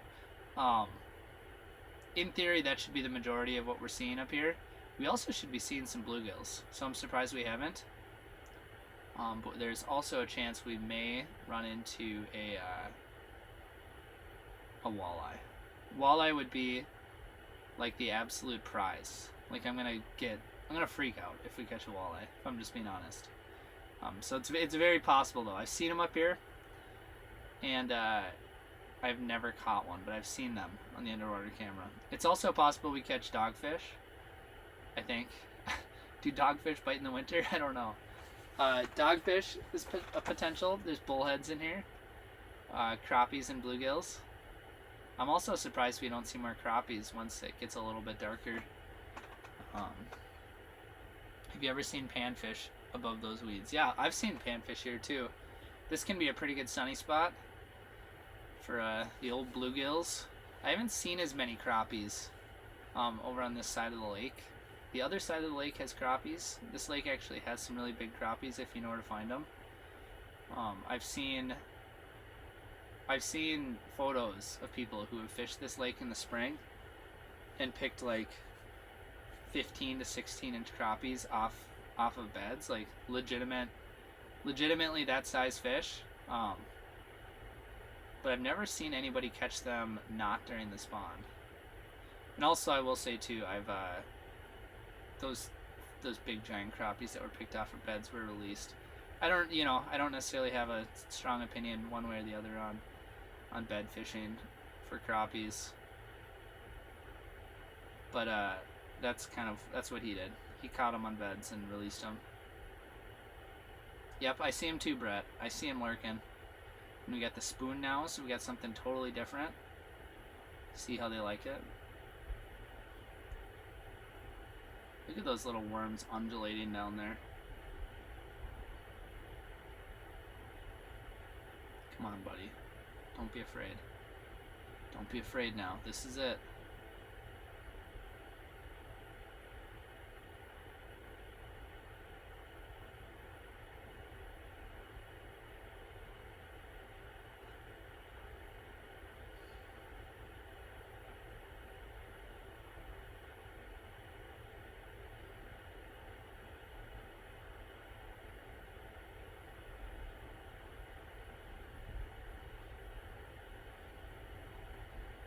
We're getting rejected again, boys. I don't know why. Couldn't get him to close the gap on the spoon. Thick Rick. That was Thick Rick. Oh. Alright, well, that was encounter number 1, I believe, with the spoon. Straight up denial. Forage minnow jig, a red one for red lake. Yeah, no, I agree. I think that's a good option. Forage minnow jig is a killer. Just that little single hook. It's super finessey. You can put a minnow on it. I usually would put like a full minnow on that bait. Have I seen? Fun to watch. Thanks, Joe. I appreciate it. There's a small gill on screen now. I didn't see him. Where was he sneaking around? Yeah, you know, it's possible the gills start to show up in the next hour or so as well. So keep an eye out for that. I know, I noticed that, Lawrence, how the fish scooted, went on his side. Like Brett is saying right now in the comments, there was another one that did the exact same thing earlier, and it was just like digging its side down into the weeds. I don't know what the heck he was doing. Yeah, it was super crazy. He hates the coffin spoon. Yeah, maybe. Or maybe he just had a really bad attitude.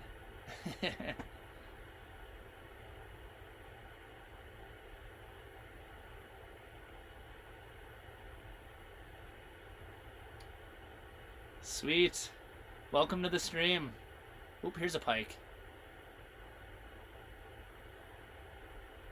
Thanks to Brett for helping get the word out. Here we go. Come on, buddy. Is a pike finally gonna bite now that we have a spoon on instead of the puppet minnow?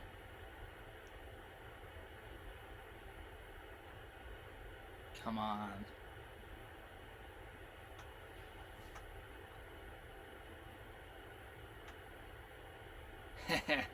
Shoot. Had to try the rips. Per an earlier suggestion, I had to give it a little rip. I think that was Cho who suggested that. Dang. The big giant pick didn't like it. Oh, he's back though. Let's keep it kind of active. Keep the jigging sort of active.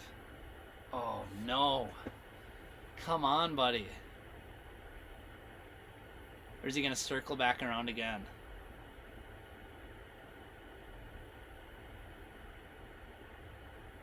Those pike love charging in. I know. They're super aggressive about it. I don't know why. Watch the bass mafia chase him away.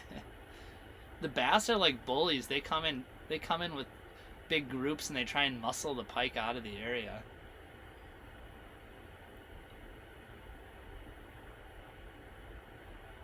I don't know why those bass are so mean.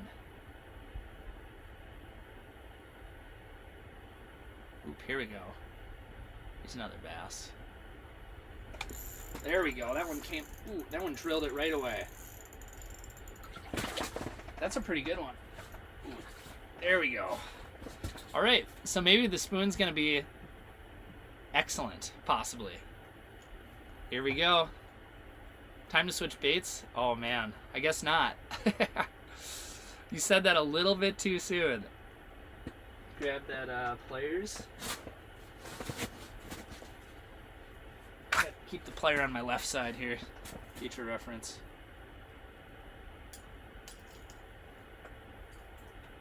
All right, boys. Whew. Here we go. Another Larry. All right, let's get him back in the water. That was fun. That was not like a struggle. He kind of came in hungry, I noticed, which always helps. You know what is another interesting thing that I've noticed while running the camera is when you're talking, like when you're catching bluegills and perch, ditch pickle, when you're catching bluegills and perch, they will swim straight down. As soon as you release them, they will get to the bottom as quickly as humanly possible. Sometimes they'll even crash into the bottom. And so you can oftentimes see the release on the camera, which I think is pretty cool. With these bass, like they're going down the hole and they're shooting straight off to the side. Larry, I'm offended. Sorry, Lawrence. These are green Larrys, though. You're not green, right? Got one. Yes. That pike was still in the far back right when you caught the bass. That's cool. I didn't even see that. It's kind of fun. Sometimes I feel like you guys can actually see more than I can see. Just because I'm kind of like working to keep the fishing activity progressing here. Like, especially when I hook a fish like that, I'm kind of focused on landing it, and you guys get to look in the background and see if there's anything interesting happening.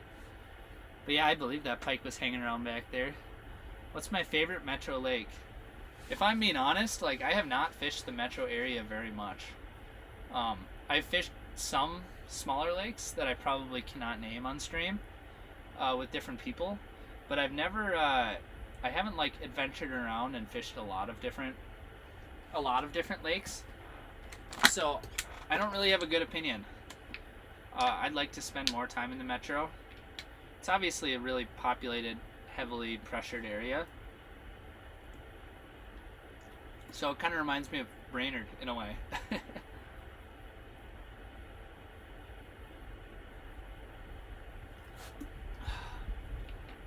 Seems like the wind is picking up a little bit. I actually set this house up directly, like it's like literally touching my truck right now. So I have the truck blocking the majority of the wind, which is nice. Makes things a little bit more pleasant in here and better for streaming. But yeah, she's really howling out there. Ditch pickle.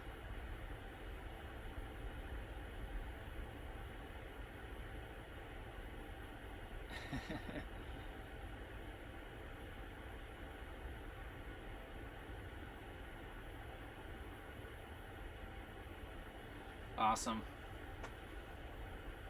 Alright, so when I asked this earlier, a lot of you guys were still at work and whatnot. But what about now? It's 4:19. Have some of you snuck off of work by now finally? Or are you guys still working this last little bit? I remember when I worked more in an office, it was depending on like the day and how much you had gotten done. These last couple hours of the day were sometimes like, oh man, well, I finished up just about everything I can do and now I'm kind of just waiting to take off. So that was always the perfect time to watch fishing videos. Favorite lakes in the Detroit area. Detroit Lakes area. Yes. There's some good lakes over there too. Way more good lakes over there than there is in Brainerd.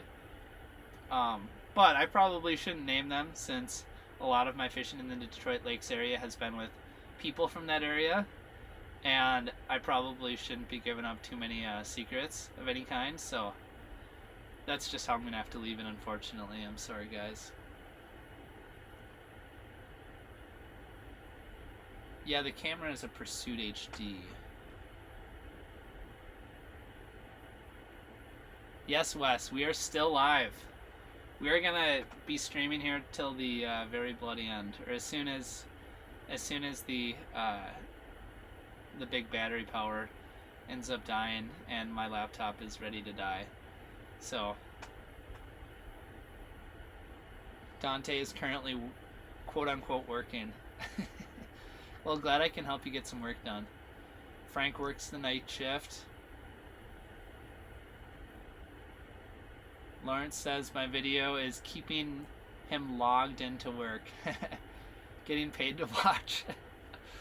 That is productivity at its finest. Aiden is still in college, so he's just getting out of class. Awesome.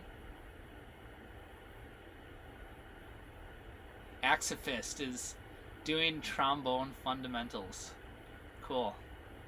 You We gotta get some trombone here on the stream. How about the Mississippi near La Crosse, Wisconsin? I've had great luck around there for panfish. Yeah, there's a lot of great panfish in that area. Backwater areas, sloughs can be great. 150 people not getting any work done.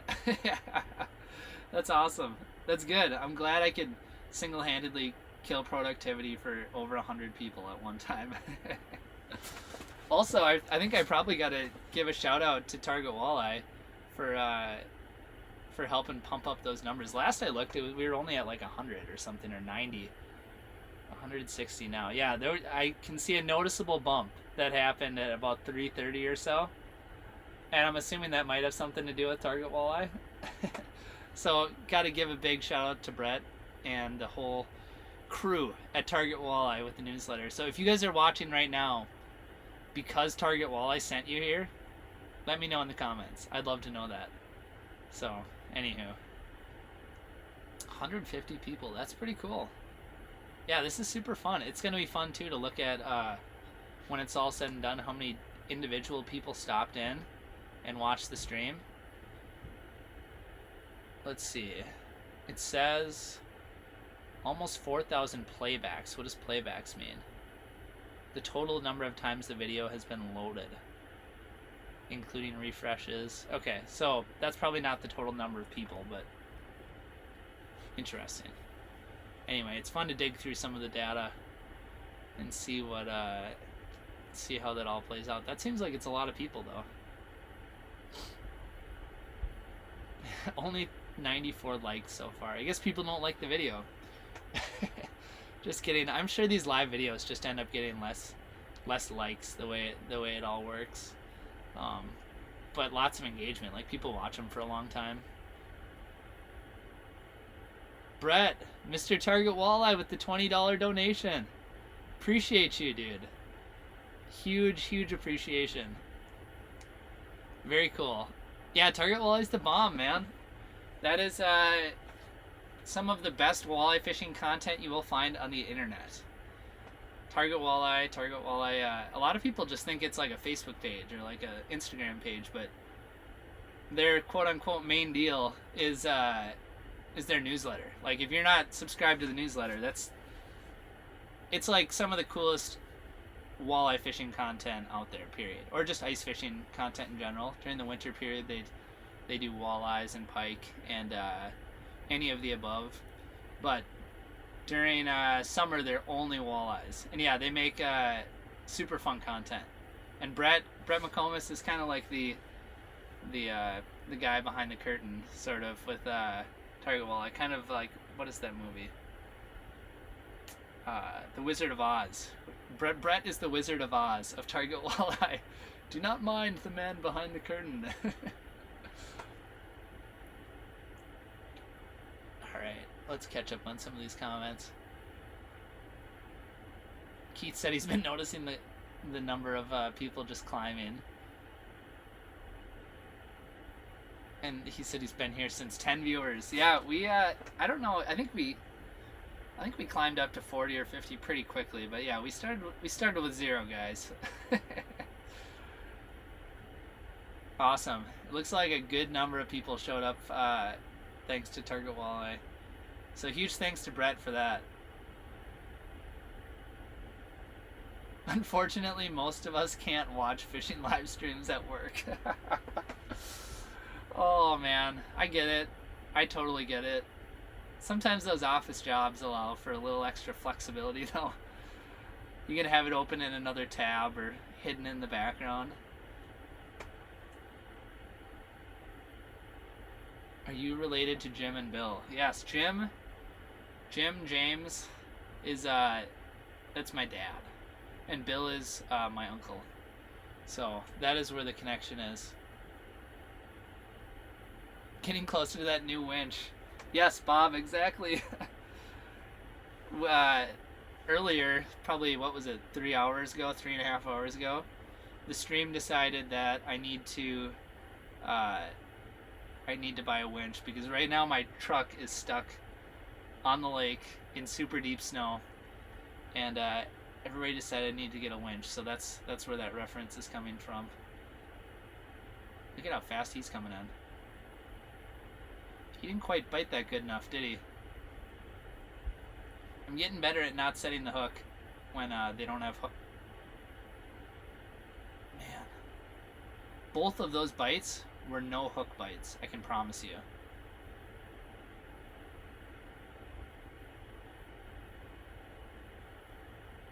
I do think they're biting the spoon a little bit better, though, than the puppet.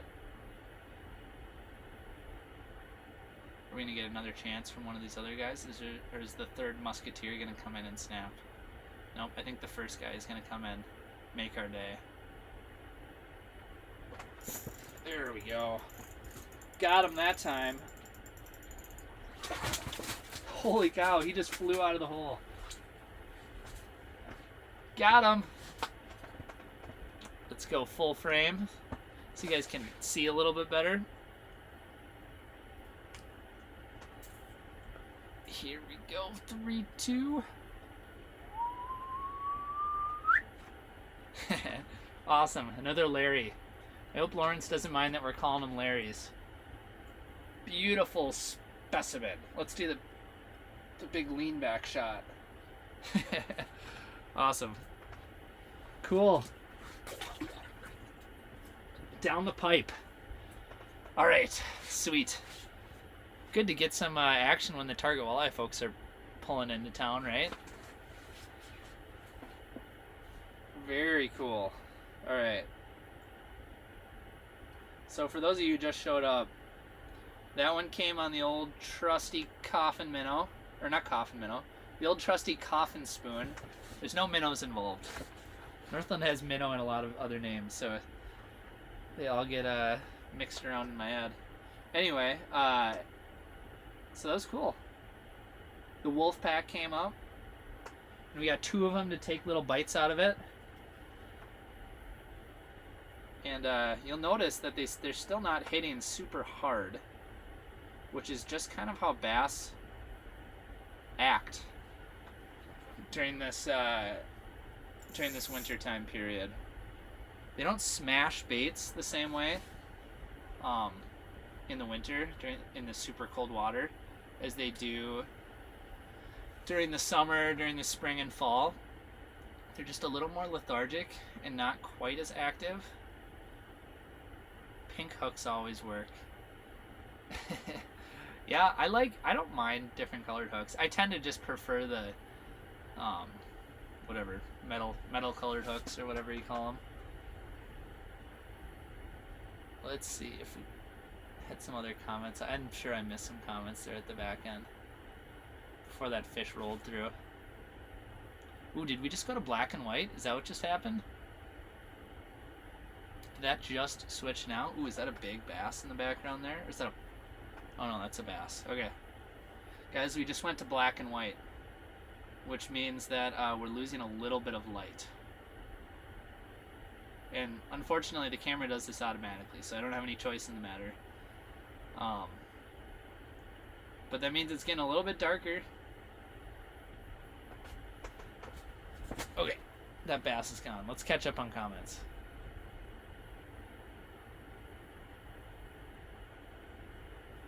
Favorite time of the week is when you get the Target Walleye newsletter. Agree. Good thing it comes twice a week, so you get your favorite thing 2 times.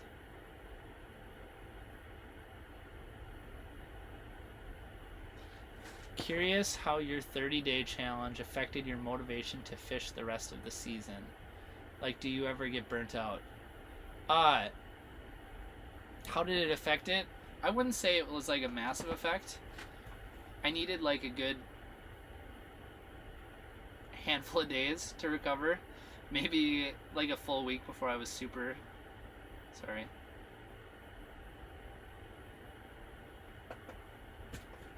Yeah, he didn't have it very good.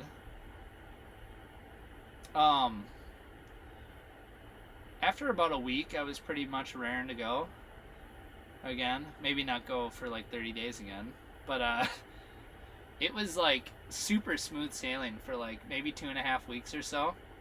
And then the last handful of videos, I'm like, man, it was like from video 22 to like 28. I was just like, ooh, this is starting to turn into a slog. And that was when I did a little bit more traveling, and it was a little bit more work. Editing on the road. Like, I edited some videos. I had an editor help me edit, and he did about half the videos, and roughly somewhere in there, and then I edited the rest of them. And some of those videos I was like traveling, so like I edited one of them. I edited a few of them in like restaurants, so it got to be like a little bit of a grind at different points in time. But I wouldn't say it like overall affected my excitedness for ice fishing. I'm still super jacked about ice fishing. Actually, it was about the time that the challenge finished that you were able to get out on more of these lakes and get out just with thicker ice and whatnot. So things kind of got exciting again. Like, this lake was not really fishable for the majority of the 30-day challenge. And I like fishing on this lake. So anyway, that's kind of the long answer to your question.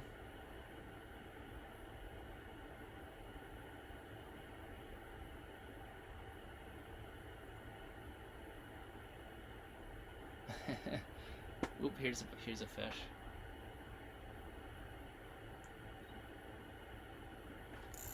Got him. All right, let's muscle him in here. Ooh, this is a better one. This is a nice one, guys. This is the biggest fish so far. It's not a 5-pounder or anything, but she's good. She's good. Ready? Oh. Yes. This one is like high 2-pounder, I would say. Just like, look at how chunky she is. She's got the belly. She's got the shoulders. This is a gorgeous fish. Gotta do the long arm hold for you guys. Awesome. All right, we're gonna get him back right away. This is the heaviest one. Like, I can feel the weight. She's a big, heavy girl. She's got a thick tail too. Let's switch back just in case you see her swimming down. You probably won't. Jeez. All right. Kind of angry, I guess. Dry my hands off on the rag up here. That was cool. I personally, I don't know what you guys think, but I think they're liking the spoon better than they were liking the puppet minnow. That's just my personal opinion. This is Dick Mansky. Tell everyone about sizes of fluorocarbon we should be using. Okay. So, right now, I'm rocking 6-pound test. To me, like, 6-pound is good for walleyes. It's like a good main line for a lot of the predator species. I don't typically go heavier than that. If I'm going up north, where I know there's like giant fish, I may upsize to 8. I know like Lake Winnipeg, for example, 10-pound is a popular size for going up north like that. With these bass, with this walleye setup that I have, basically I'm using like my walleye rod reel setup. So I'm running 6-pound for bass right now. You could go down to 5-pound. I'll run 5-pound sometimes for walleyes as well on like ultra clear water. Basically where I'm just trying to be as finessey as possible and get as many bites as possible. Panfish, 2-pound. That's what I run. 2-pound fluorocarbon. That is kind of just the deal, in my opinion, for panfish. Yeah, that's about it. I think that runs the gamut. If I'm targeting perch, I would kind of tend to like to bump that up to 3-pound. But if it's ultra clear water, then I might just stick to 2-pound. So that's roughly what I'm using for line on the fluorocarbon side of things.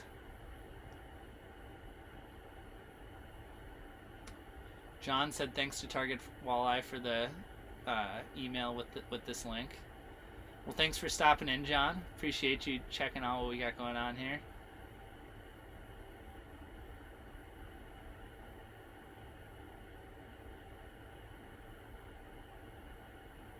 Try a Swedish pimple all black or use a gold tungsten dot lure tipped with what you're using, trust me. Yeah, if I had that stuff with me. I have a lot of that stuff in tackle boxes at home, but I'm packing light today. I don't have a ton of stuff. I have some walleye spoons, and I have some puppets. I have some lipless crankbaits, but that is kind of what I have. And then I do have my tungsten box with me, but I don't have any tungstens that I want to use in this situation per se. So, yeah, that's kind of where we're at with that. Oh man, it looks like I got really far behind in the chat. I'm just gonna scan super quick. Don't mind me while I'm being silent. I'm gonna scan super quick, and then we'll just start over. If I miss any really good comment, here we go. Got him. Ooh, he's being a toughie. That's a pretty solid fish too. Not as big as the last one. Not a giant. But here we go. We're back at it, catching more. Pink. Green. Beautiful. These fish are built so nice and they're so clean. Or most of them are clean, except for that one ugly one earlier. But look at that, not a mark on her. And we're gonna get her back and try not to put any marks on her either. Ugh. Dry my hands off up here off screen. Alright. Underwater view. I was just trying to catch up on comments. These fish don't want me to read the comments. Must be hiding something on there. Such a light bite. Yeah, I know. These things can bite super soft. These last few have been good though. They've hit pretty darn hard. Seems like they're really liking the spoon a lot more than the hard bait though. Hey from Colorado Springs. Ugly looking weeds there. Yeah, they are kind of ugly, but they're healthy enough to make it work. Ooh, I'm gonna get my bait down because there's bass rolling through, like directly underneath my hole. Do I have any worms on there? I don't. He was a little surprised by that bait coming in. I gotta get some worms on there. We're fishing on credit, as bro would say. FishingOnCredit.com.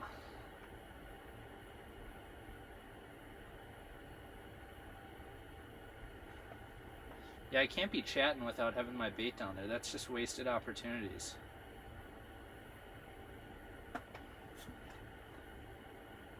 Alright. All rigged and ready to go. Let's at least get this thing in frame before I start scrolling through comments and chatting. I got 2 waxies on there, just because I want to preserve some a little bit. Just in case we get into a flurry of fish. I don't want to burn through all of our worms before the stream is up. Beautiful bass. Why is the fish nice? Maybe it's ill-tempered. That's a valid criticism. I don't actually know the mood of the fish.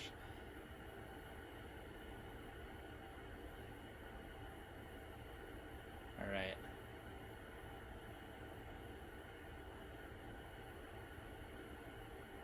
Watching while folding laundry. That's awesome. That is that's my favorite multitasking strategy. Next fish is going to be a 2-pound bass. Are you sure, Austin? How confident are you in that? It might be a 2-pound pike. It could be a 2.5-pound bass. But yeah, there's a lot of cookie cutters here, that's for sure. You only caught one small one. Where are you fishing? I'm in central Minnesota right now. I'm kind of like a smallish, moderate-sized lake. Favorite recipe for bass? Shore lunch. Just kidding. Bass are like any other fish, I'm sure.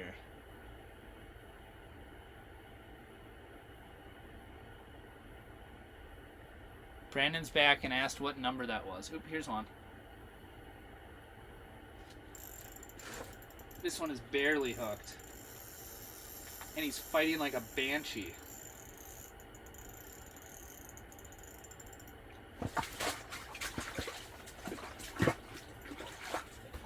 Ugh. All right. Well, I've lost track. But are you surprised, Brandon? Are you surprised that I've lost track? This one is going to require a plier. Require a plier.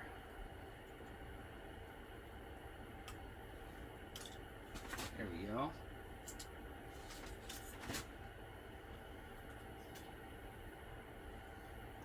And I'm making a little bit of a tangled mess down there off screen. Here we go. Boom, boom, boom. Another Larry the Largemouth.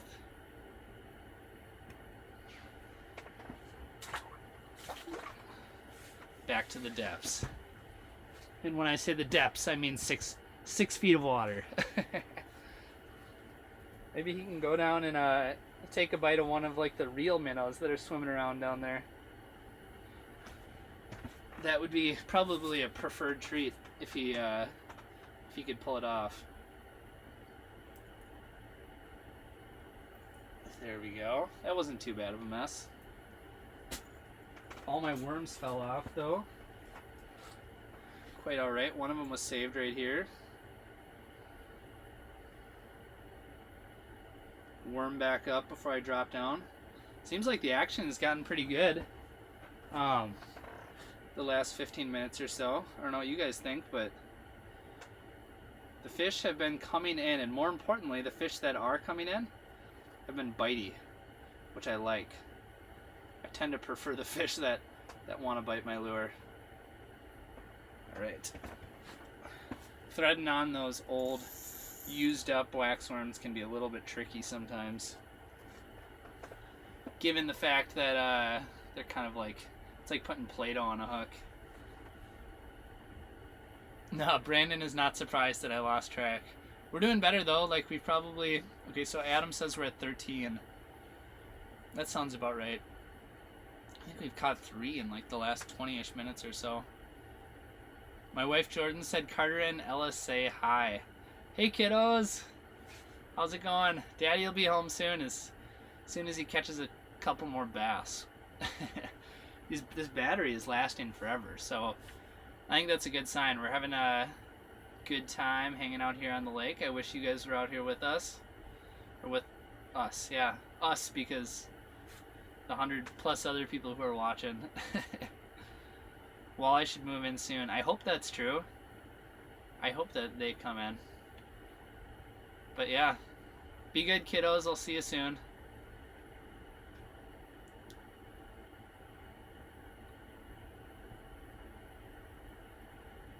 Yeah, I gotta dig my truck out as well. That's another factor to keep in mind.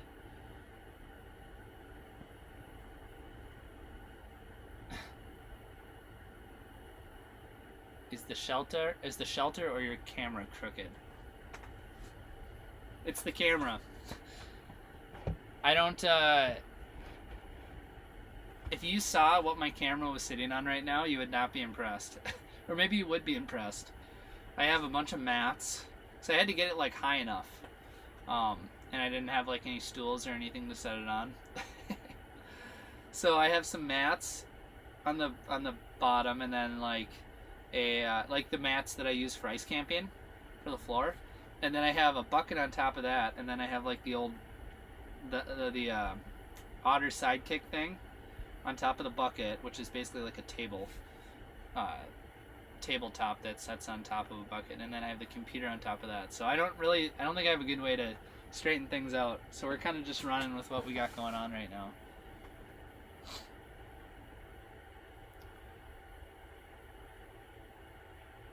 Nick, have you ever thought about a winter meet and greet somewhere in the Brainerd area? Maybe invite your dad and maybe bro. I would pay money for something like that. I think that would be fun. I'd like to do something like that in the future. I think it's enjoyable getting to do things like that and seeing people chat and hanging out. have I thought about it? Maybe like a tiny bit. I don't have any plans right now. So, fishing is better with Brian. Yes, agreed. We are in the moon phase minor period. Is that true? Is this, I've lost track of the moons. I feel like we had a full moon recently. Is that wrong? Am I totally the opposite? So is it moon rise right now, or what's going on?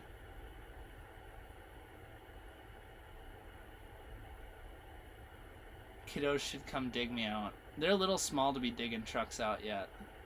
Give them a couple years and they can be pulling me out of the lake here.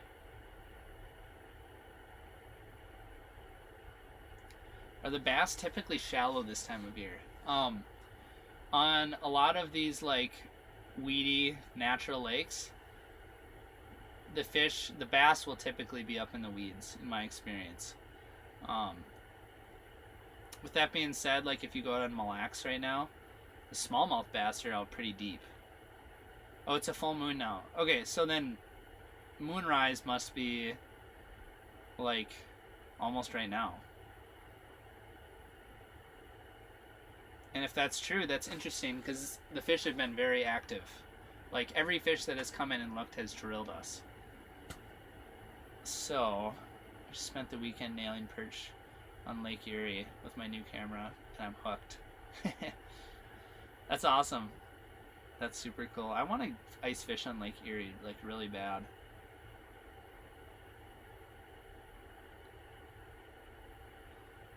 What shelter do you use and how do you like it? I'm in the market for a new one. Okay, so we talked about this kind of at length a little bit earlier in the stream. But right now I am in the Otter Lodge Pro, and I like it a lot. So it's got a pretty darn good footprint in here. I feel really comfortable with 2 people. I have fished 3 people in here before. It has the zip open door that goes all the way down to the ice, which I also like a lot, that you're not tripping over it and whatnot. So this will be the house I will be running next year. And the reason for it is I just feel like it's versatile, it's super lightweight. Well, it's not super lightweight, but like it's pretty light compared to like the big ones. And durable, like it's held up. So I have no complaints. This would be a good one, especially if you're just going to be fishing maybe with like two or 3 people. Typically, you know, actually I like it for solo too, because I just have I come with a lot of baggage. So if you could look inside this house right now, you would see stuff all over the stinking place and cords all over and whatnot. So anywho, that's what I'm using. Perch are my favorite to catch. I like to eat pike. I like to eat pike and perch. But yeah, perch are really fun to catch. I love catching perch, especially when you get on a especially a good shallow bite. The deep bite can be super fun too. But yes. Full moon right now. Major is right now. Full moon. Where should I go fishing for my bachelor party? When's your bachelor party? That's an important question. Do you spearfish? That could be fun. I have never spearfished. I would try it. I would definitely try it. I think it would be cool to do like a spearfishing stream, but I've never done it. So definitely not an expert at the spearfishing. I could tell you where the pike are.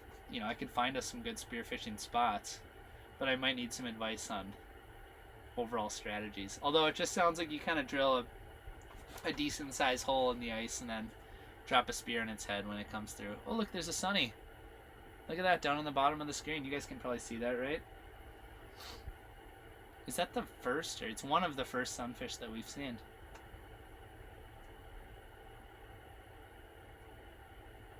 .545 moonrise, Colorado Springs. Leech Lake, Horseshoe Bay Lodge. Great fishing, bar, restaurant, and rooms. Yeah, I think that would be a great idea. That sounds like a good spot. Leech is fun. Yeah. Going somewhere where like there's a good lodge and good restaurant eating, drinking facility would probably be recommended. So for something like that, you're going to want to go to like a lodge, ideally, that has, you know, good options.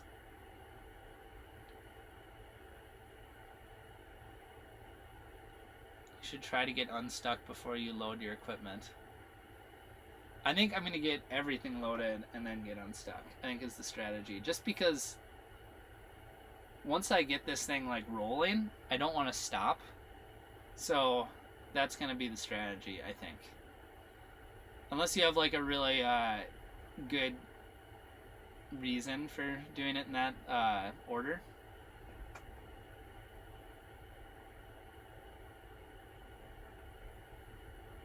My battery is blinking. Or did someone bring that up already? Just logged in to watch for a bit. Hey Ryan, how's it going? The battery is blinking because it is plugged in. So I gotta find a good way to like cover that up so it doesn't confuse people. Because I've received comments asking, you know.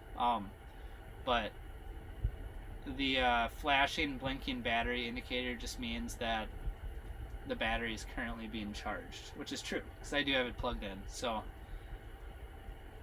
less weight. Yeah, that makes sense. But I think probably the reason why I'd want to pack up before I took off was just like I said before. Once I get things rolling, like deep snow like this, you got to take advantage of the momentum while you got it. I don't want to stop. The problem is that it's really deep snow. It's pretty much right up to the bottom of the vehicle, and then the very bottom, or like directly on top of the ice, is like a small layer of slushy snow stuff. So the problem with that is you don't have a lot of traction when you're in the deep snow like that when you're spinning. So anywho, I'll just have to drive 50 miles an hour across the lake. Just kidding. Don't try that at home. And I'm not going to try it at home either. So don't drive fast on the lake. It's dangerous. What is your dad doing this winter? My dad has been fishing a lot and making sure the television shows, Angling Edge television shows, get delivered, which is great. And yeah, I know he's been working on the Angling Buzz ice fishing stuff. And I also know that he's going to be going down to Florida in a few days. And I'm going to be visiting him sort of in like the middle / second half of March. So I'm excited to go hang out with him down there for a few days.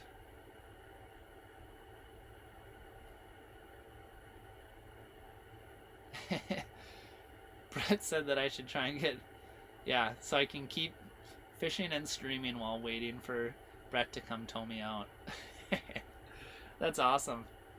Yeah, well, hopefully it doesn't get to that.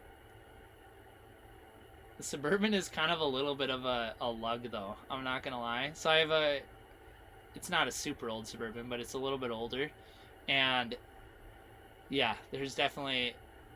It's a big boy. She's tough to... she can get stuck pretty good if you let her, so... Can I take the battery out if I'm running it on a cord? My underwater camera doesn't have a removable battery, so it's just built in. So that's just kind of how it has to be, I guess. Ooh, is that a pike? Wow, did you see how fast he came in? Are we finally gonna get one of these to bite? Are you kidding me? The pike are not our friend today. That is so... Oh no, he's still here. He's still here.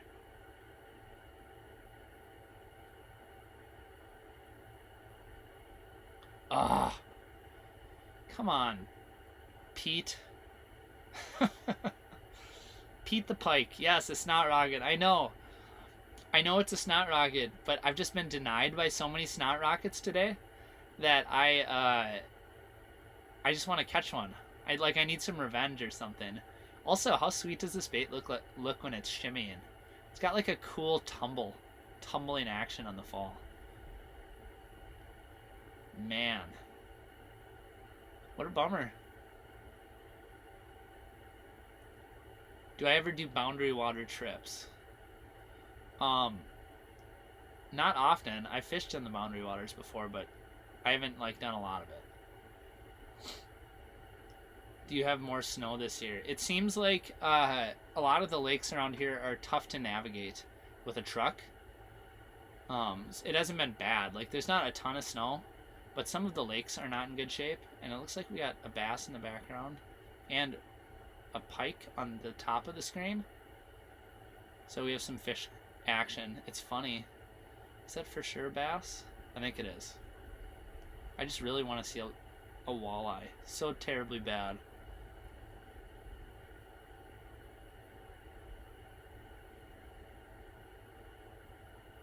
Is that bass going to come in and take a look, or is this kind of what we got going on here? Just lurking in the background.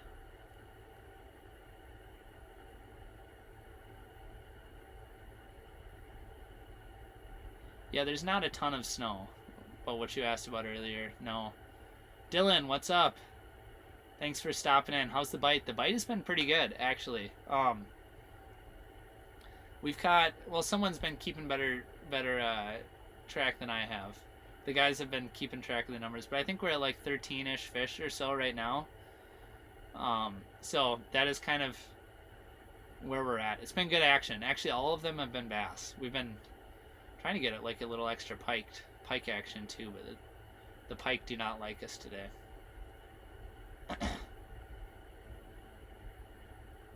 You're going to Florida during some of the best ice fishing time. I know, that's totally true. The worst part is I'm going to be going to Florida like when burbot fishing is going to be getting like really fun and exciting.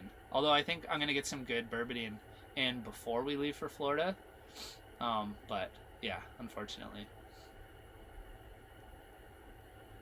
Nate Blazing, what's up?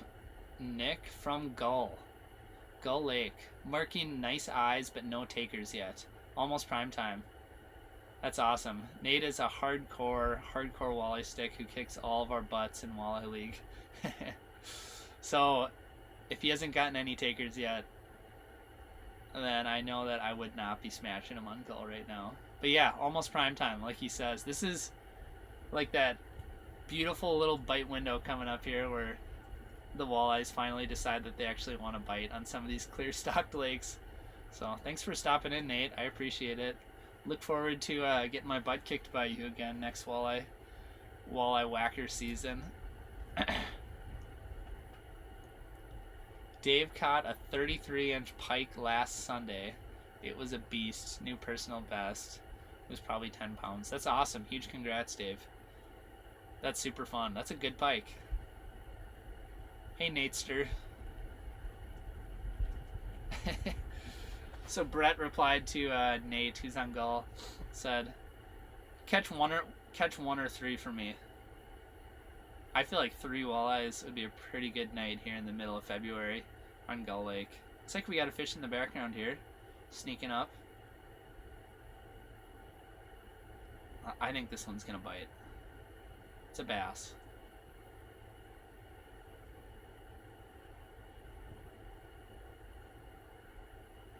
Oh, darn it. Did not have it good enough. I also don't think I have any minnows, but darn, come on now.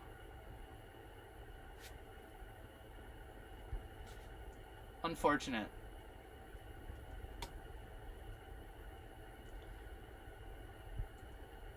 You could tell the way he bit it that I had hooks, but the way he was pointing upwards, when I set the hook, I just pulled it straight out of his mouth, basically. So, okay, he's back. I don't have any worms, but I do have that kicker tail. So maybe the optimal strategy would have been to reel up super fast and get worms on there. But we're gonna find out if a bare spoon will get bit. I gotta keep it moving so that they won't notice that there's no worms on there.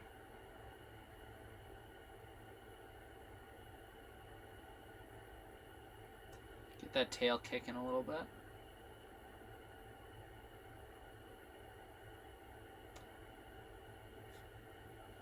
Okay. Turned away, reel up. Let's get some meat on there. Yes, they are totally a lot more aggressive. Ooh, I can see some of the meat from the fish's mouth. Some of his lip is still on the hook. Is that another fish in the background? That's the same one there. And some weeds. Alright, we're fishing with meat now.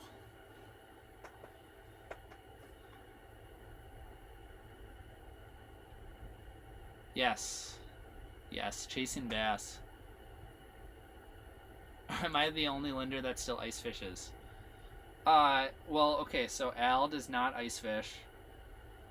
Although it sounds like someone might be able to talk him into ice fishing this burbot season, possibly. Troy, his son, doesn't do a ton of ice fishing. I've seen him ice fish, though, before. It's happened. Specifically for trout out west. My dad ice fishes plenty. He still ice fishes. So, if there's another one who still ice fishes, it's my dad. So no, I'm not the only one. But I'm like one of two. Am I involved with any bait design with tackle companies? I'm not. No, I mostly just use what other people design. But I've definitely thought about design a lot and things that I think would be interesting. So, yeah, no, I don't design anything for anybody right now anyway. Although I've played around with it. I know that my grandpa was kind of like a master at that kind of thing and has plenty of baits that people still use today. And rigging setups and all that. So, I don't know. I'd like to dabble in some of that at some point. I think it's fun to just think of creative ideas that aren't on the market right now. And just see if it works, basically. Florida is hot right now. Well, I hope Florida stays hot for a few more weeks, because we're not leaving yet. Do you ever go late ice pike fishing on Lake of the Woods? I've done that before, yes. It's fun. It's one of the cooler bites that you can have going on. It's kind of the same deal on a lot of those like really good pike fisheries, whether it's Lake of the Woods or Devil's Lake or Canada.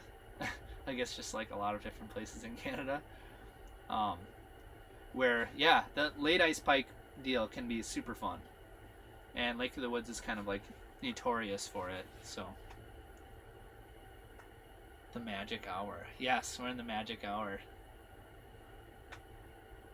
David Garvey said, please say hi to your dad for me. I grew up with him in Brainerd. That's awesome.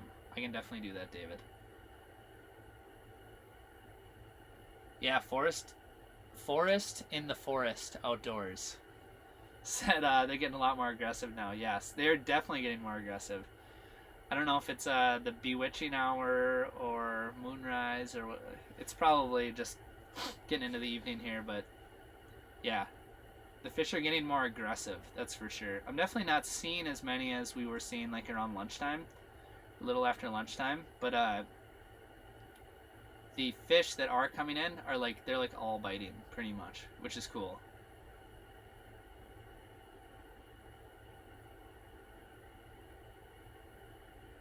My wife said I should come home soon so we can go out to a fancy restaurant. That doesn't sound terrible to me. Well, okay, so just so you guys know, we're not going to be streaming that much longer. And the reason for that is the fact that it is 5 o'clock right now, and the sun is approaching the horizon. Maybe it's over the horizon already. It's starting to get a little darker. But the whole thought process is it's getting darker down below the ice. So it's a little bit harder for you guys to see.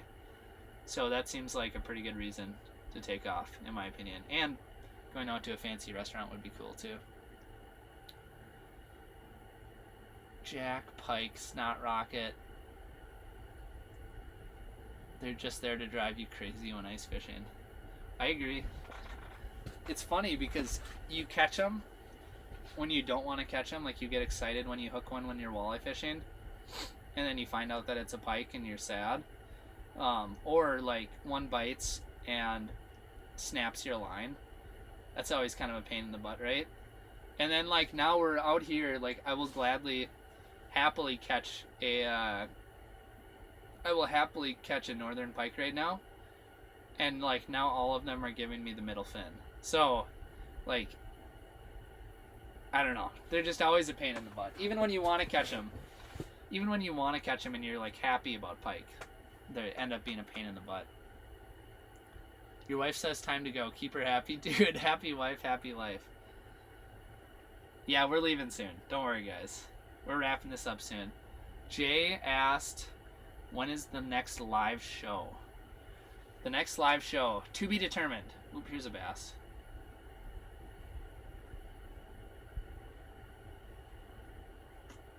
That guy gave us the middle fin.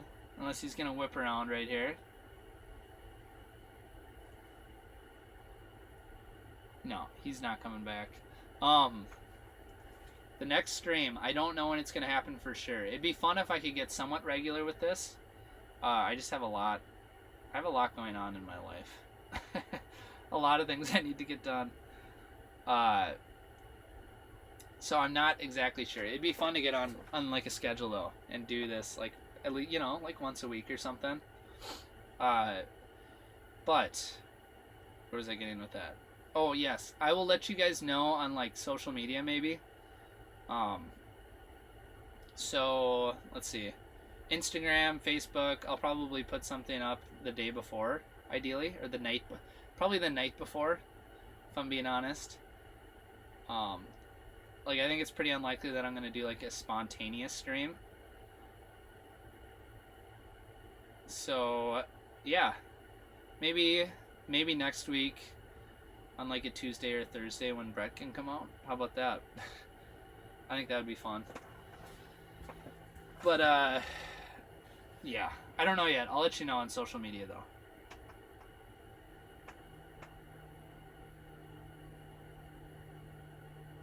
Yeah, I should get the vehicle unstuck before dark, and it's getting close to dark. Sunset today is 5:45. Okay, so it's not going to get too dark until then.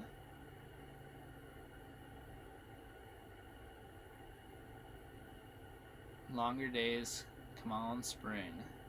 Enjoy the rest of your day. I definitely will. Thanks for stopping in, Dana.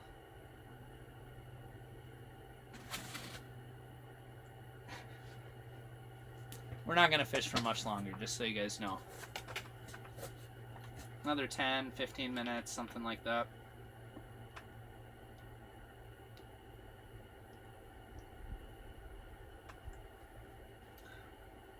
The fish activity is slowing down a little bit. Like I mentioned before, like the fish are still pretty willing and able to take bites. But with that being said, there's just not that many swimming around. So that makes it a little difficult.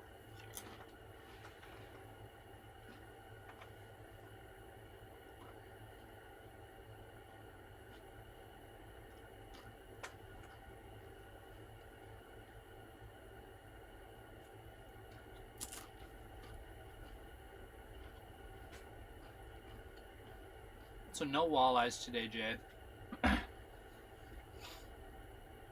Jay asked if there's been any walleye sightings. None today. I have definitely seen some walleyes in this spot, and that's what I'm kind of holding out hope for, like a last minute walleye here before it's all said and done. But probably unlikely. I got the right bait if one decides to come in. A spoon with some juicy worms dangling from the bottom. But yeah, no walleyes yet. So, crossing our fingers there.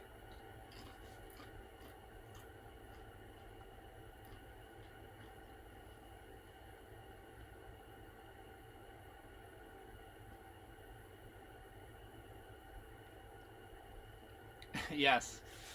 Staying hydrated is very important when you're on the lake.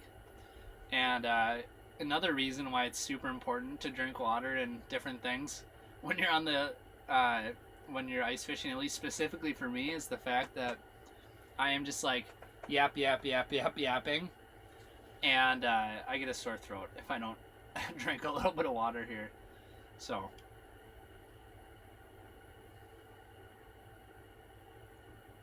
can we fish all day on the 27th?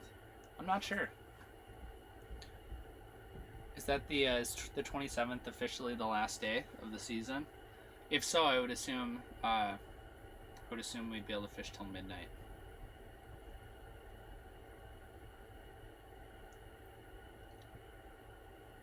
She's getting quiet though.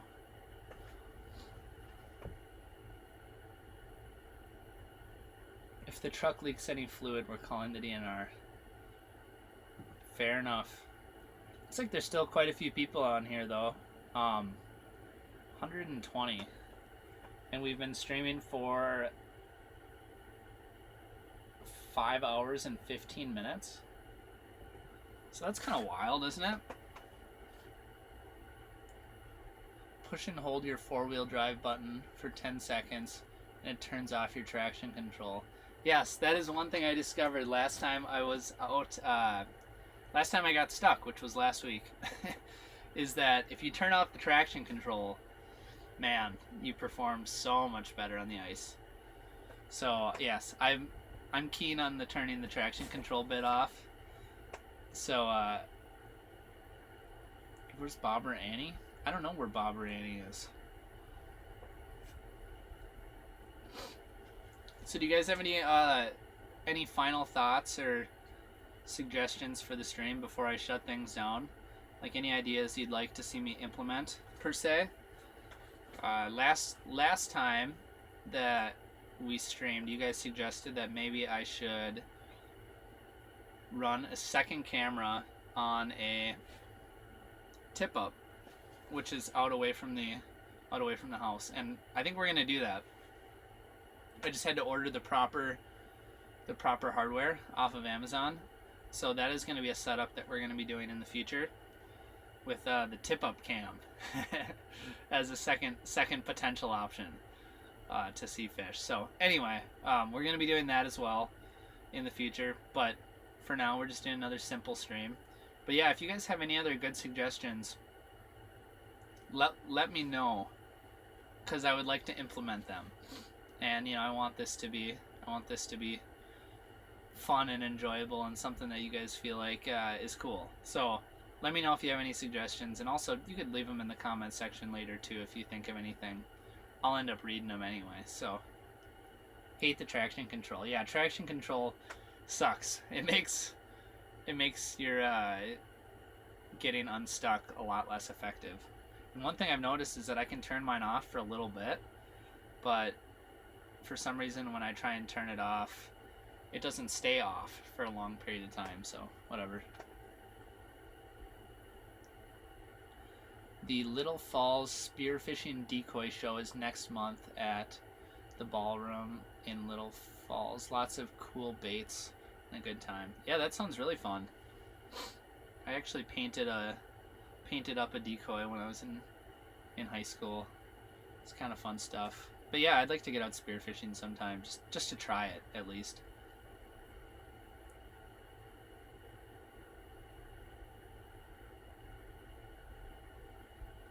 Pick lakes with clear water so that we can enjoy the view when the action is slow.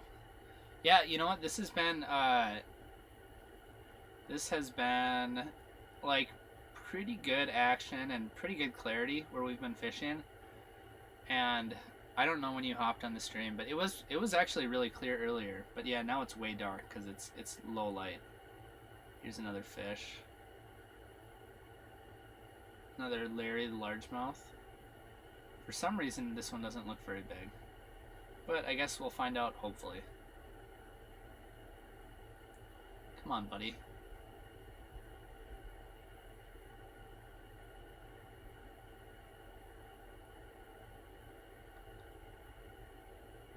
We're gonna get commitment here.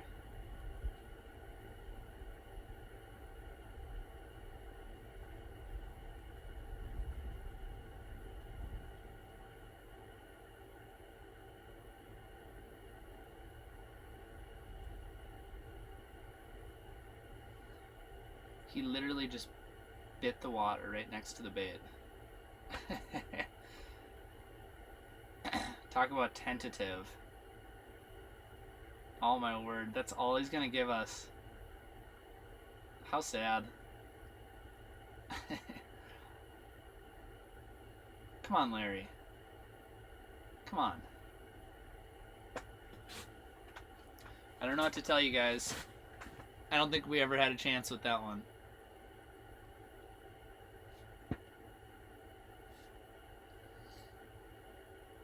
Whitefish on gull would be fun.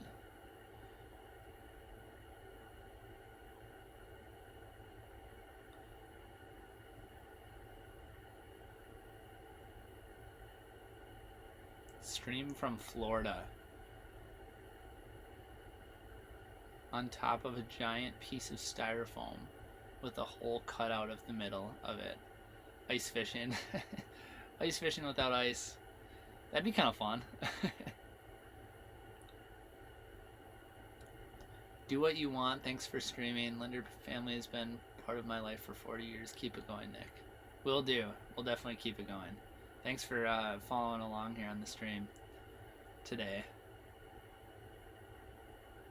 Good old Chevy. Yep. The good old Chevy Suburban is stuck right now. The major is over. Does that mean we need to pack things up? If the major is officially concluded, I think it probably is. Alright, I'm going to pack things up, guys.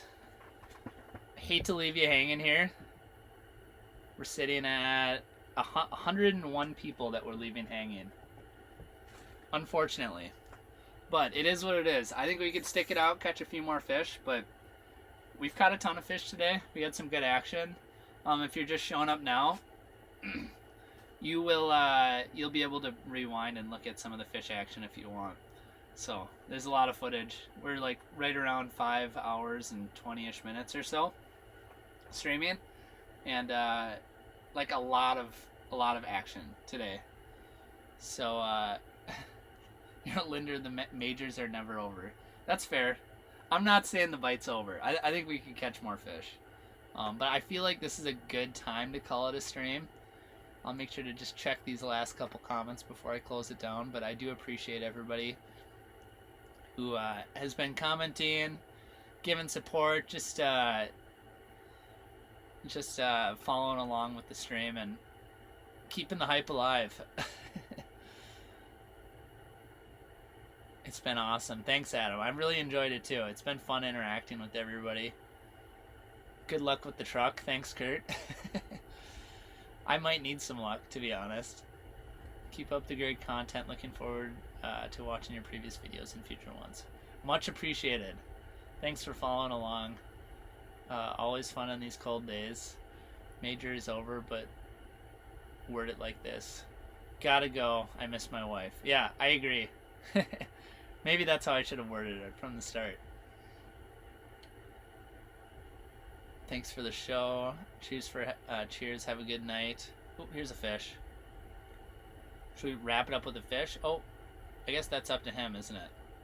Look at him. He is so tuned up. Why is he so twitchy? I don't think we're going to end it with a fish. I don't think that guy's coming back. What the heck? Okay. Catch you next time? Yes, catch you next time, Brian. Awesome. Thanks, Nick. Just subbed. I will be back. Awesome. Thank you, Youper.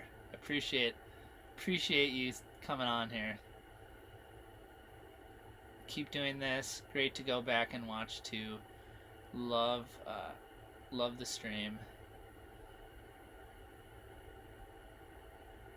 Always fun to see a local fisherman. Awesome. Thanks, Cody.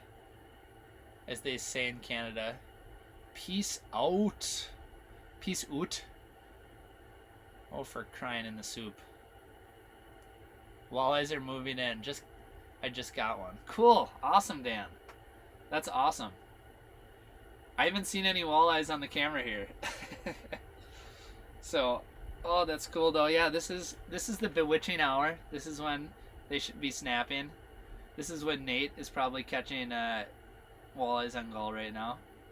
All those big marks are finally ready to bite. But cool, thank you all for watching all the way through. For those who have watched all the way through, or the folks who just caught in on the end here. I appreciate it. And like I said, I'll let you know on social media and maybe on YouTube here too, when the next stream is, but I have not decided yet. To be determined. So anyway, thank you guys. Appreciate it. And see you in the next one.